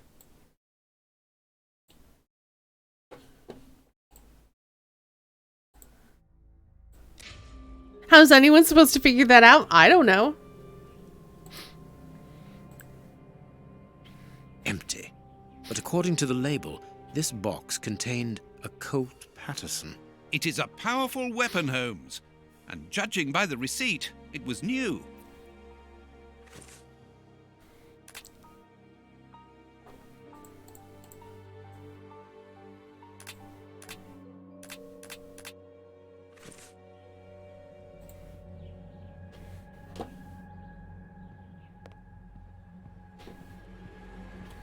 My dear Watson, in the garden and in this room, pieces are missing that should never have left Hey, their Furman. places. What do you think? We were just finishing criticizing a dumb puzzle that we were having trouble figuring out. We ended up brute forcing it to get the solution, and nobody was right because it's dumb. How are you doing?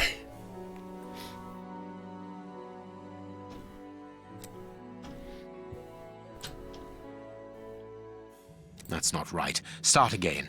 Okay, so there's no case. That's not right. Pieces are missing that should have never left their places. What do you think? Probably these three? Quick, Watson, there's not a moment to lose. Go and thank that charming lady while I try to recapture our new friend. Recapture? What makes you think that he has run away? I believe that our man suffers from behavioral problems. You must have seen or heard about those poor fellows who spend their time counting the gravel stones in the garden, or moving objects from one place to another hundreds of times in one day. Well, the bishop's nephew suffers from a moderate form of this condition. Nothing would be more disturbing to him than to leave a personal space in such chaos, and yet this is what he has done with this room. For it to reach such a state of neglect can only indicate that he was in a most desperate situation. And do you think that you can catch him? Yes. The candle here is still warm, so he left only a few minutes before our arrival. But it is the missing violin case and the large pistol which concern me. We know that he is quick-tempered and volatile. It is never wise to leave a gun quite capable of killing a bull in the hands of someone like that. Did he leave to go to the address which was written in the invisible ink, do you think? Undoubtedly, Watson. And as for the missing spade, I can tell you that it will be used for digging. Are you ever going to stop delaying me with endless questions? So, gentlemen, have you found anything? We have learned enough to promise you that they will not return. That makes me feel better. Thank you, gentlemen. We are going to pay a visit to that mysterious address, Watson. But first, we must detour to Lambeth. Lambeth? What are we going to do there? Pick up an old friend. He will be a precious help in our locating Mr. Hampford. I think I know who it is. A friend who helped us in the case you so romantically titled The Sign of the Four. It's a dog. There was dog paraphernalia in their apartment. They have a dog named Toby, and we're getting a dog. Yes! Cute dog! Here we are at the address that the nephew took such care to hide. I wonder what it is that links this place with the bishop's murder. The reason for the quarrel between the young man and his uncle is somewhere here in this industrial area. And that is what he has come to look for this evening. It's an enormous area, and there are dozens of potential hiding places. How on earth are we going to find With it? a cute The dog! old dog Toby is the best sleuth hound in town. If the extraordinary Mr. Hamford is here, Toby will find him without any doubt. But I've rarely seen such an old dog. Do you really trust his sense of smell, Holmes? Absolutely. Besides, you are going to follow him. Take the bark and go around that disused factory.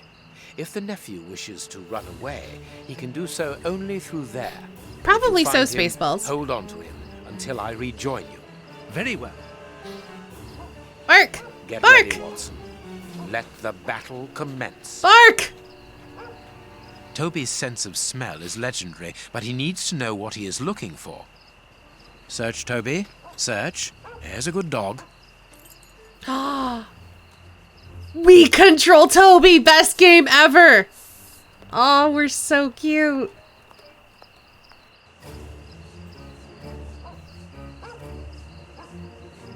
Toby, you have found his trail.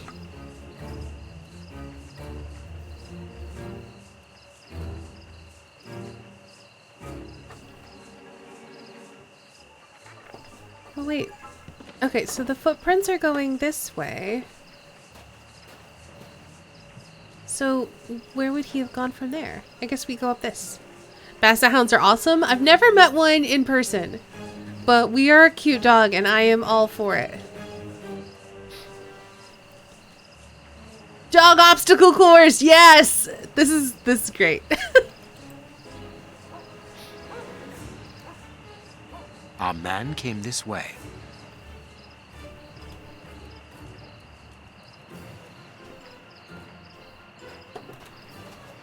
Look at him waddle, he's so cute!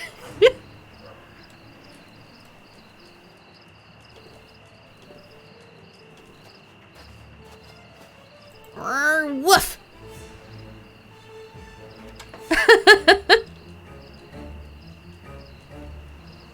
Can I not smell these footprints? Oh my goodness, he's so cute! Look at that tail! Closed. Sherlock, you're not even here.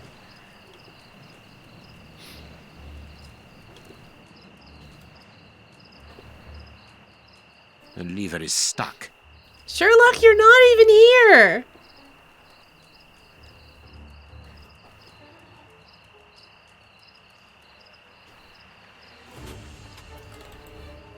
Nothing of interest here. Wow, Toby, you sure sounds a lot like Sherlock. He wasn't able to get past here. He was wounded.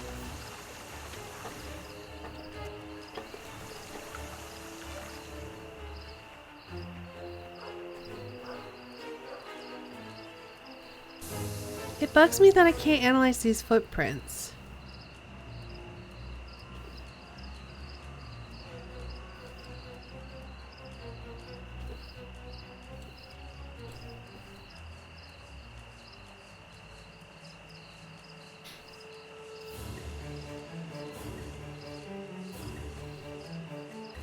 Oh. Bark. Our man came this way. He definitely hopped over this. Oh, no, he lowered the bridge. So we need a way to lower the bridge. Probably with the lever.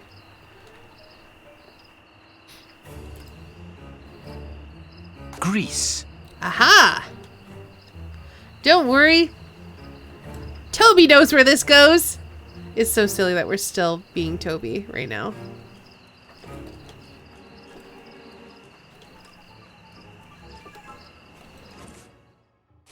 Here, I'm the best dog. I'll put grease on there.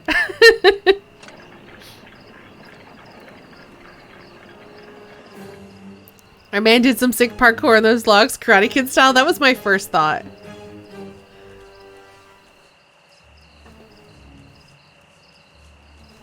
Oh, we still need a way to actually lower that, though.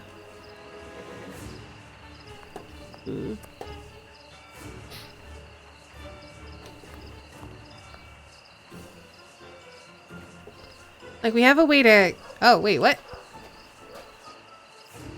Oh, seriously? Bark! Bark!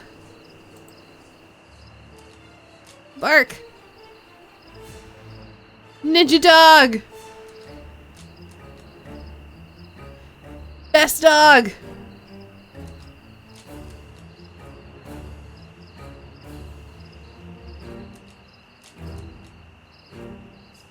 Oh, we need to get to there. We can't reach. We have to go back and probably go in a diagonal this way.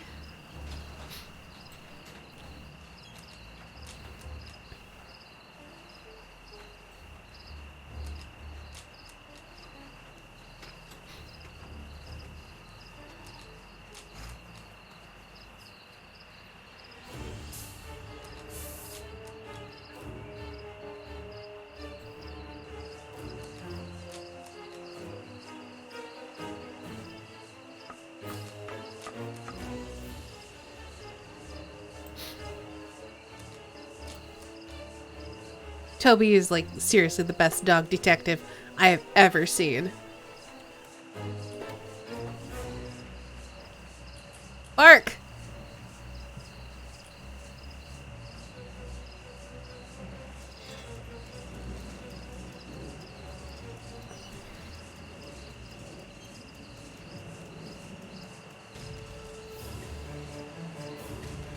Good dog, Toby. Dog detective, you're right. You're right.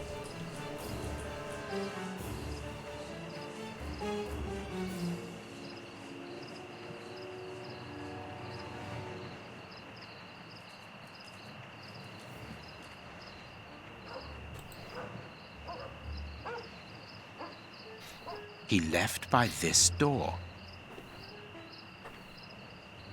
Locked from the inside. Boo! Of course! We'll winch the dog up! Oh my goodness, this is nonsense, but I love it.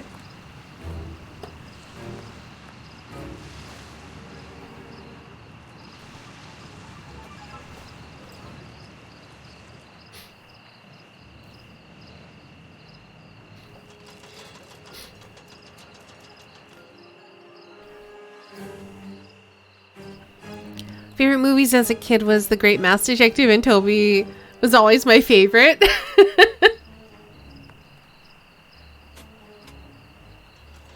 Oh my goodness. Toby MVP.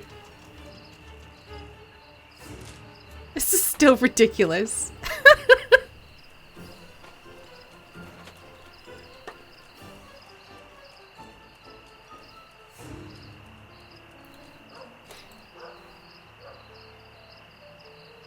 Well done, Toby. You are a true detective. I am. I am the best.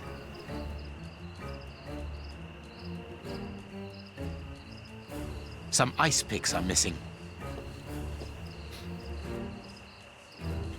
The door is locked, but we can force it.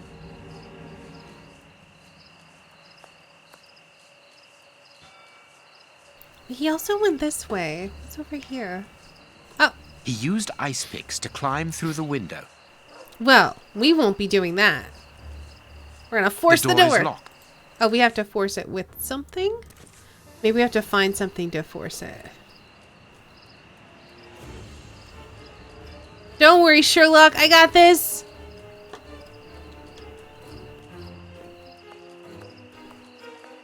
Force it with what? Smash a chair into it. I don't know.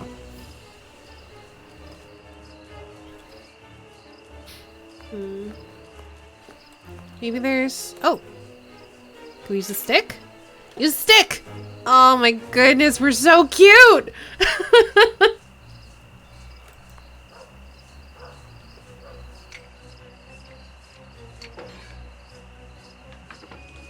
Toby's done more than Watson this game. I mean, I think Toby's done more than Watson in all the 3 games we've played so far. Okay, he went, where are the shoes? This way? Did he turn this way? This dog is such a good dog.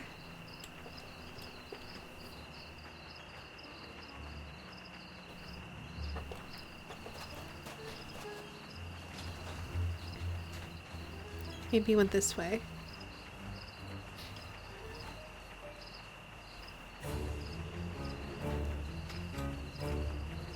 He probably went up the ramp, but that's why I'm going this way. Nope, he definitely went this way. Alright then. I'm ready! Send me up! Oh, okay. It would be better not to go down there. Alright then.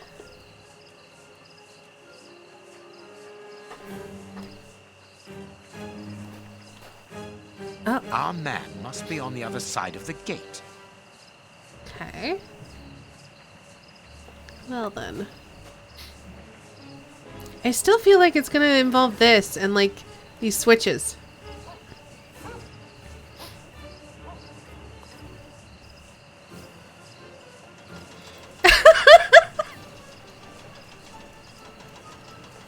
Oh my goodness, Sherlock, you have so much faith in this pupper.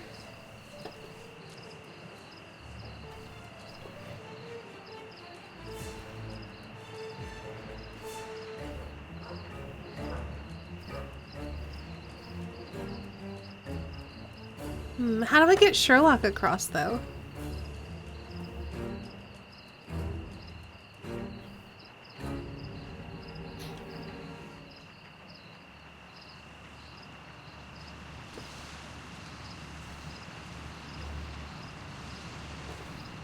So he went this way, probably through this door?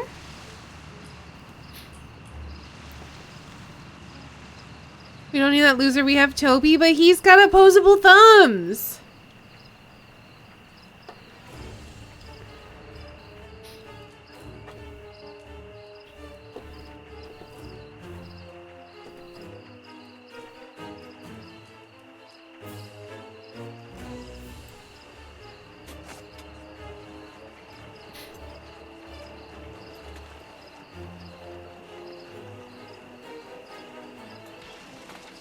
Come along, Sherlock.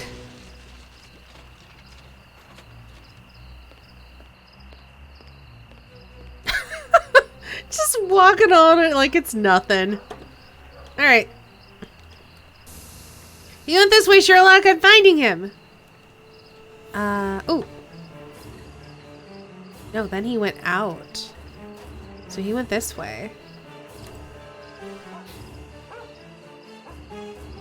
Carriage tracks. Have we already lost him? Where would the carriage have gone?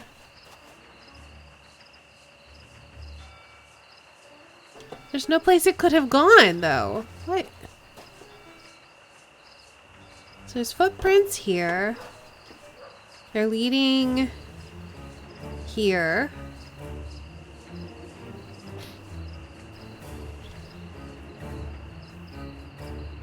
Looks like that could totally be a way in. But then over here, we see those same footprints leading this way to the carriage tracks. Strange.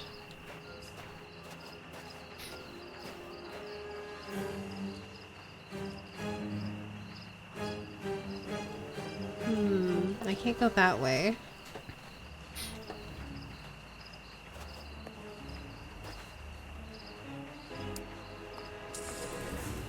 Oh, I can paw at the door now. Yeah. Open that door! Where you going, buddy? Buddy? Where you going? Locked from the inside.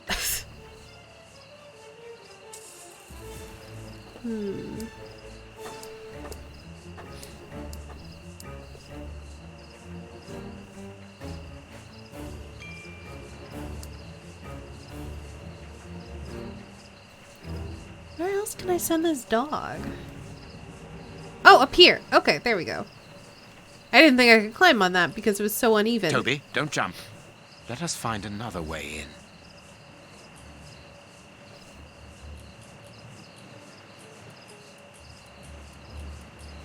in. Another way in? Okay. Toby, Well, don't jump. I'm not jumping. I'm just looking around.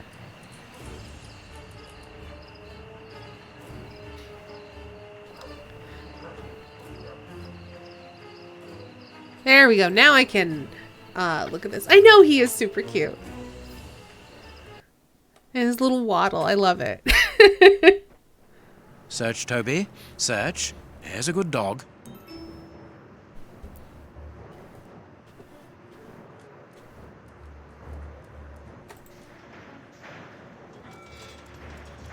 Now I can go down.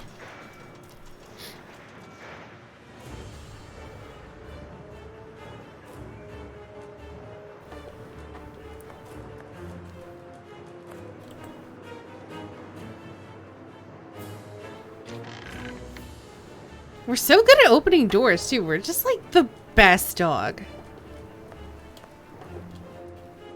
Alright. Just had to do another once over. Alright, let's go!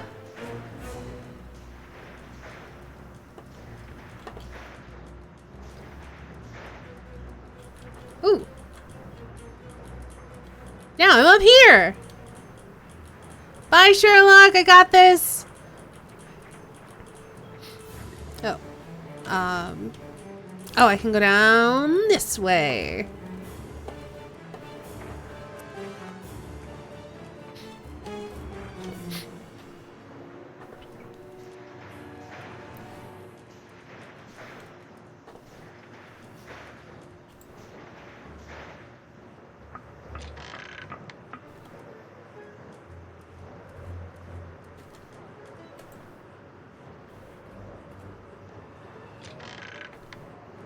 Hey, Sherlock. I guess it's this way.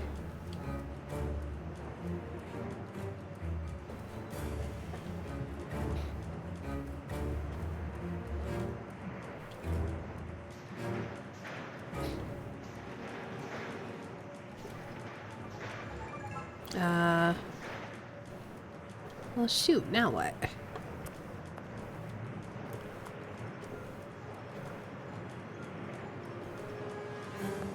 Ooh, here's a door. Can't open it. Okay.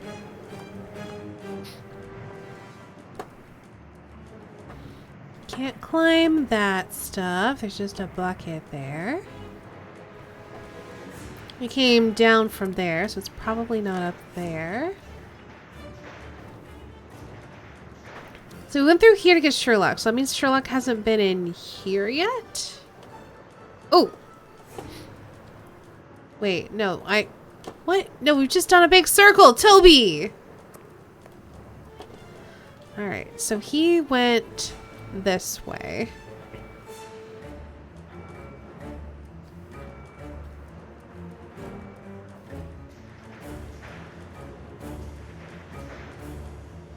Then where did he go? It's not Toby's fault, that's true. He's just a dog.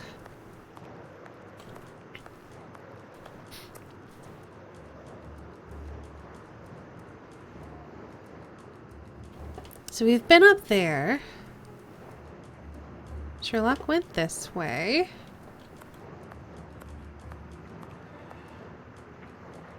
Ooh. This is new. Okay, I assumed because Sherlock was behind the door that we didn't need to be in here, but we do. And then down this way. And then open the door? No? Open the door? No. Alright. Up the stairs.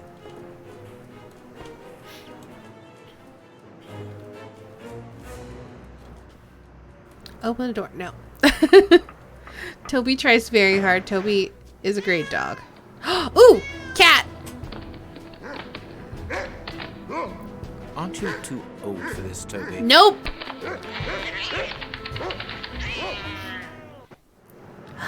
I now control Sherlock Holmes. Alright then. See you later, Tobster. Alright then. We'll just leave Toby to his own devices. I'm sure he's fine.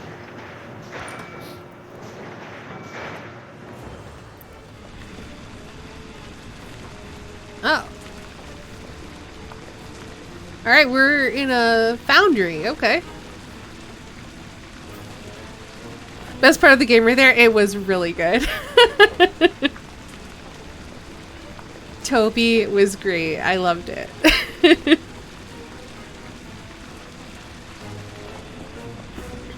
Final scene of Terminator 2? I suppose so. Also... Safe here. Safe. Whew. Don't be afraid. Keep calm. It's you. Stay away.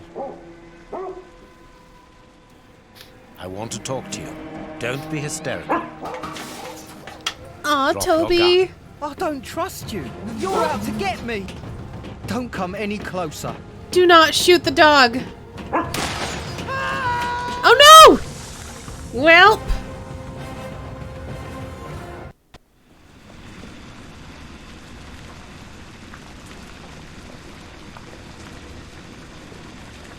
The poor man.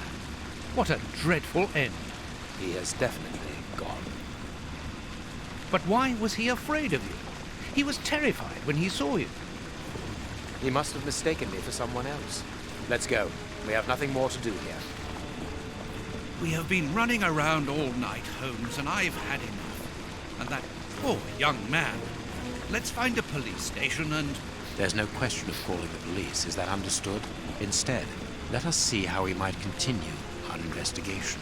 Very well, Holmes.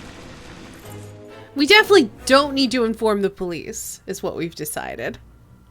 That's a horrible way to go and not quick. Yeah, I can imagine. Toby's a murderer. It looks like a job for Phoenix, right? We've been to the jail. We've been to the gardens. Let's go to Whitechapel.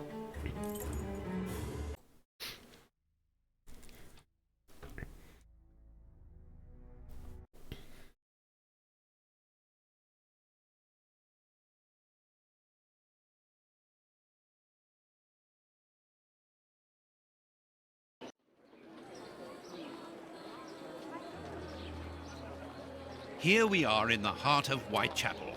Keep an eye on your wallet, Holmes. This area is the highest for pickpockets in all of the kingdom. Don't worry about my wallet, Watson. It would be easier to move Big Ben than to steal from me. Or to borrow a shilling from you. Amusing, Watson. Really very amusing. Can we move on to more serious matters? I mean, it was amusing.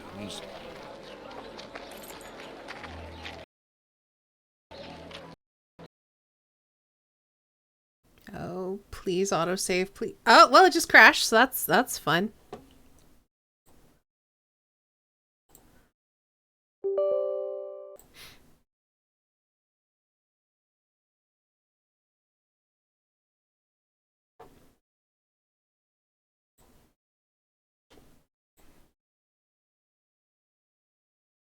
That doesn't want to launch. Let's make sure it's still not running in the background.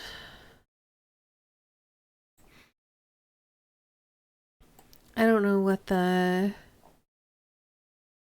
thing's called. Hold on.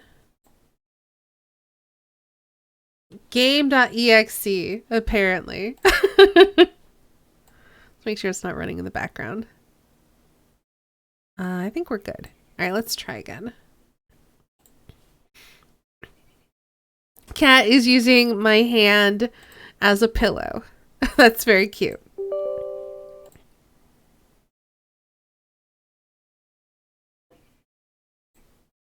Glad they were specific. I mean, on the bright side, it means that I don't ever have to change my capture method when I load it up. All right, so let's resume and see where we've left off. Still in the foundry, it looks like. Still is Toby. All right, then.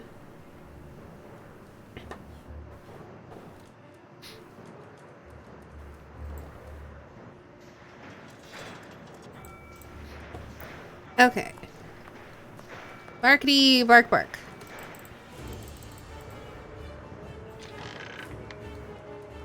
He's safe before the murder. Yeah, we gotta kill him again. It's okay. At least I know where to go this time, so it should make this a little bit faster.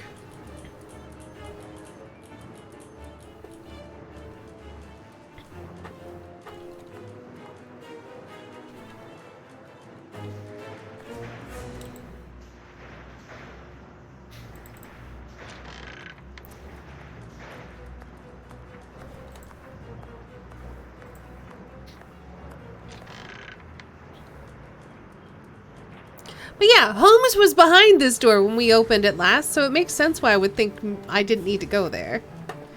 At least it makes sense to me.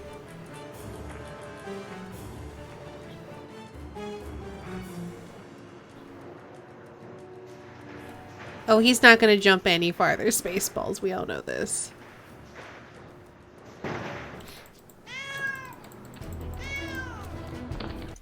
There we go. Cutscene skipped. Have fun jamming masks. We'll see you later, Saint Guard.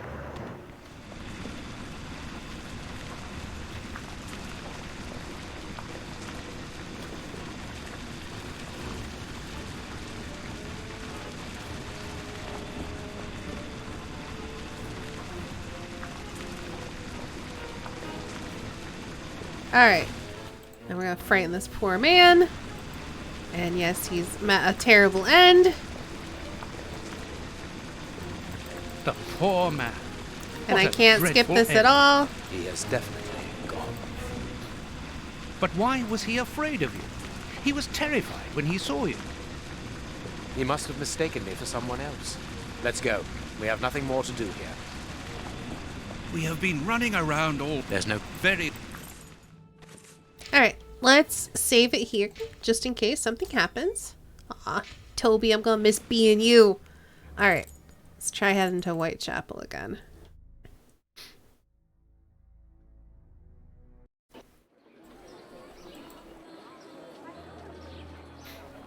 Here we are in the heart of Whitechapel. I can't Keep skip an this eye on your cutscene wallet, either. Holmes. This area is the highest for pickpockets in all of the kingdom. Don't worry about my wallet, Watson. It would be easier to move Big Ben than to steal from me. Or to borrow a shilling from you. Amusing, Watson. Really very amusing. Can we move on to more serious matters? I'm listening, Holmes.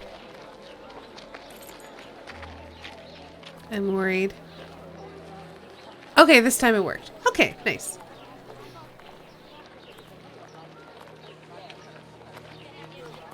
A little polishing on your shoes, mister. They need it. I'm good, thank you, child. What do you think, Holmes?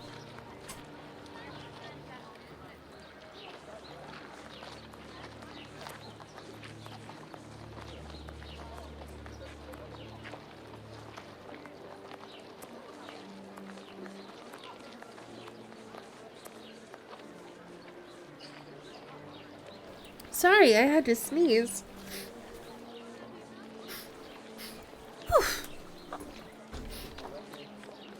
Buck's Row, where Polly Nichols met her death under the knife of the Ripper. At some point, we'll do that case. We'll figure out how to make it work.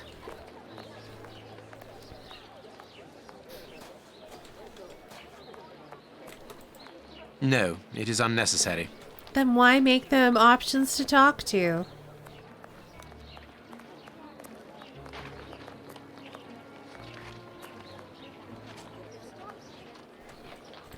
They leave us to die like dogs. Very fine loafer.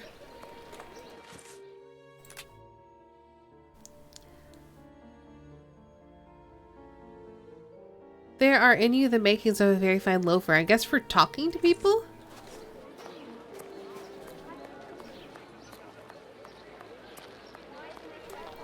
Ooh. Oh, that's just Buck's Row again. Buck's Row.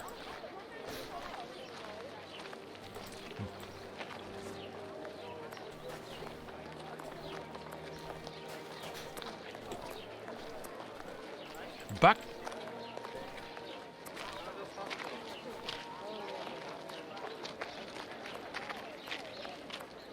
Now we have to look at all of the signs that say Buck's Row. We have the rat hole. Oh, look, it's Buck's Row. Buck. Did you know it's Buck's Row, Watson?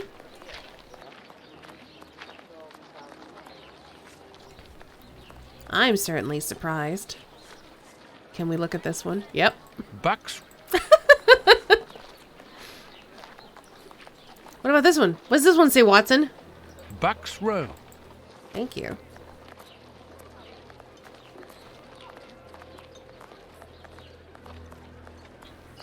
Whitechapel Street. We are in one of the main areas in the district.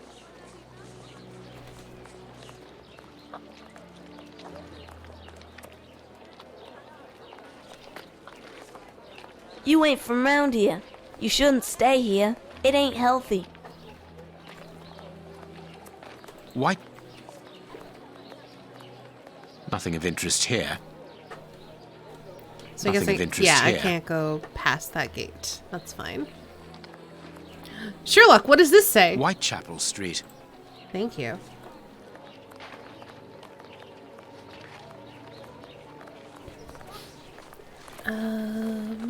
Hello, child. You ain't from round... Alright, you say the same thing as the other kid. I guess I should not be surprised.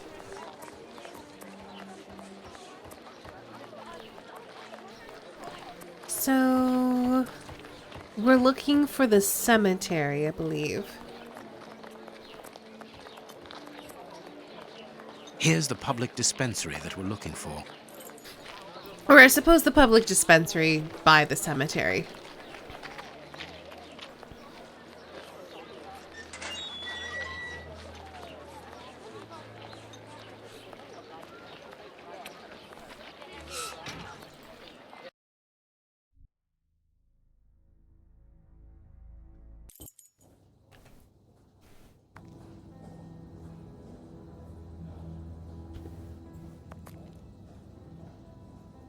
Good day. Please excuse us. Oh, Grant, is it you? Yes, but wait a moment. Watson, it's been years. Since the Faculty of Medicine, if my memory serves me right. Yes, we were young and ambitious. I didn't expect to find you here. I thought you had gone to America. No. I find that I prefer the filth here, amputating gangrenous legs. Ah. I'm joking, Watson. Unfortunately, I was unable to leave for Washington. I had to give up surgery. So instead, I crouched down in this rat hole, rubbing shoulders with the world's misery. Oh no, he had to give up surgery. Treating those in need is a noble calling. You underestimate the importance of your work. If you say so. It's true that in the beginning I felt as you do, but as time goes by, the more this cursed area seems like hell. You think that nothing can get worse, and the next day you see that it can.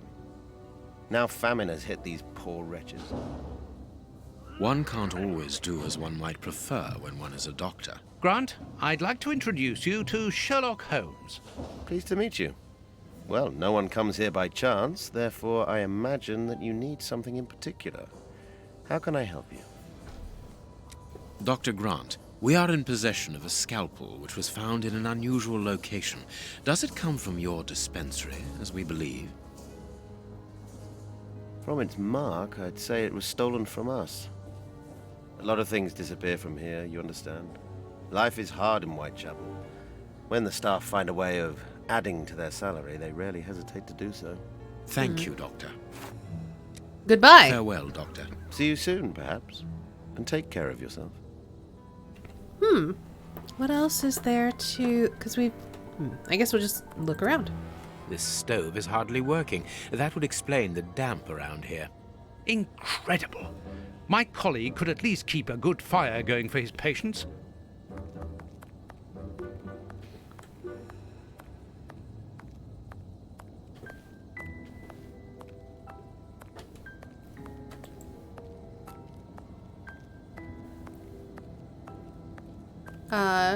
Like all the sick lying here, this person is very quiet. Not surprising, Holmes, this person is too weak. She's obviously suffering from malnutrition, and for more than a few weeks now. I don't know why we had to walk all the way over there to observe that, but okay.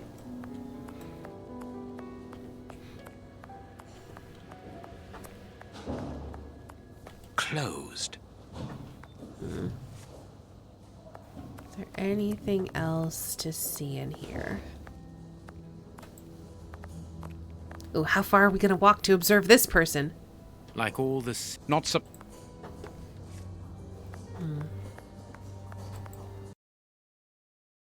Alright, well, we confirmed that the scalpel was stolen from here, so I guess now we need to find the graveyard, which I believe is across the street. How Watson would know that info without looking at the chart? I mean, I'm guessing there's signs of malnutrition.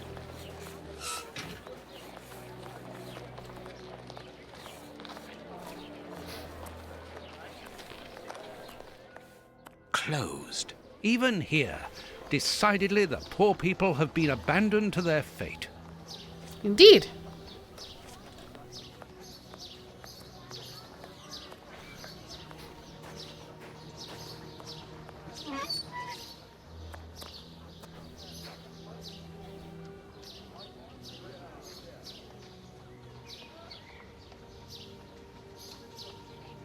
This cemetery is the very image of Whitechapel. Sinister, frightening, and ill-kept. What a terrible place for one's final rest. At least hunger no longer gnaws at them.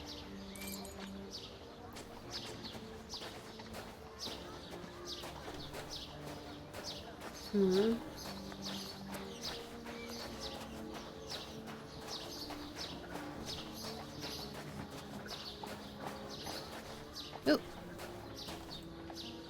This shovel belongs to the cemetery workers. Okay. Ooh. Distribution for the 19th of September. Through the generosity of Prince Woodville, a new distribution of soup is being arranged within the Whitechapel area. This voucher is valid for a meal on the 19th of September in any distribution area. Kurtz, don't forget to pick up the tools at the cemetery and don't be late this time. Great ape. Grape ape. A leaflet for the soup kitchen. This leaflet is dated for the day after tomorrow. The tickets for the soup kitchen are given out on the same day. Only somebody who works there could have written on it. Intriguing.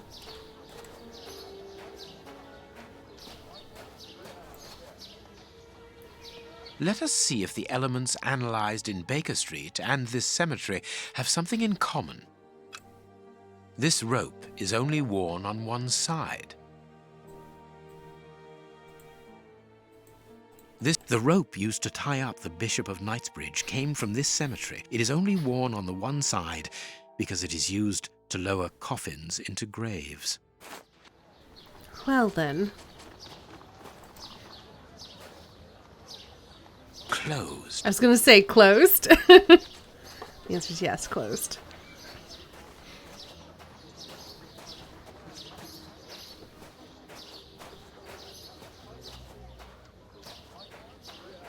I wonder if the whole game is just this one case or if there's going to be multiple cases.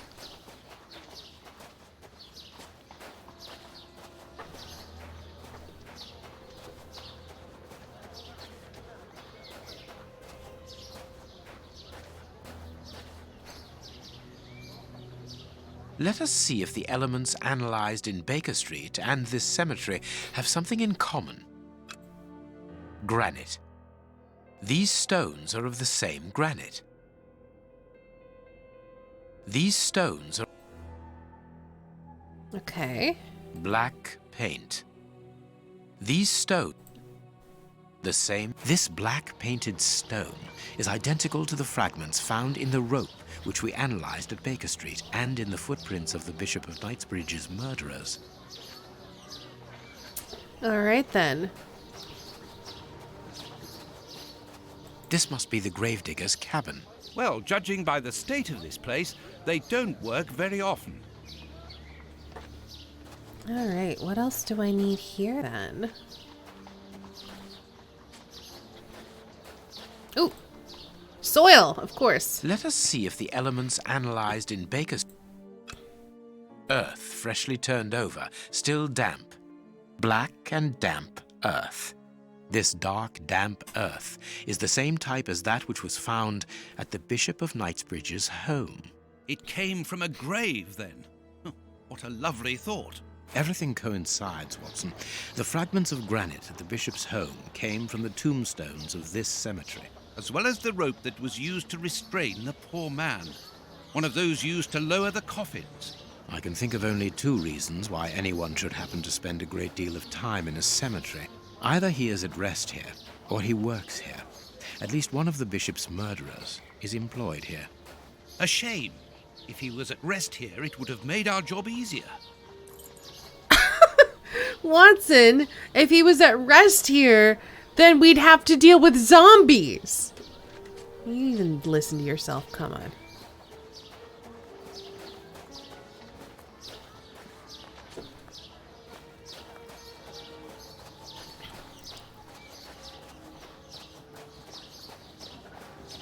Buy my flowers, my lord, for your dear departed. Dark damp earth, perfect for growing some friggin' vegetables, sure.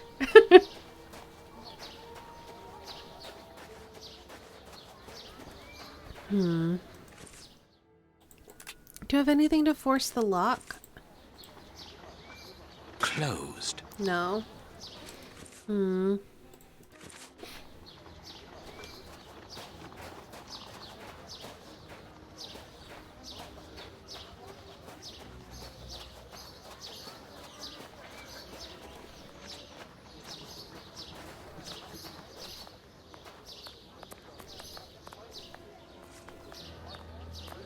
Apparently we can't walk through pigeons. And that's... oh. Whitechapel Street. We are... Oh, yep. Okay, so we've confirmed that they work at this graveyard.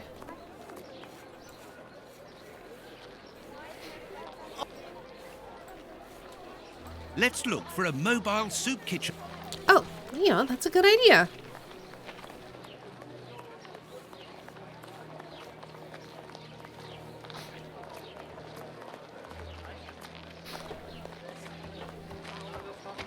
Sorry, the market is closed. There's no more produce. Okay, that's market then. Mobile soup kitchen. Nothing of interest here. Very well. That looks like brothel. So food truck, yes, but in the 1800s.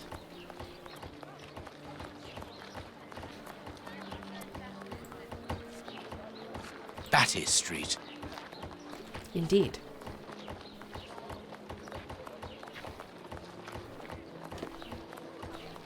Does it also say Batty Street? Yeah, definitely does. Okay.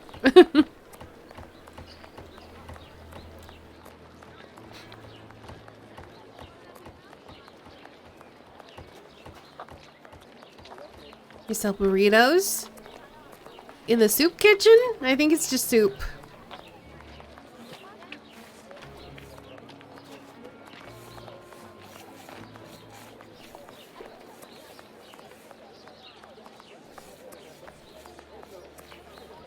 Oh, it's gotta be this. No, wait, no. You sell shoes. Never mind. From the white, I thought that they were a cook, but they're definitely not. My husband can't pay the rent. I'm Sherlock. I don't care.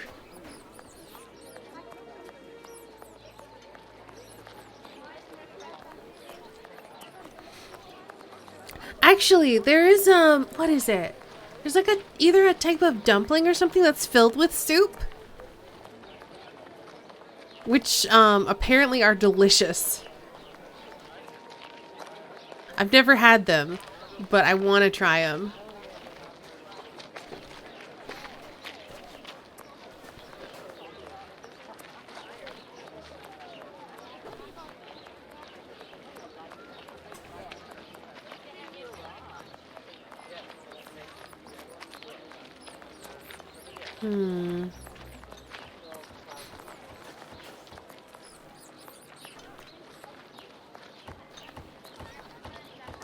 Well, there's people waiting in line here. Oh, that says workers needed. That's definitely not a soup kitchen. She's doing laundry.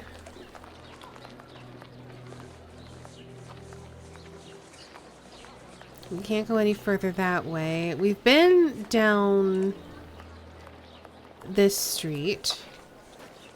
I don't remember seeing any kind of soup kitchen-y thing here. Estaniacon will have soup dumplings.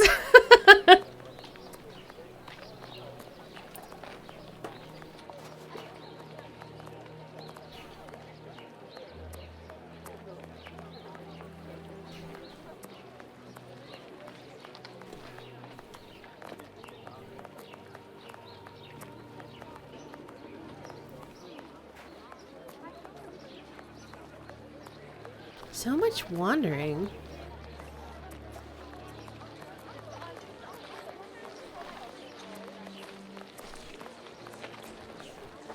And yeah, can't go down that way.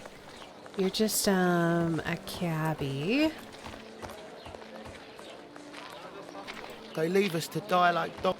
Okay, that's not helpful. Thanks. Oh, you're well-to-do, but you won't speak to me. All right then.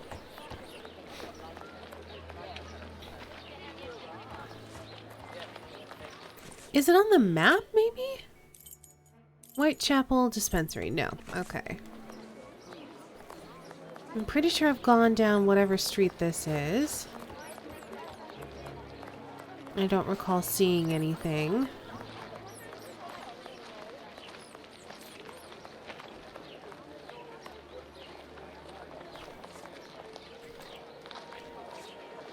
Burner Street.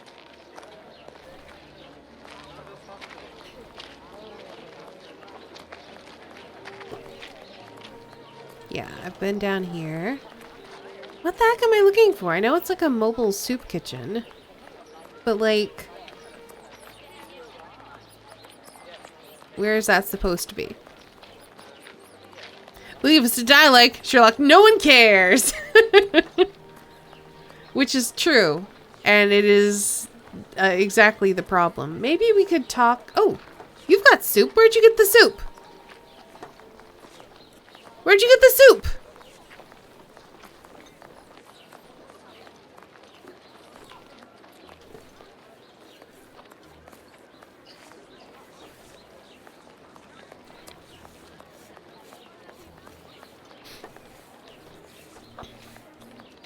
Oh, is it this? There, it's this. A circulating soup kitchen. It was this the whole time, and I must have ran past it because it did not look like that. Oi, oi! We're giving out free soup after Mass, right here. Don't hesitate. Come get yours. All thanks to Prince Woodville's kind generosity. A ticket for a hot bowl of bacon soup. Ooh, bacon soup sounds good. Excuse me, my good fellow. You don't look like the needy. We're not here for the soup, we're merely passing through. But I would like to commend you for your good charity. Nah, it's the Prince of Woodville who's the charitable one. All I'm doing is filling the bowls. For the first time ever in this area, someone's thinking of the poor people here. Look around you. At every street corner, you'll find someone giving out soup just like me. I grew up here, and I can promise you, it's the first time the toffs have thought about us. And no one tries to take advantage of this? No, mister, that's not possible. You have to exchange a ticket against a bowl. The tickets have the day's date on them and are handed out after Mass. That way no one can cheat. A bowl of good bacon soup isn't for you, gentlemen. We're looking for two people called Grape Ape and Kurtz. Do you know them? Can't you see I'm giving out soup? Fine. Here, goodbye, mister. That's not super useful. So, I guess we're gonna look through all your shit. Holmes, the man from the soup kitchen isn't only in voluntary service. Look. A money game.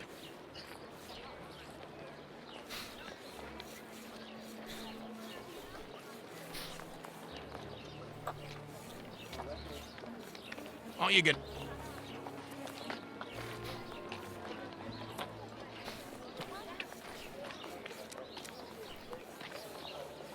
You again. You can't have any soup, you're too rich. It's for the poor, not the toffs. And what would you say to relieving two toffs of their wallets by giving them a chance at dice? Why does he keep thinking we want the With great soup? pleasure. What do you want to bet? Your ring against my friend's superb silver watch. Oh, jeez. Holmes, I inherited this watch from my brother. It has a great sentimental value. Watson, show your watch to our friend here. Done. Make yourselves at home. All right, mister. First who gets 36 points wins. By rolling the die, you must reach 36 points in order to win. If your die shows the skull, all your points for the move are lost. Okay. Hold on. I'm gonna save it first.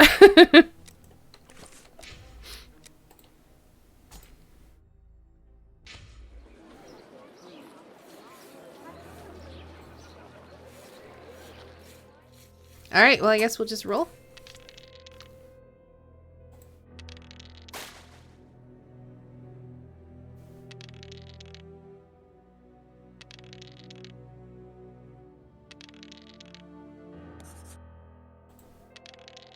This is literally just a chance game.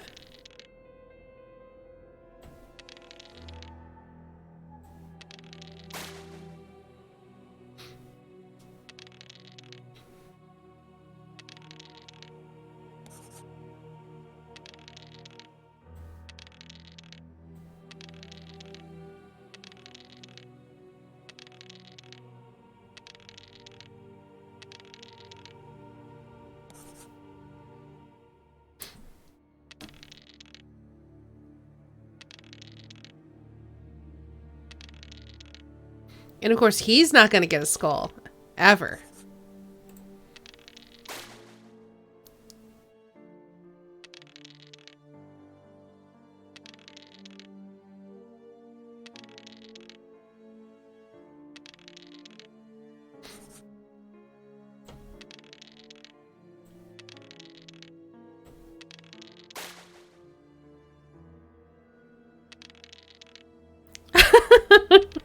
Without success, Holmes.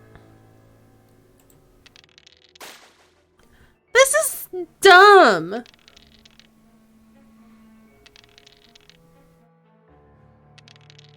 It's literally just a rigged dice game.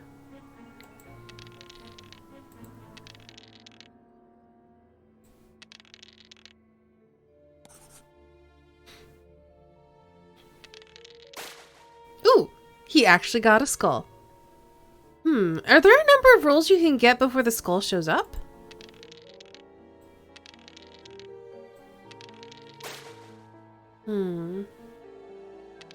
Let's watch the pattern.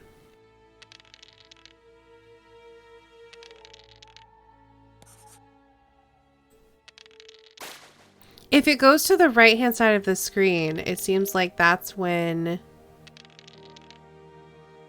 it, no. No, I think it's just random.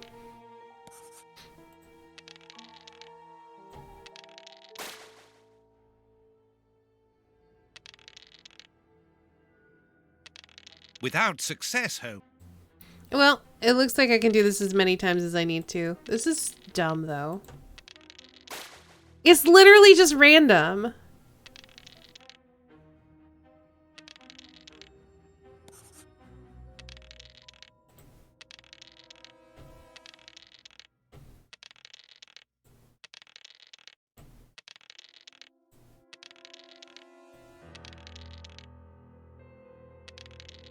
Dang. I thought I could do it just in one.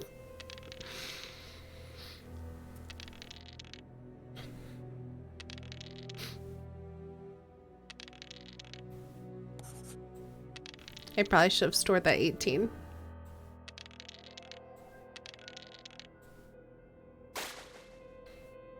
I don't see the point of this. Like, why is this supposed to be fun?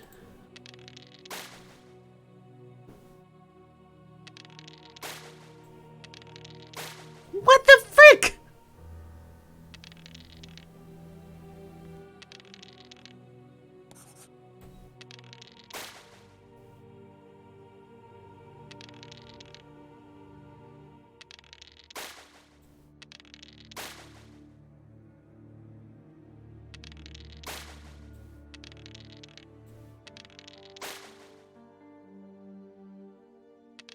Without success.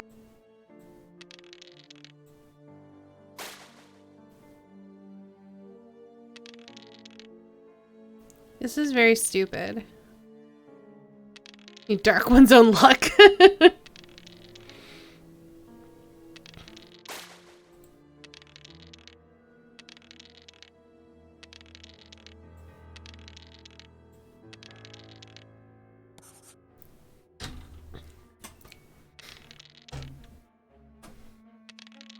I will say, this is not as fun as Dice Poker.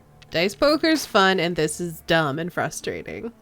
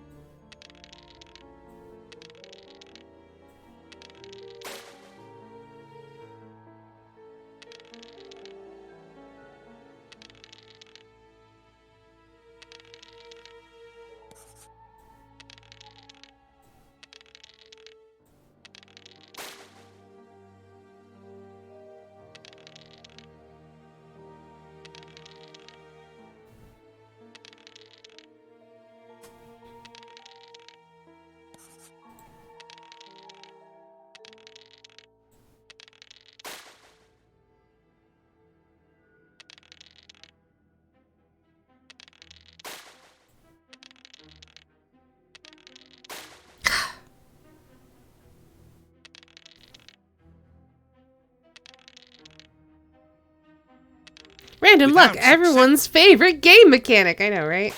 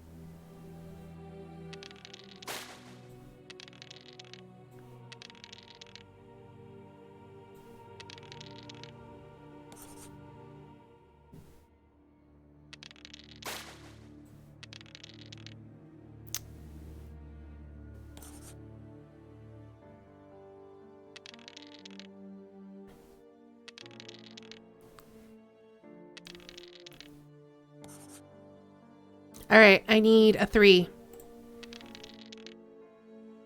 Oh. Perfect. Nope. I mean, it wasn't Are you perfect. gonna leave me alone? Can't you see I'm busy? I like that we only had to win once. Thank God. And also, we ended up with 37. But okay. We win. Hey, not so fast. We'll play again. Out of the question. You have lost. You owe me your ring. Oh, it means a lot to me, this ring. Me dad gave it me before he died. He choked on his own glass eye. Me mum didn't get over the shock of it, and she killed herself by smashing her head open with her wooden leg.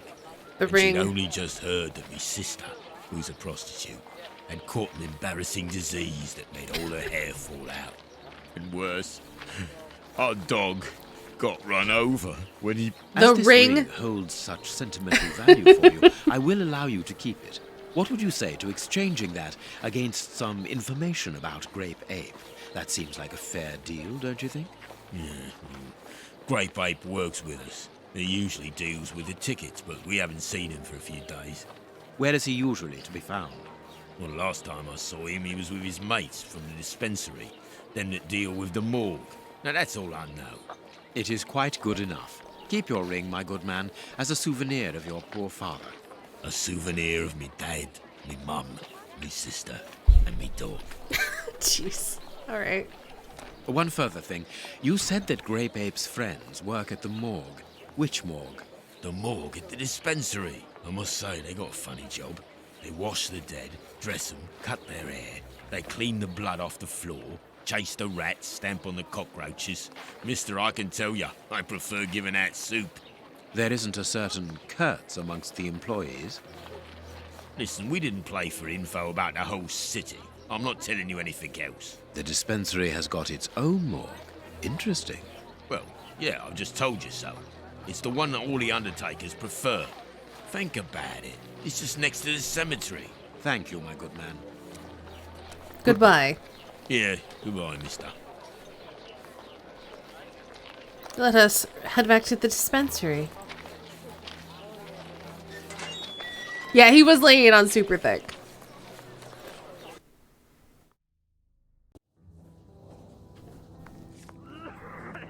How can I help you? I hear you have your own morgue. Tell me, Doctor, do you have a morgue in your dispensary? Yes, it is the busiest place in the building. We would like to see it. The door at the far end. The one with the unpleasant smell. Very good. Farewell, Doctor. See you soon. You sounded and take care of yourself. Way too excited about that, Sherlock.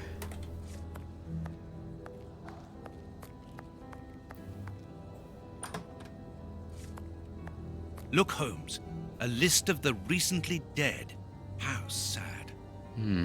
I see names that have something in common. I had a feeling we were going to be looking at those names.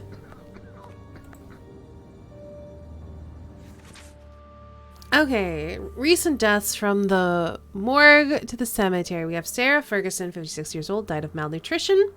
Oliver Boxell, 14, died of malnutrition. David Levy, 45, died of malnutrition. Sally Petticoat, 17 years old. John Hamilton, 19 years old, same cause of death, suicide by poisoning. To be buried in the same part of the cemetery they were going to be married. That's suspicious. James Barnaby, 32 years old, killed by 23 knife wounds. That's quite a few knife wounds. And Harry Copperfield, 65 years old, died of exhaustion and malnutrition. The poisoning is probably what we're going to need to look at because that's unusual. And it could be that our poisoner tested it on those two people first. I understand now why my colleague keeps quiet about his morgue. This place is a real mess. Concentrate, Watson. We must look for clues about Grape Ape's friends. Ah, yes, I poisoned myself to death in a game where there's multiple master poisoners. Don't worry about it. Guy got stabbed just a bit, yeah.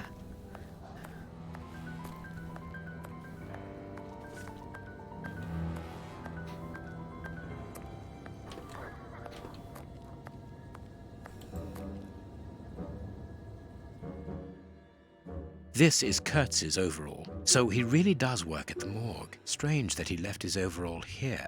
Holmes, this is Kurtz. We've just found one of the Bishop of Knightsbridge's murderers. Yes, we did. I need something. Do I have... Can I use my pocket knife? Apparently not.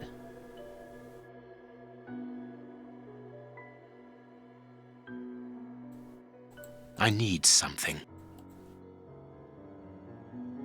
Alright, well, I guess we'll look around for something other than a knife. And there's nothing. Oh, wait. Look at the state of the instruments. They've probably never been cleaned. I guess we can use scissors. There we go. Snip, snip. 2 keys. Alrighty. I need some. Oh, yeah, there's more seams there. A small metal stem. Well, well, this Kurtz was carrying a lot of things. Yeah, hidden in his clothes. That's sus. Anything else? I need something. Wait. Oh. Perfect. Oh, and his name tag. There was like a map.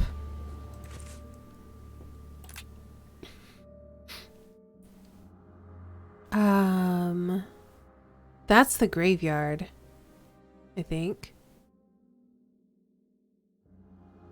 Or is that, No, wait. Is that behind the lady's house?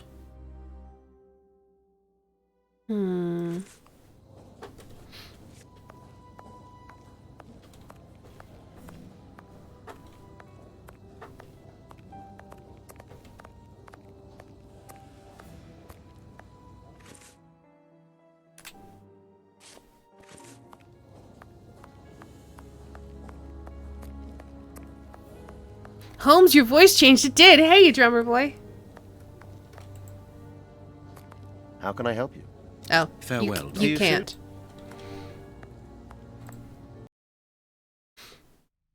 Well, I guess let's check the cemetery first and see if these keys go to one of the sheds in there.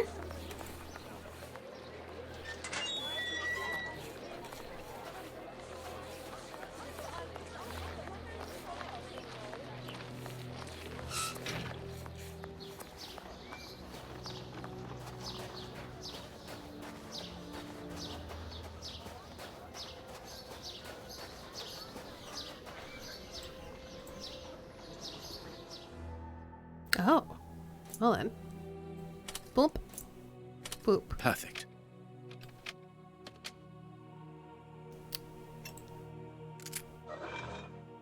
It's open. Well, that's a strange lock. Here, this hut is on the map. Let us search it from top to bottom, Watson. Oh, what a jumble. Yeah, it really is. All right. Impossible to open it.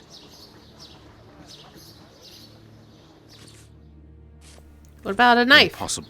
Okay. Look, this chest has been nailed to the floor. This box has been placed so that no one can move or open it. That is strange. I have a feeling it's like gonna be concealing like a passageway or something. Oh, note to all employees. Fell the lover's tree to make place for another grave.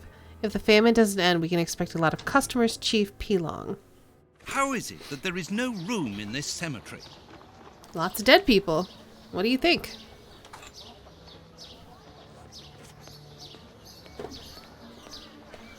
Alright, making sure there's nothing else. Alright, take the hatchet to the thing. Bags filled with nails.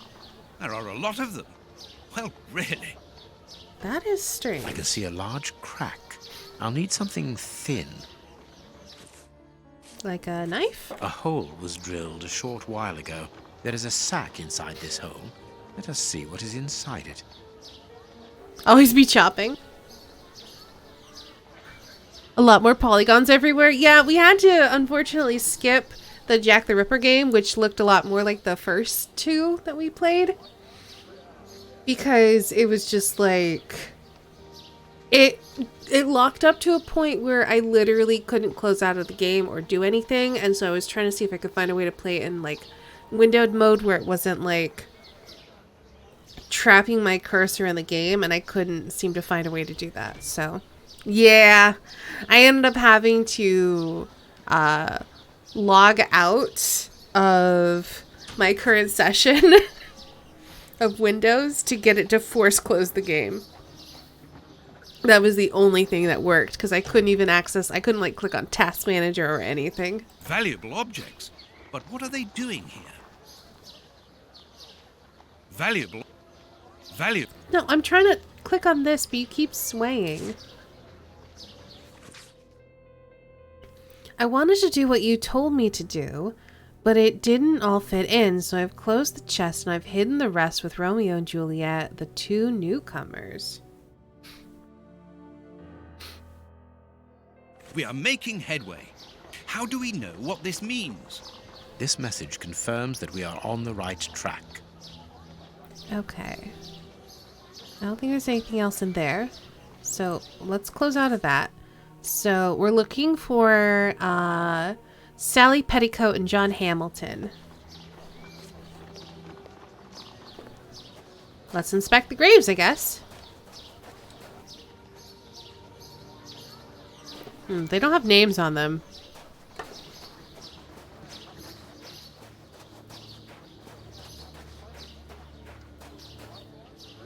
Well, they're newcomers, so they could be over here?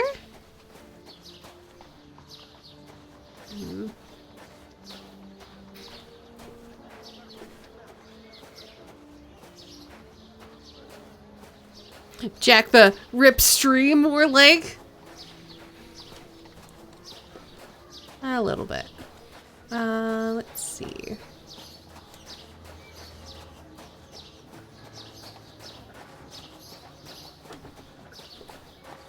Here is our tree. Let us examine the inscriptions. Sally and John. Sally and John. This design was the last to be done. Sally and John is engraved here as a symbol of their love. So are we looking for that particular symbol somewhere else, maybe? Ooh. Nothing of interest here. Okay, we can now inspect the graves. Fantastic. So we're looking for the nothing of interest. One that looks like Sally and John.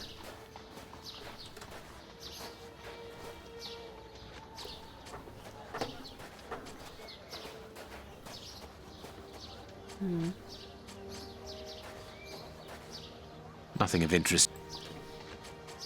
Nothing. Yeah. So I'm guessing we're gonna see that symbol somewhere. Ooh, here. Yes, it must be there. Well then. I need. Let's grab the shovel.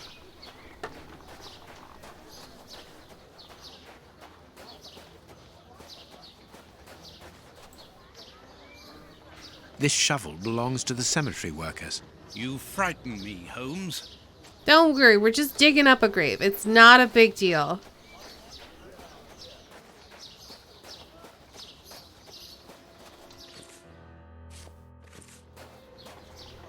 This must be the grave. Dig quickly, Watson. Very well, Holmes. Look, a metal box. What do you think, Holmes? The lock on this box is rather sophisticated. This box comes from a bank. The criminals must have held onto it after a holdup. Uh-oh. Uh-oh. What am I... What? Oh. So what am I trying to do is the question. Am I trying to put them in order?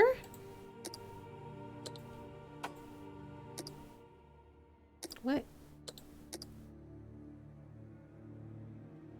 Am I trying to make the top equal the bottom?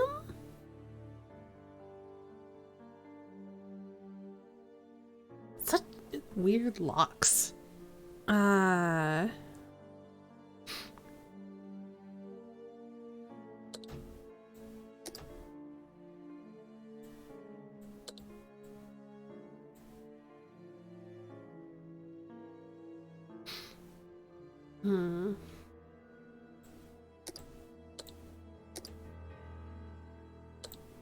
Maybe I have to make it match the number on the box. I can't drag them side to side though. I can only drag them up or down. Like this. It is, at least it doesn't seem like I can drag. Oh, I can go around this way. Okay, never mind. Yeah, I have to make it match what's on the box.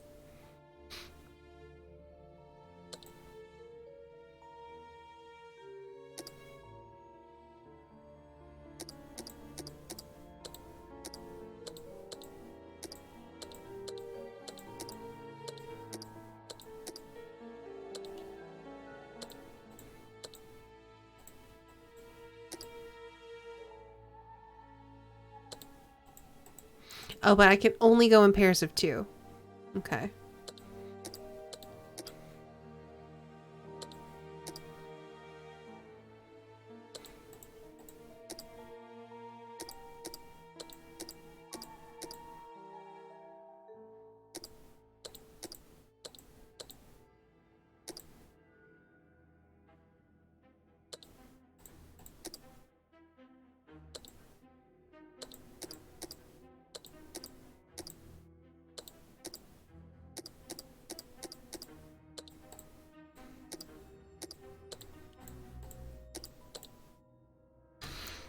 Okay.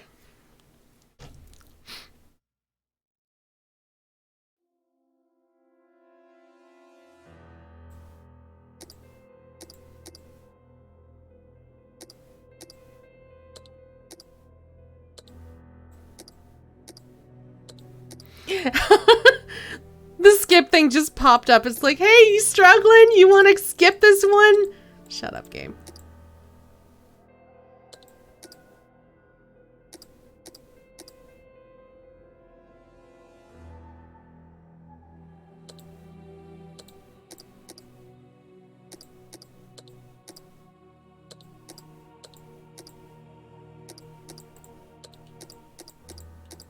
There we go. We got our 7-8 together.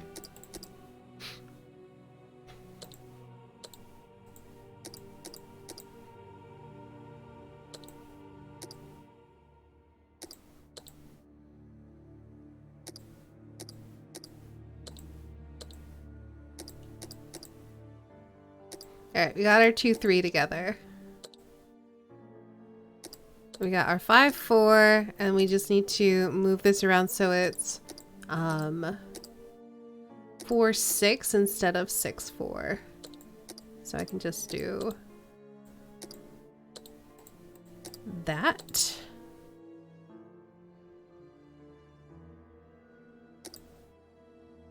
But now these are separate. I need to get the 5-4 together.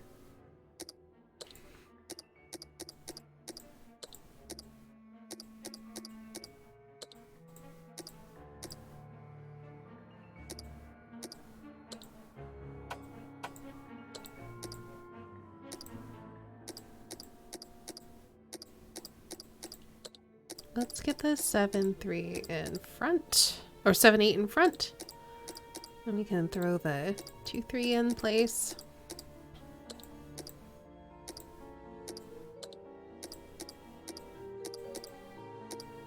So how do I flip those around?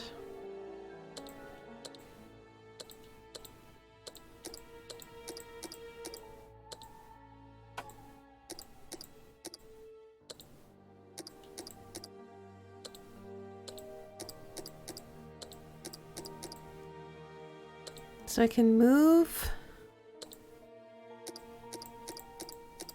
the 5-4 like this. Move those. Like, is this 4-5 though?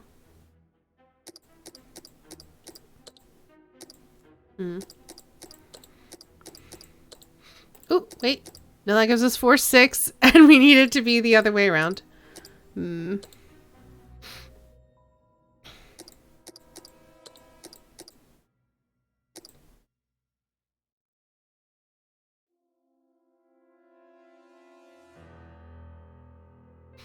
If I could...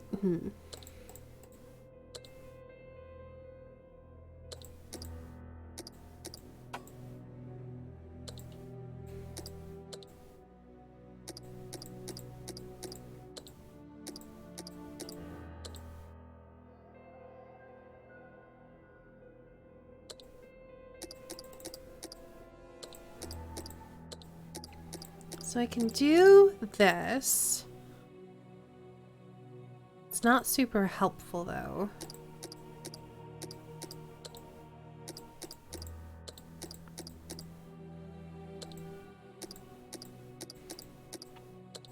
So we can get 6-4 like this.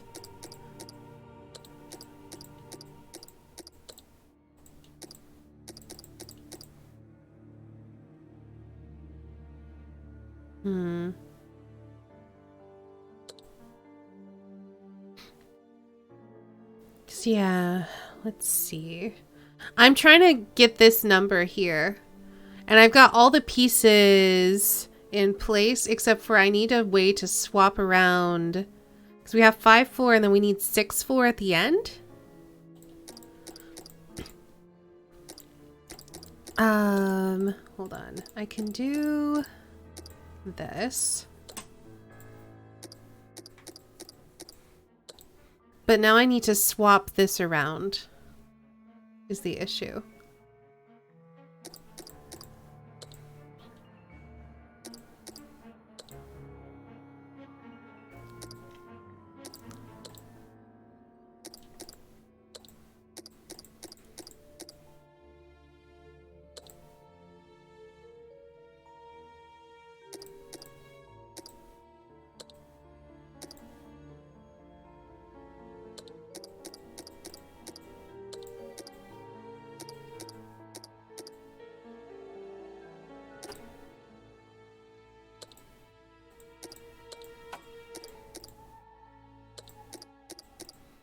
So I can do this to swap around and get the 5, 4.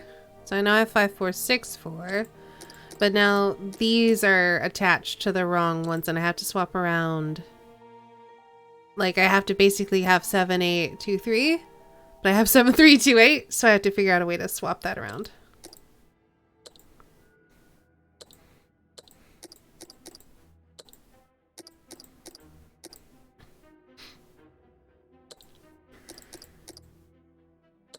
So I can take this and do that to get my 7, 8.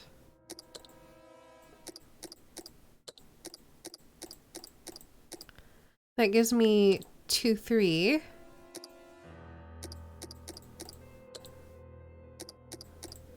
That gives me 8, 7. And then I need a way to swap that back around. Because now I'm just like going in a circle. I can do this. But I still need to swap those around. I'm like in the same predicament as I was before.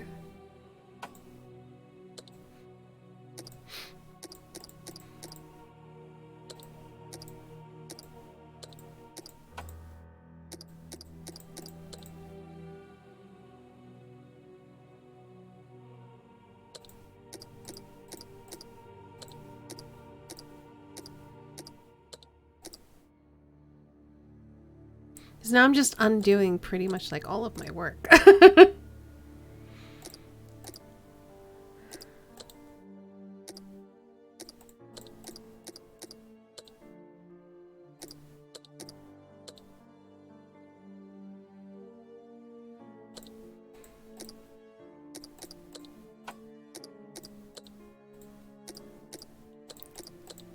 Yeah, I can do this, but I can't move the 4 over by itself is the issue. Now, I could do this, then I'd have to move this as well to get the 6 out of there is the issue.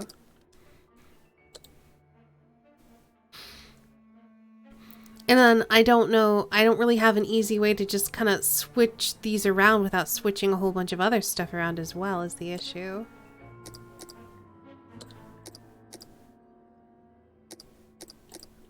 Because, like, I could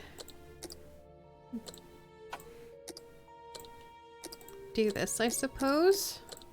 But then I'm, like, switching the wrong things.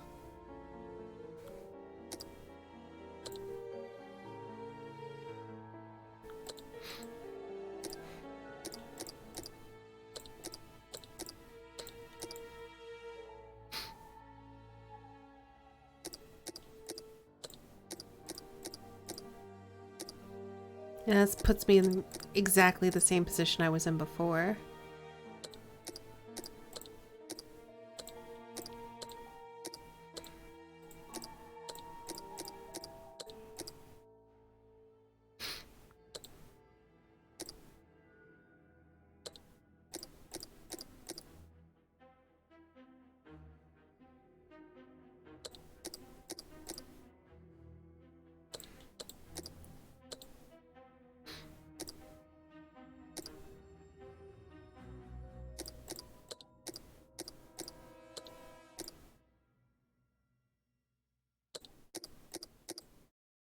Yeah, I'm just making it worse. Reset it.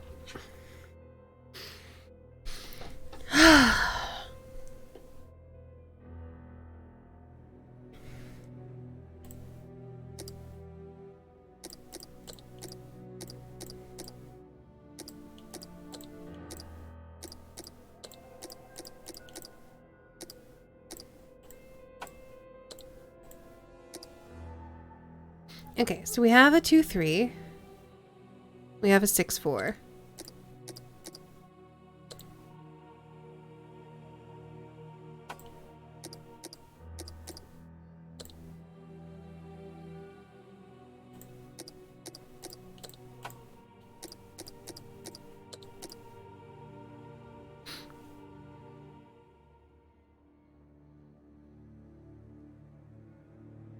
Get the 7 and 4 in place. I mean, I was kind of trying to do that. It's just hard to do that when, like, I have so many limited things that I can move. Okay, we've done that. We've got our 7 and 4 in place. We can get our 8 in place here.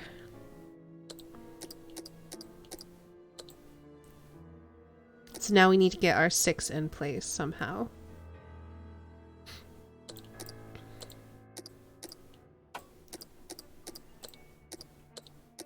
All right, now we got our 6 in place.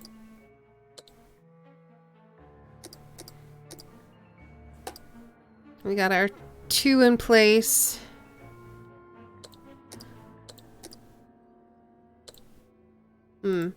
That's not going to work now because I can't get my 2 and my 4 in place at the same time. Let's see. Let's bump both of these up. Because I can do this, I guess.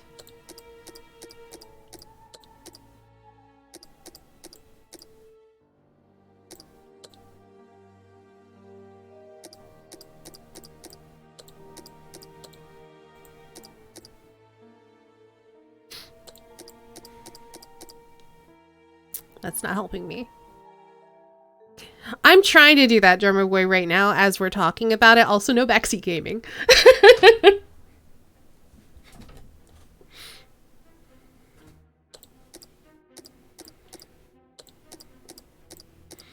It's okay.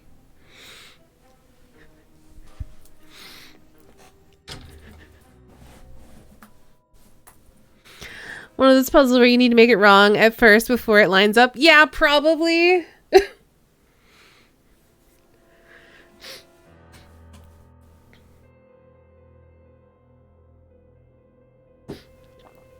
But don't worry, Drummer Boy. I definitely understand the compulsion of wanting to help and wanting to solve puzzles together. I get it.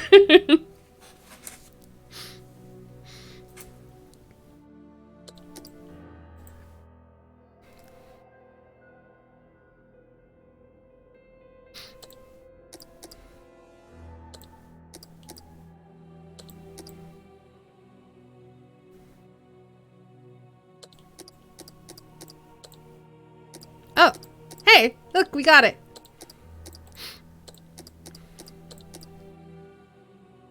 There we are. It is simplicity itself. It's such a dumb lock. This key must be important to be hidden here. A hammer covered in blood.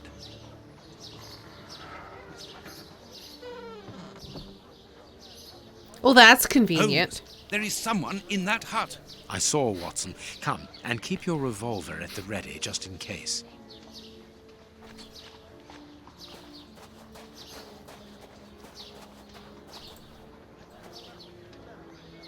Open up.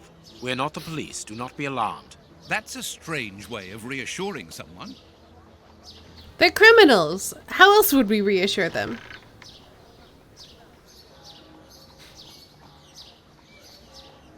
Holmes, they are children.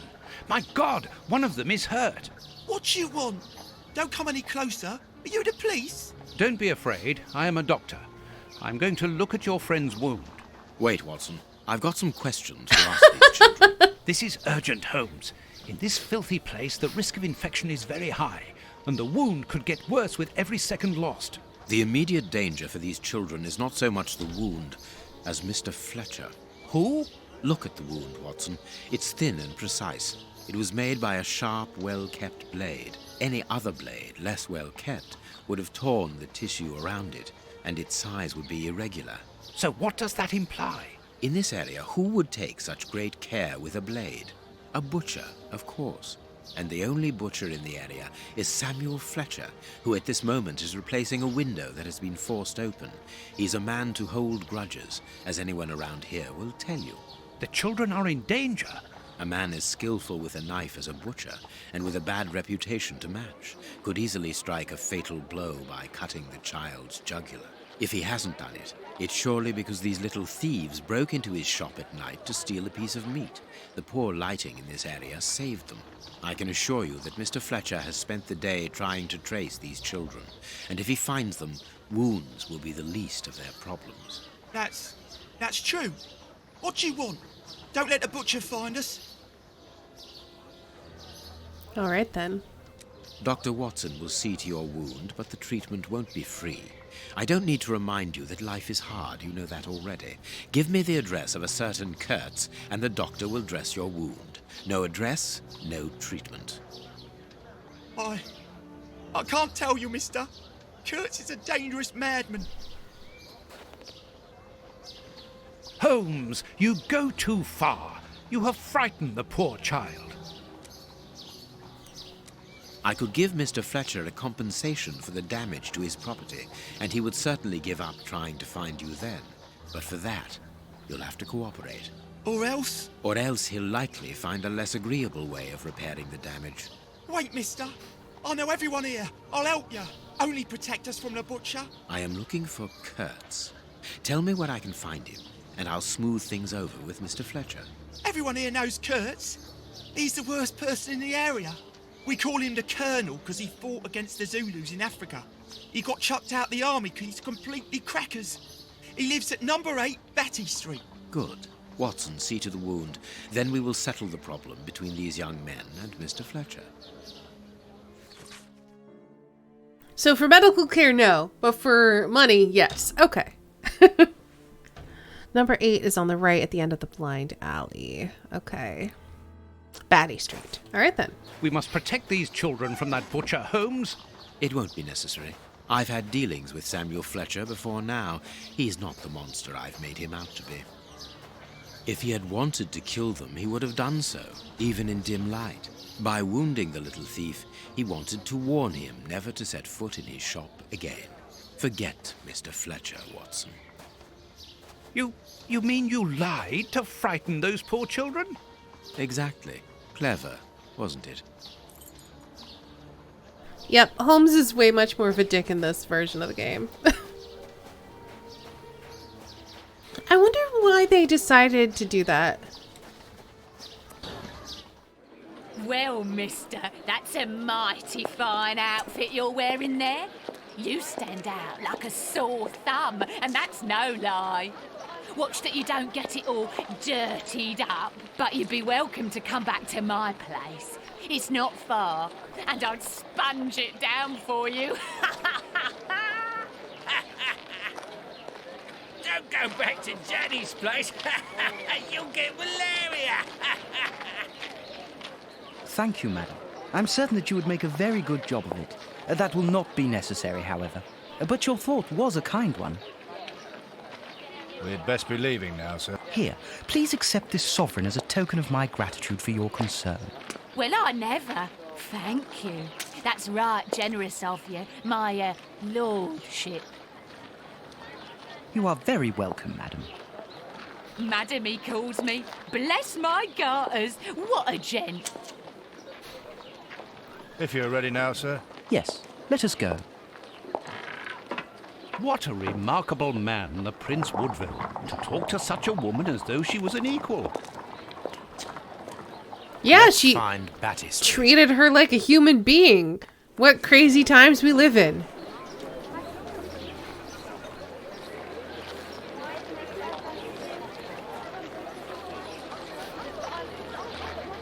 That's Burner Street. I think Batty Street's on this side.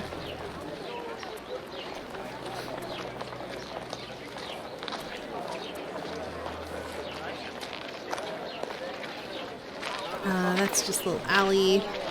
Excuse me. I think it's over here. Batty Street.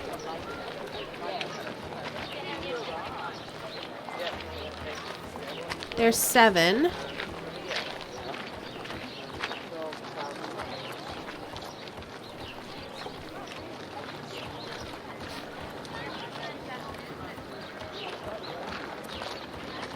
Six.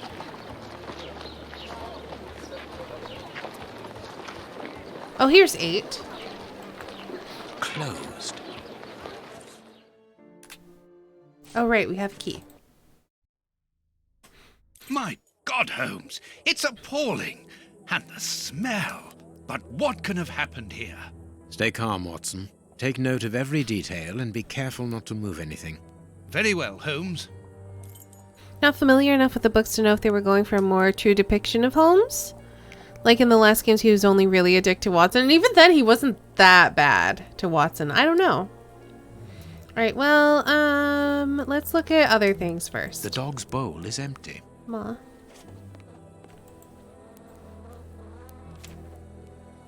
Oh. Grapes! What are they doing there? Who knows? Someone wrapped some meat up in this newspaper. The blood is still fresh. This is yesterday's newspaper. Someone brought food for the dogs, probably just before the fight broke out. And just after they had been fed, they attacked a man to eat him. Incredible. Let us look at our deduction board, Watson. They were... Yeah, there we go. The murders had a poison that causes madness, and the dogs were fed before the murder. The meat was poisoned, obviously.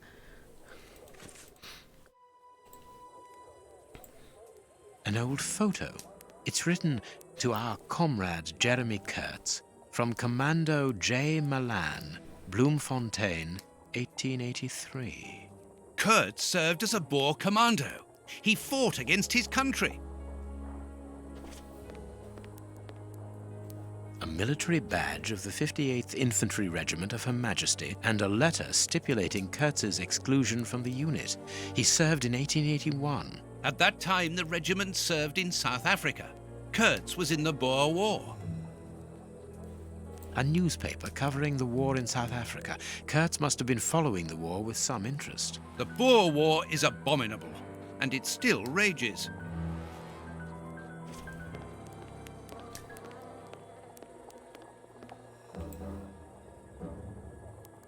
A torn piece of a letter. Colonel, I have heard that the heads of the Milan Commando do not appreciate your operating methods. Methods that they judge as being too expeditious, even cruel. We are defending our land. Our cause is wholly unjust. We need combatants who are honorable and motivated, not wealth-hungry assassins. There's no room here for opportunists like you. It seems to be a letter of dismissal. Apparently, our friend Kurtz served in both camps in South Africa and was never a colonel, but that doesn't surprise me. A traitor, deserter, and a false colonel. What a charming gentleman. That's a lot of blood here, huh? Well, worry not, Watson. He's dead now. Alright, let's look at the dogs. You pupper. Oop. What did I see? What a horrible wound. The skin was deeply torn.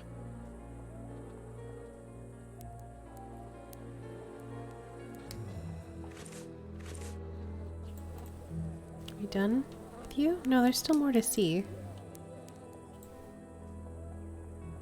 This part is in shreds. The skin tissue has decomposed, yet the death is recent.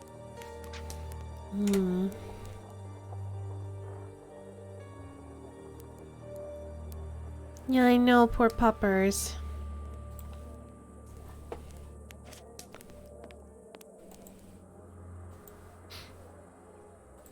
What a horrible wound. The skin was deeply torn.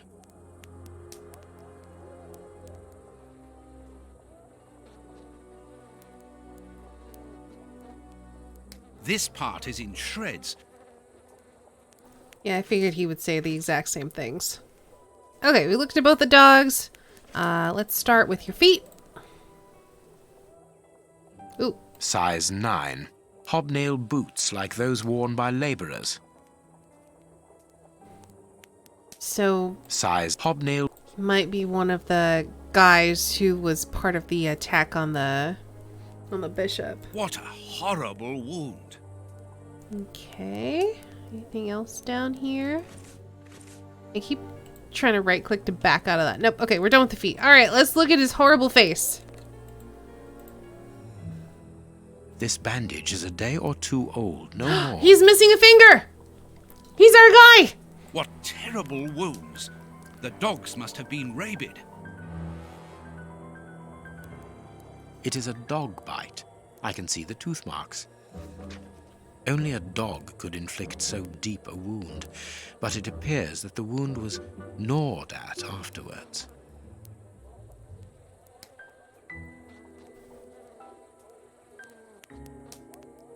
This part is in shreds. The skin...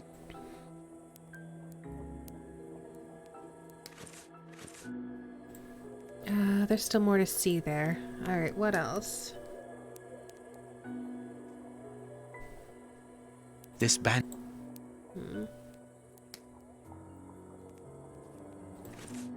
Alright, I don't have the finger, which is probably a good thing. Ooh, ooh. No, we've looked at that.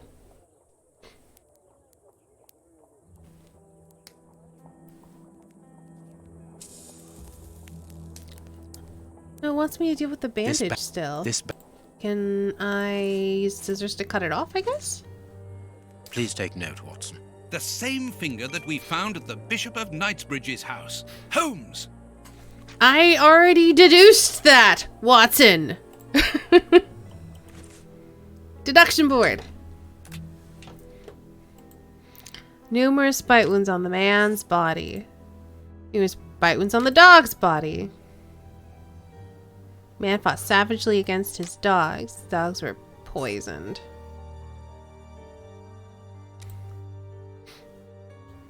Bishop tore off a finger with his teeth. The man's missing a finger! It's one of the bishop's murderers! Okay, I think that's it for our deduction board. And then, is there anything else? No, this one's done. Okay.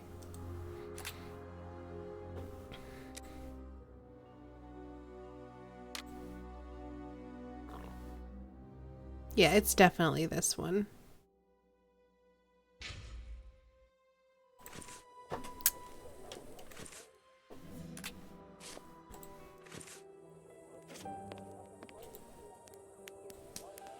What do you think, Holmes? Oh, there we go. I knew we were missing something. The material on this tray is rather odd. So here's the thing, drummer boy. There's a poison going around where you ingest it and then you basically go rabid, violently aggressive, and then die. The murderers of the bishop fed him this poison, and then when they were torturing him to try to get access to his safe. But because he was a self-flagellant, he basically resisted the torture, and so when they were taunting him, he bit off one of their fingers, basically. And so that's how we knew that that's what happened here. It's like the dogs ate meat, but the meat had been poisoned. And so the dogs went crazy and attacked the man, and he tried to fight them off, and everybody died. Small burnt balls. A small burner. A pipe with a strange smell. There can be no doubt. Judging by the material on the tray and the pipe, the man smoked opium. Opium? I doubt if this man could have made his drug here. He would have needed a real laboratory.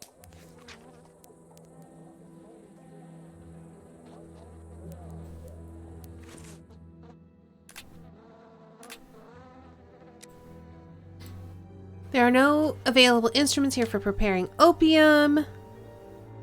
Man has supply of opium. I guess.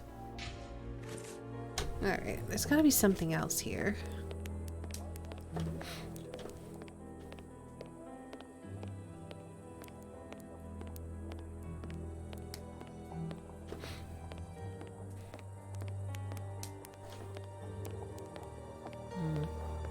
I feel as if we've looked at everything, though.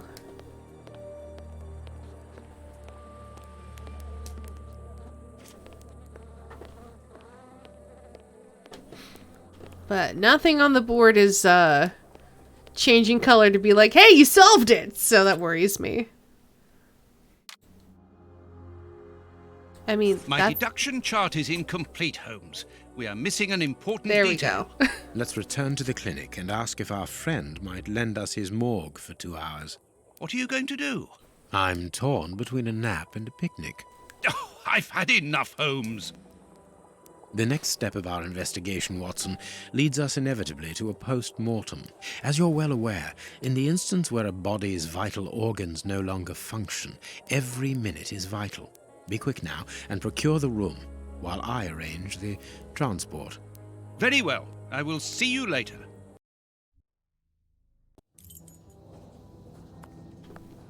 Oh.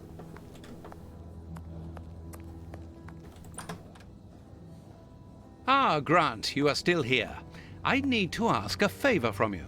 What sort of favor, my dear friend? Might I use your morgue for a couple of hours? It concerns an affair of the greatest Use the morgue? Whatever for? Letting you poke your nose in everywhere is one thing, but closing my eyes to I don't know what unsavory practices. No, it's nothing like that. No, it isn't possible, sorry. Grant, listen to me. Don't insist.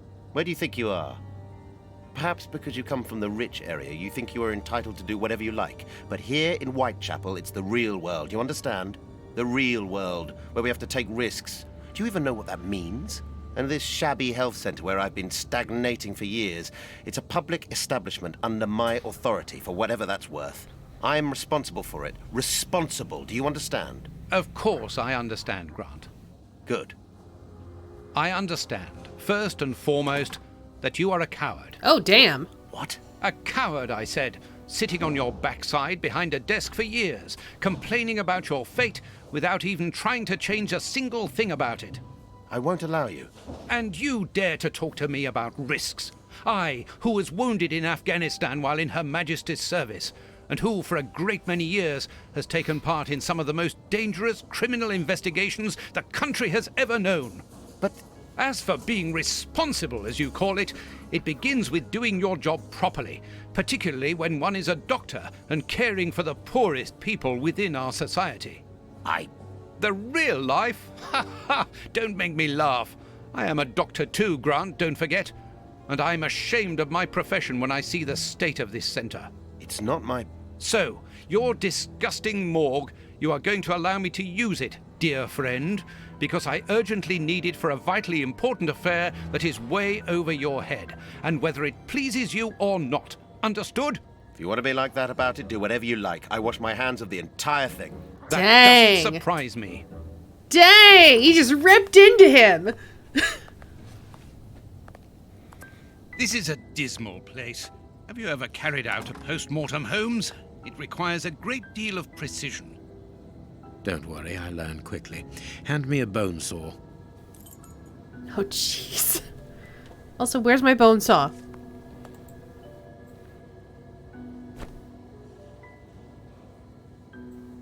Go carefully, Holmes, even so. Okay, I don't know... What? Why is he not telling me what to do? Ugh, it's fine. Tweezers. I must clean the body first. Okay, fine. Cotton? I must mark the places to cut. Oh, what? Okay. Scalpel. My notches are ready. No, it is I'm unnecessary. trying to put it down, thank you. I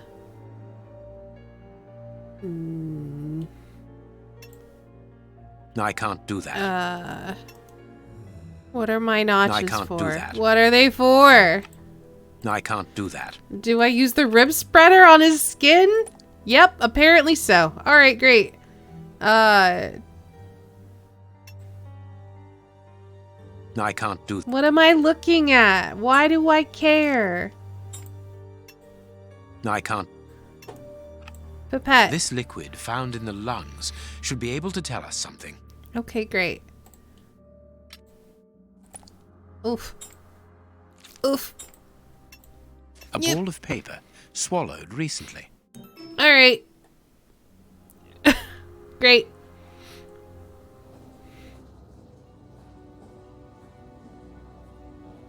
Watson calling the other dude a disgrace. Then not instructing a noob how to do an autopsy. I'm sure it's fine.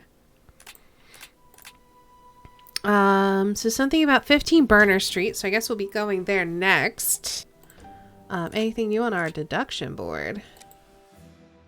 Pipe, man smoked opium. Alright. Cool. And we also have a full pipette of lung fluid. Wonderful. Sitting here eating fish sticks like...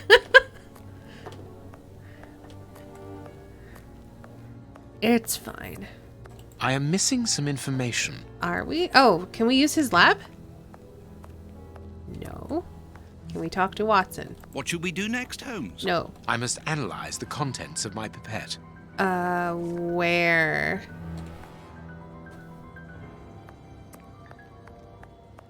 Here. Chemistry material. And smells as bad as the one in our sitting room at Baker Street. Oh, there we go. That's our hint. This liquid found in the lungs should be able to tell us something. Analyze the evidence. Add the liquid from the test tube. All right. I must analyze the clues. I'm working on it. 4 blue and a white.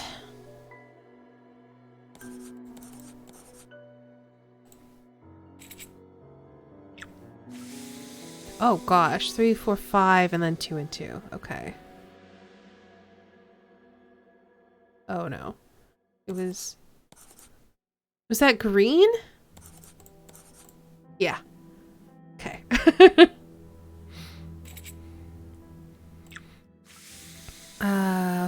4, 2, 1.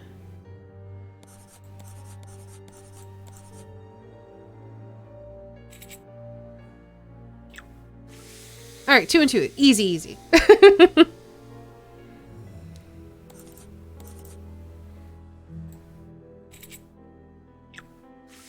Just the one white. Easy.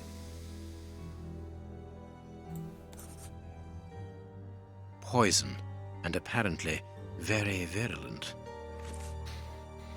Results of the analysis of the poison that was administered to the Bishop of Knightsbridge. Oh. Wait. There we go. Kurtz. Heightened aggression close to madness. Same thing. Considerably heightened the subject's muscular strength. Provoked extreme degeneration of skin tissue following deep wounds. Substance is non-fatal. So it's not the same poison. Alright. Deduction!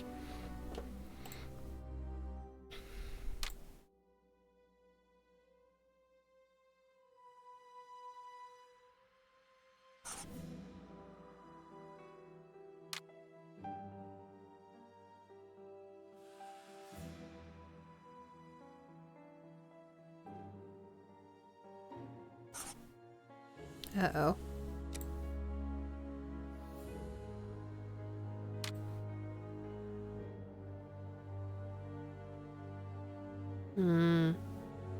I don't know. Would his accomplices have prepared his pipe, I guess?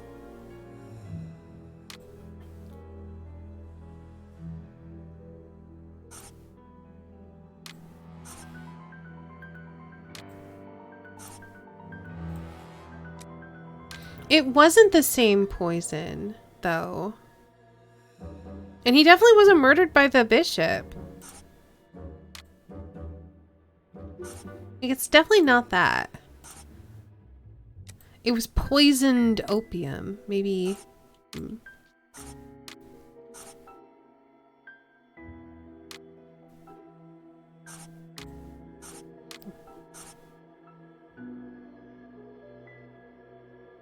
I don't know. I'm not sure if the person is trying to make... I don't know. We don't know what the poisoner is trying to do at this moment. He was definitely... I think he was murdered by his accomplices. I think that that is correct.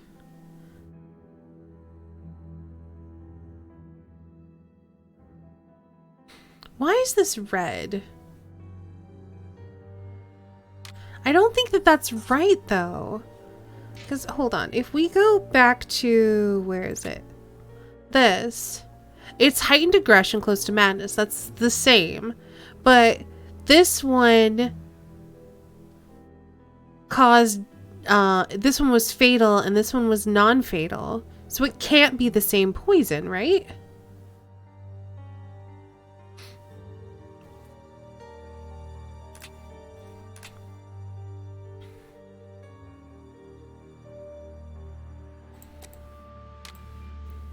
But none of these options are like... It's not the same poison!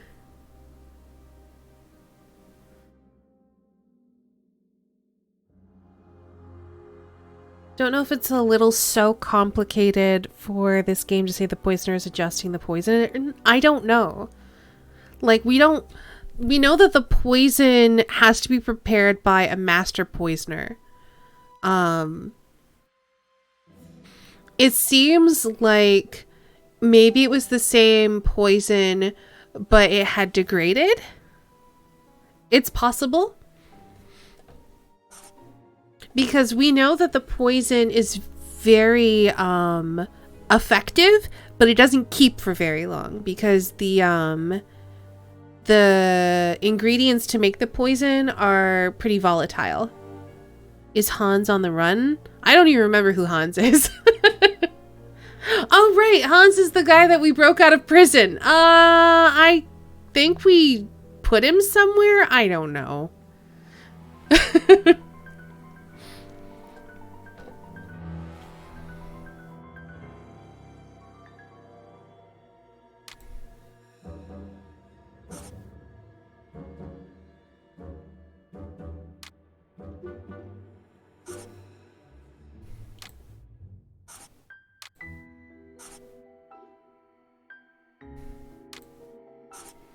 So it's got to be this. He was poisoned by a mixture of opium and poison.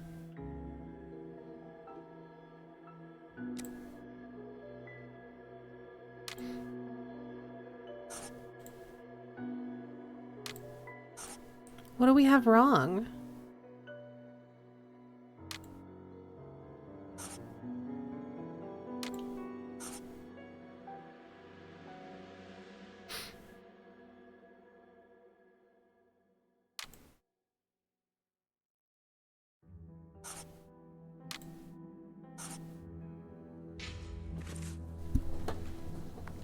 Maybe we don't need to finish our deduction board yet? We must finish our deduction. Okay, never mind.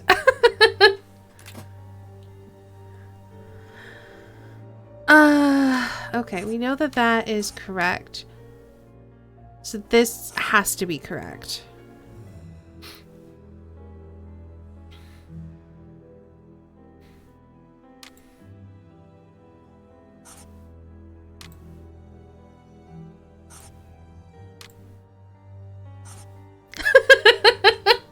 I'm just making it say nonsense now.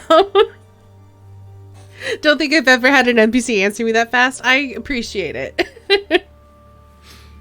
Okay, so there were no available instruments here for preparing the opium. So he must have either had a supply of opium or he was given a pipe that already had opium in it. We had this filled in from before.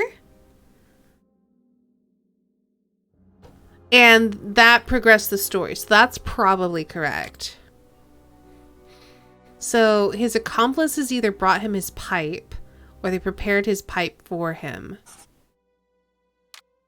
And he was definitely poisoned or murdered by his accomplices. There we go. That was a most instructive post-mortem. This man was murdered by his accomplices because of his missing finger. I see. He was overly conspicuous walking around with a bandaged hand, as the police would have been looking for a man with a missing finger. But how did they manage to disguise the murder by making it look like a dog attack? The post-mortem revealed the presence of poison in his system. Everything points to it being a less potent form of the poison we found in the bishop's rooms. This man died as much from the poison as from fighting against those animals. I believe this new version of the substance provokes such a rage that the victim attacks anything in his path, and in this instance it was dogs. We're dealing with sorcerers' apprentices whose creations are ever evolving. They are attempting to obtain a particular effect, and they try out their formulae on human guinea pigs. You're saying that his accomplices forced him to drink it? No, he took it himself, voluntarily. The poison wasn't to be found in his blood, but in his lungs. I also discovered numerous traces of opium. I'm beginning to see. They mixed this horrible poison with his opium, knowing that he would soon smoke it to ease the pain caused by his wound. Exactly. And such a profound knowledge of both chemistry and toxicology is uncommon. Very well. We know the reason and the manner, but we're really not any further ahead. How will we find the two other men who murdered the bishop? By going to 13 Burner Street. It is in this area. But where did you get that address, Holmes? From his stomach. From his stomach. I see. He wanted to get rid of the address. No, he wanted revenge. I don't follow you. When the man with the missing finger began to feel the effects of the poison, he knew that he was going to die, and he knew that there would be a post-mortem. Shall we go?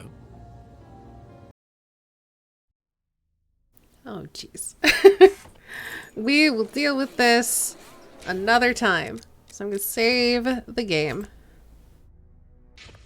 Because we were already an hour over.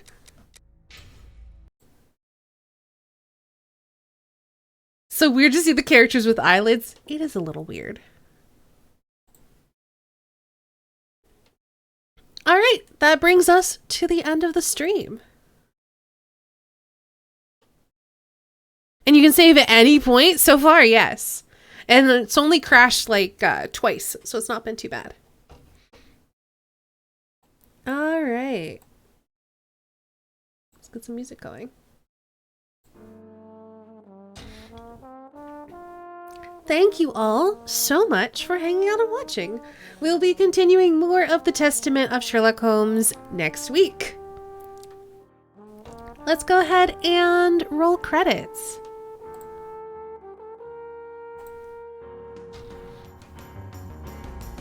Thank you all so much for hanging out and watching, as I said. Special thanks to Derek for the bits. Drummer Boy, thank you so much for being on the mod team. Starrybot, thank you for being my bot. We got some resubs. Thank you so much to Divine for the 17 months. And that's the only one that popped up. But Derek, thank you so much for the 28 months. I don't know why it's not showing up in Streamlabs, but thank you. We are going to be back tomorrow. We're going to be working on some more art stuff. So if you like art and song requests and that sort of thing, come hang out for an art stream. It's very chill. It's a good time. On Thursday, I've come to the decision that I am going to continue Sleeping Dogs. I think I can get through the main story in 1 or 2 more streams. So I feel like let's just finish it. Even though, like, there are parts of the game I'm finding very frustrating. I won't be doing all of the side quest stuff just because I'm not that into the game. Like, it's fun, but it's just buggy and frustrating. So I'll be continuing that on Thursday. On Friday, we're going to be finishing the Flower Collectors, and then afterwards, if we have time, we're going to check out Into the Breach. But before that, I'm going to be over on Snow's channel, so let me give Snow a shout out. As long as my internet holds up, hopefully on Friday, I'm going to be over on Snow's channel finishing up our little side adventure of Dungeons & Dragons. I'm running a thing I have dubbed the Night Mask Caper. Our heroes have just stolen a baby Triceratops from some orcs. Sleepy Dogs has been fun when it's not. Potato, yeah, basically. If it wasn't so buggy, or like, because there's like a couple of sections where I've just found the gameplay to be kind of frustrating. But if it wasn't so buggy, I wouldn't be having nearly as bad a time with it. But we're really close to finishing it. I was looking at it, we're about 2/3 of the way through the story, so there's a chance we could finish it next time. So I'm gonna give it a try. I'm gonna try to rush the story and try to get it done. But either way, it's still a fun game. So if you like GTA style stuff, definitely check out Sleeping Dogs. It's good. It's just the definitive edition's full of bugs. So that is our plans for the week. I'm pretty sure I'm off this weekend. Let me look. Yeah. But next weekend, Republic City by Night should be coming back. So stay tuned. It's gonna be exciting. But yeah, this weekend I'm gonna be off. And then we'll be back again on Tuesday for more of the Testament of Sherlock Holmes. It's Oops All Bugs cereal. Oh no. Okay, that is our upcoming schedule. Let's drop some links and then call it a stream, and then I'll get some dinner. So if you're new here, consider joining the Discord. The Discord is the best place to keep posted for stream news. So like upcoming games, schedule changes. Oh shit, I keep forgetting to give away stuff. Let's give away a game code while I'm here. You know what, let's do it. Hold on. I'm gonna remember to give some of this stuff away. What do I have? What do I have? I have something. Because y'all hung out till the end of the stream. I have to scroll up. Where the heck are they? I think they're music related stuff. Okay.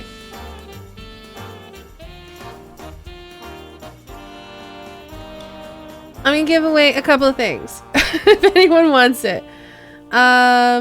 Music Maker and a $10 voucher for in-app purchases. Let's do a giveaway. The command is gonna just be giveaway.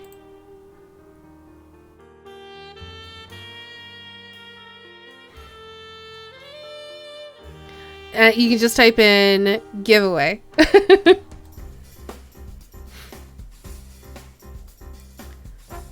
Please enter.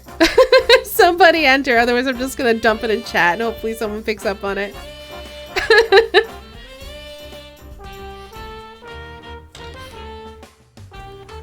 Okay, so while people are entering, hopefully, I also have a Patreon. If nobody enters, I'll just try it again tomorrow. If, you know, there's a couple of different keys, I'll let you have your pick.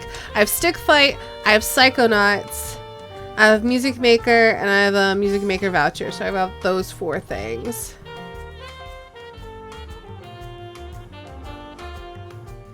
So if you'd like any of those games, enter. And I'll let you take your pick.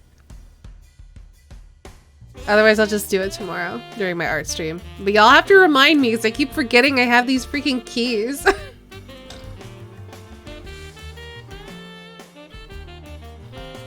Anyway, while it's going on, I have Patreon. So if you want to check out my art, you can check out my Patreon. And patrons get special rewards. I'm gonna be apparently doing some RPG asset things for the same bundle worth of games to remind you tomorrow when more people are talking. That would be helpful. Thank you, Gummy Bread. I appreciate that. But yeah, I'm gonna be doing a new reward to replace the wallpaper because no one really cares about it, which is fair. I also don't really like doing them. So I'm going to be maybe doing some RPG asset type stuff. So that's another reason to maybe become a patron. And then hopefully I'll build up like a good pool of it and then stick it onto the Roll20 marketplace. So that's the thing. If you're looking for art prints or merch, I have a store. And then last but not least, I'm a Humble partner. So if you're looking for another way to support the stream, then use our affiliate link whenever you are shopping in the Humble store. Yeah, I think it's a fun idea. It'll be a good way to, like, I want people to tell me what sort of assets they're looking for that they're having trouble finding as well. So that's another thing you can do as a patron is you can like leave comments and say, hey, I can't find any crocodiles. Can you make a crocodile asset in your next pack? Or something like that. Like there's a way to influence that. So did a recent crawl through my Humble Bundle library and it's a big bag of not used. Fair. I got these keys because someone bought a Humble Bundle and they own some of the stuff in it or just didn't want some of the stuff. So like, hey, you have a bigger audience, take these keys. And I'm like, okay. So I'll try to give them away tomorrow then. So I'm gonna close this.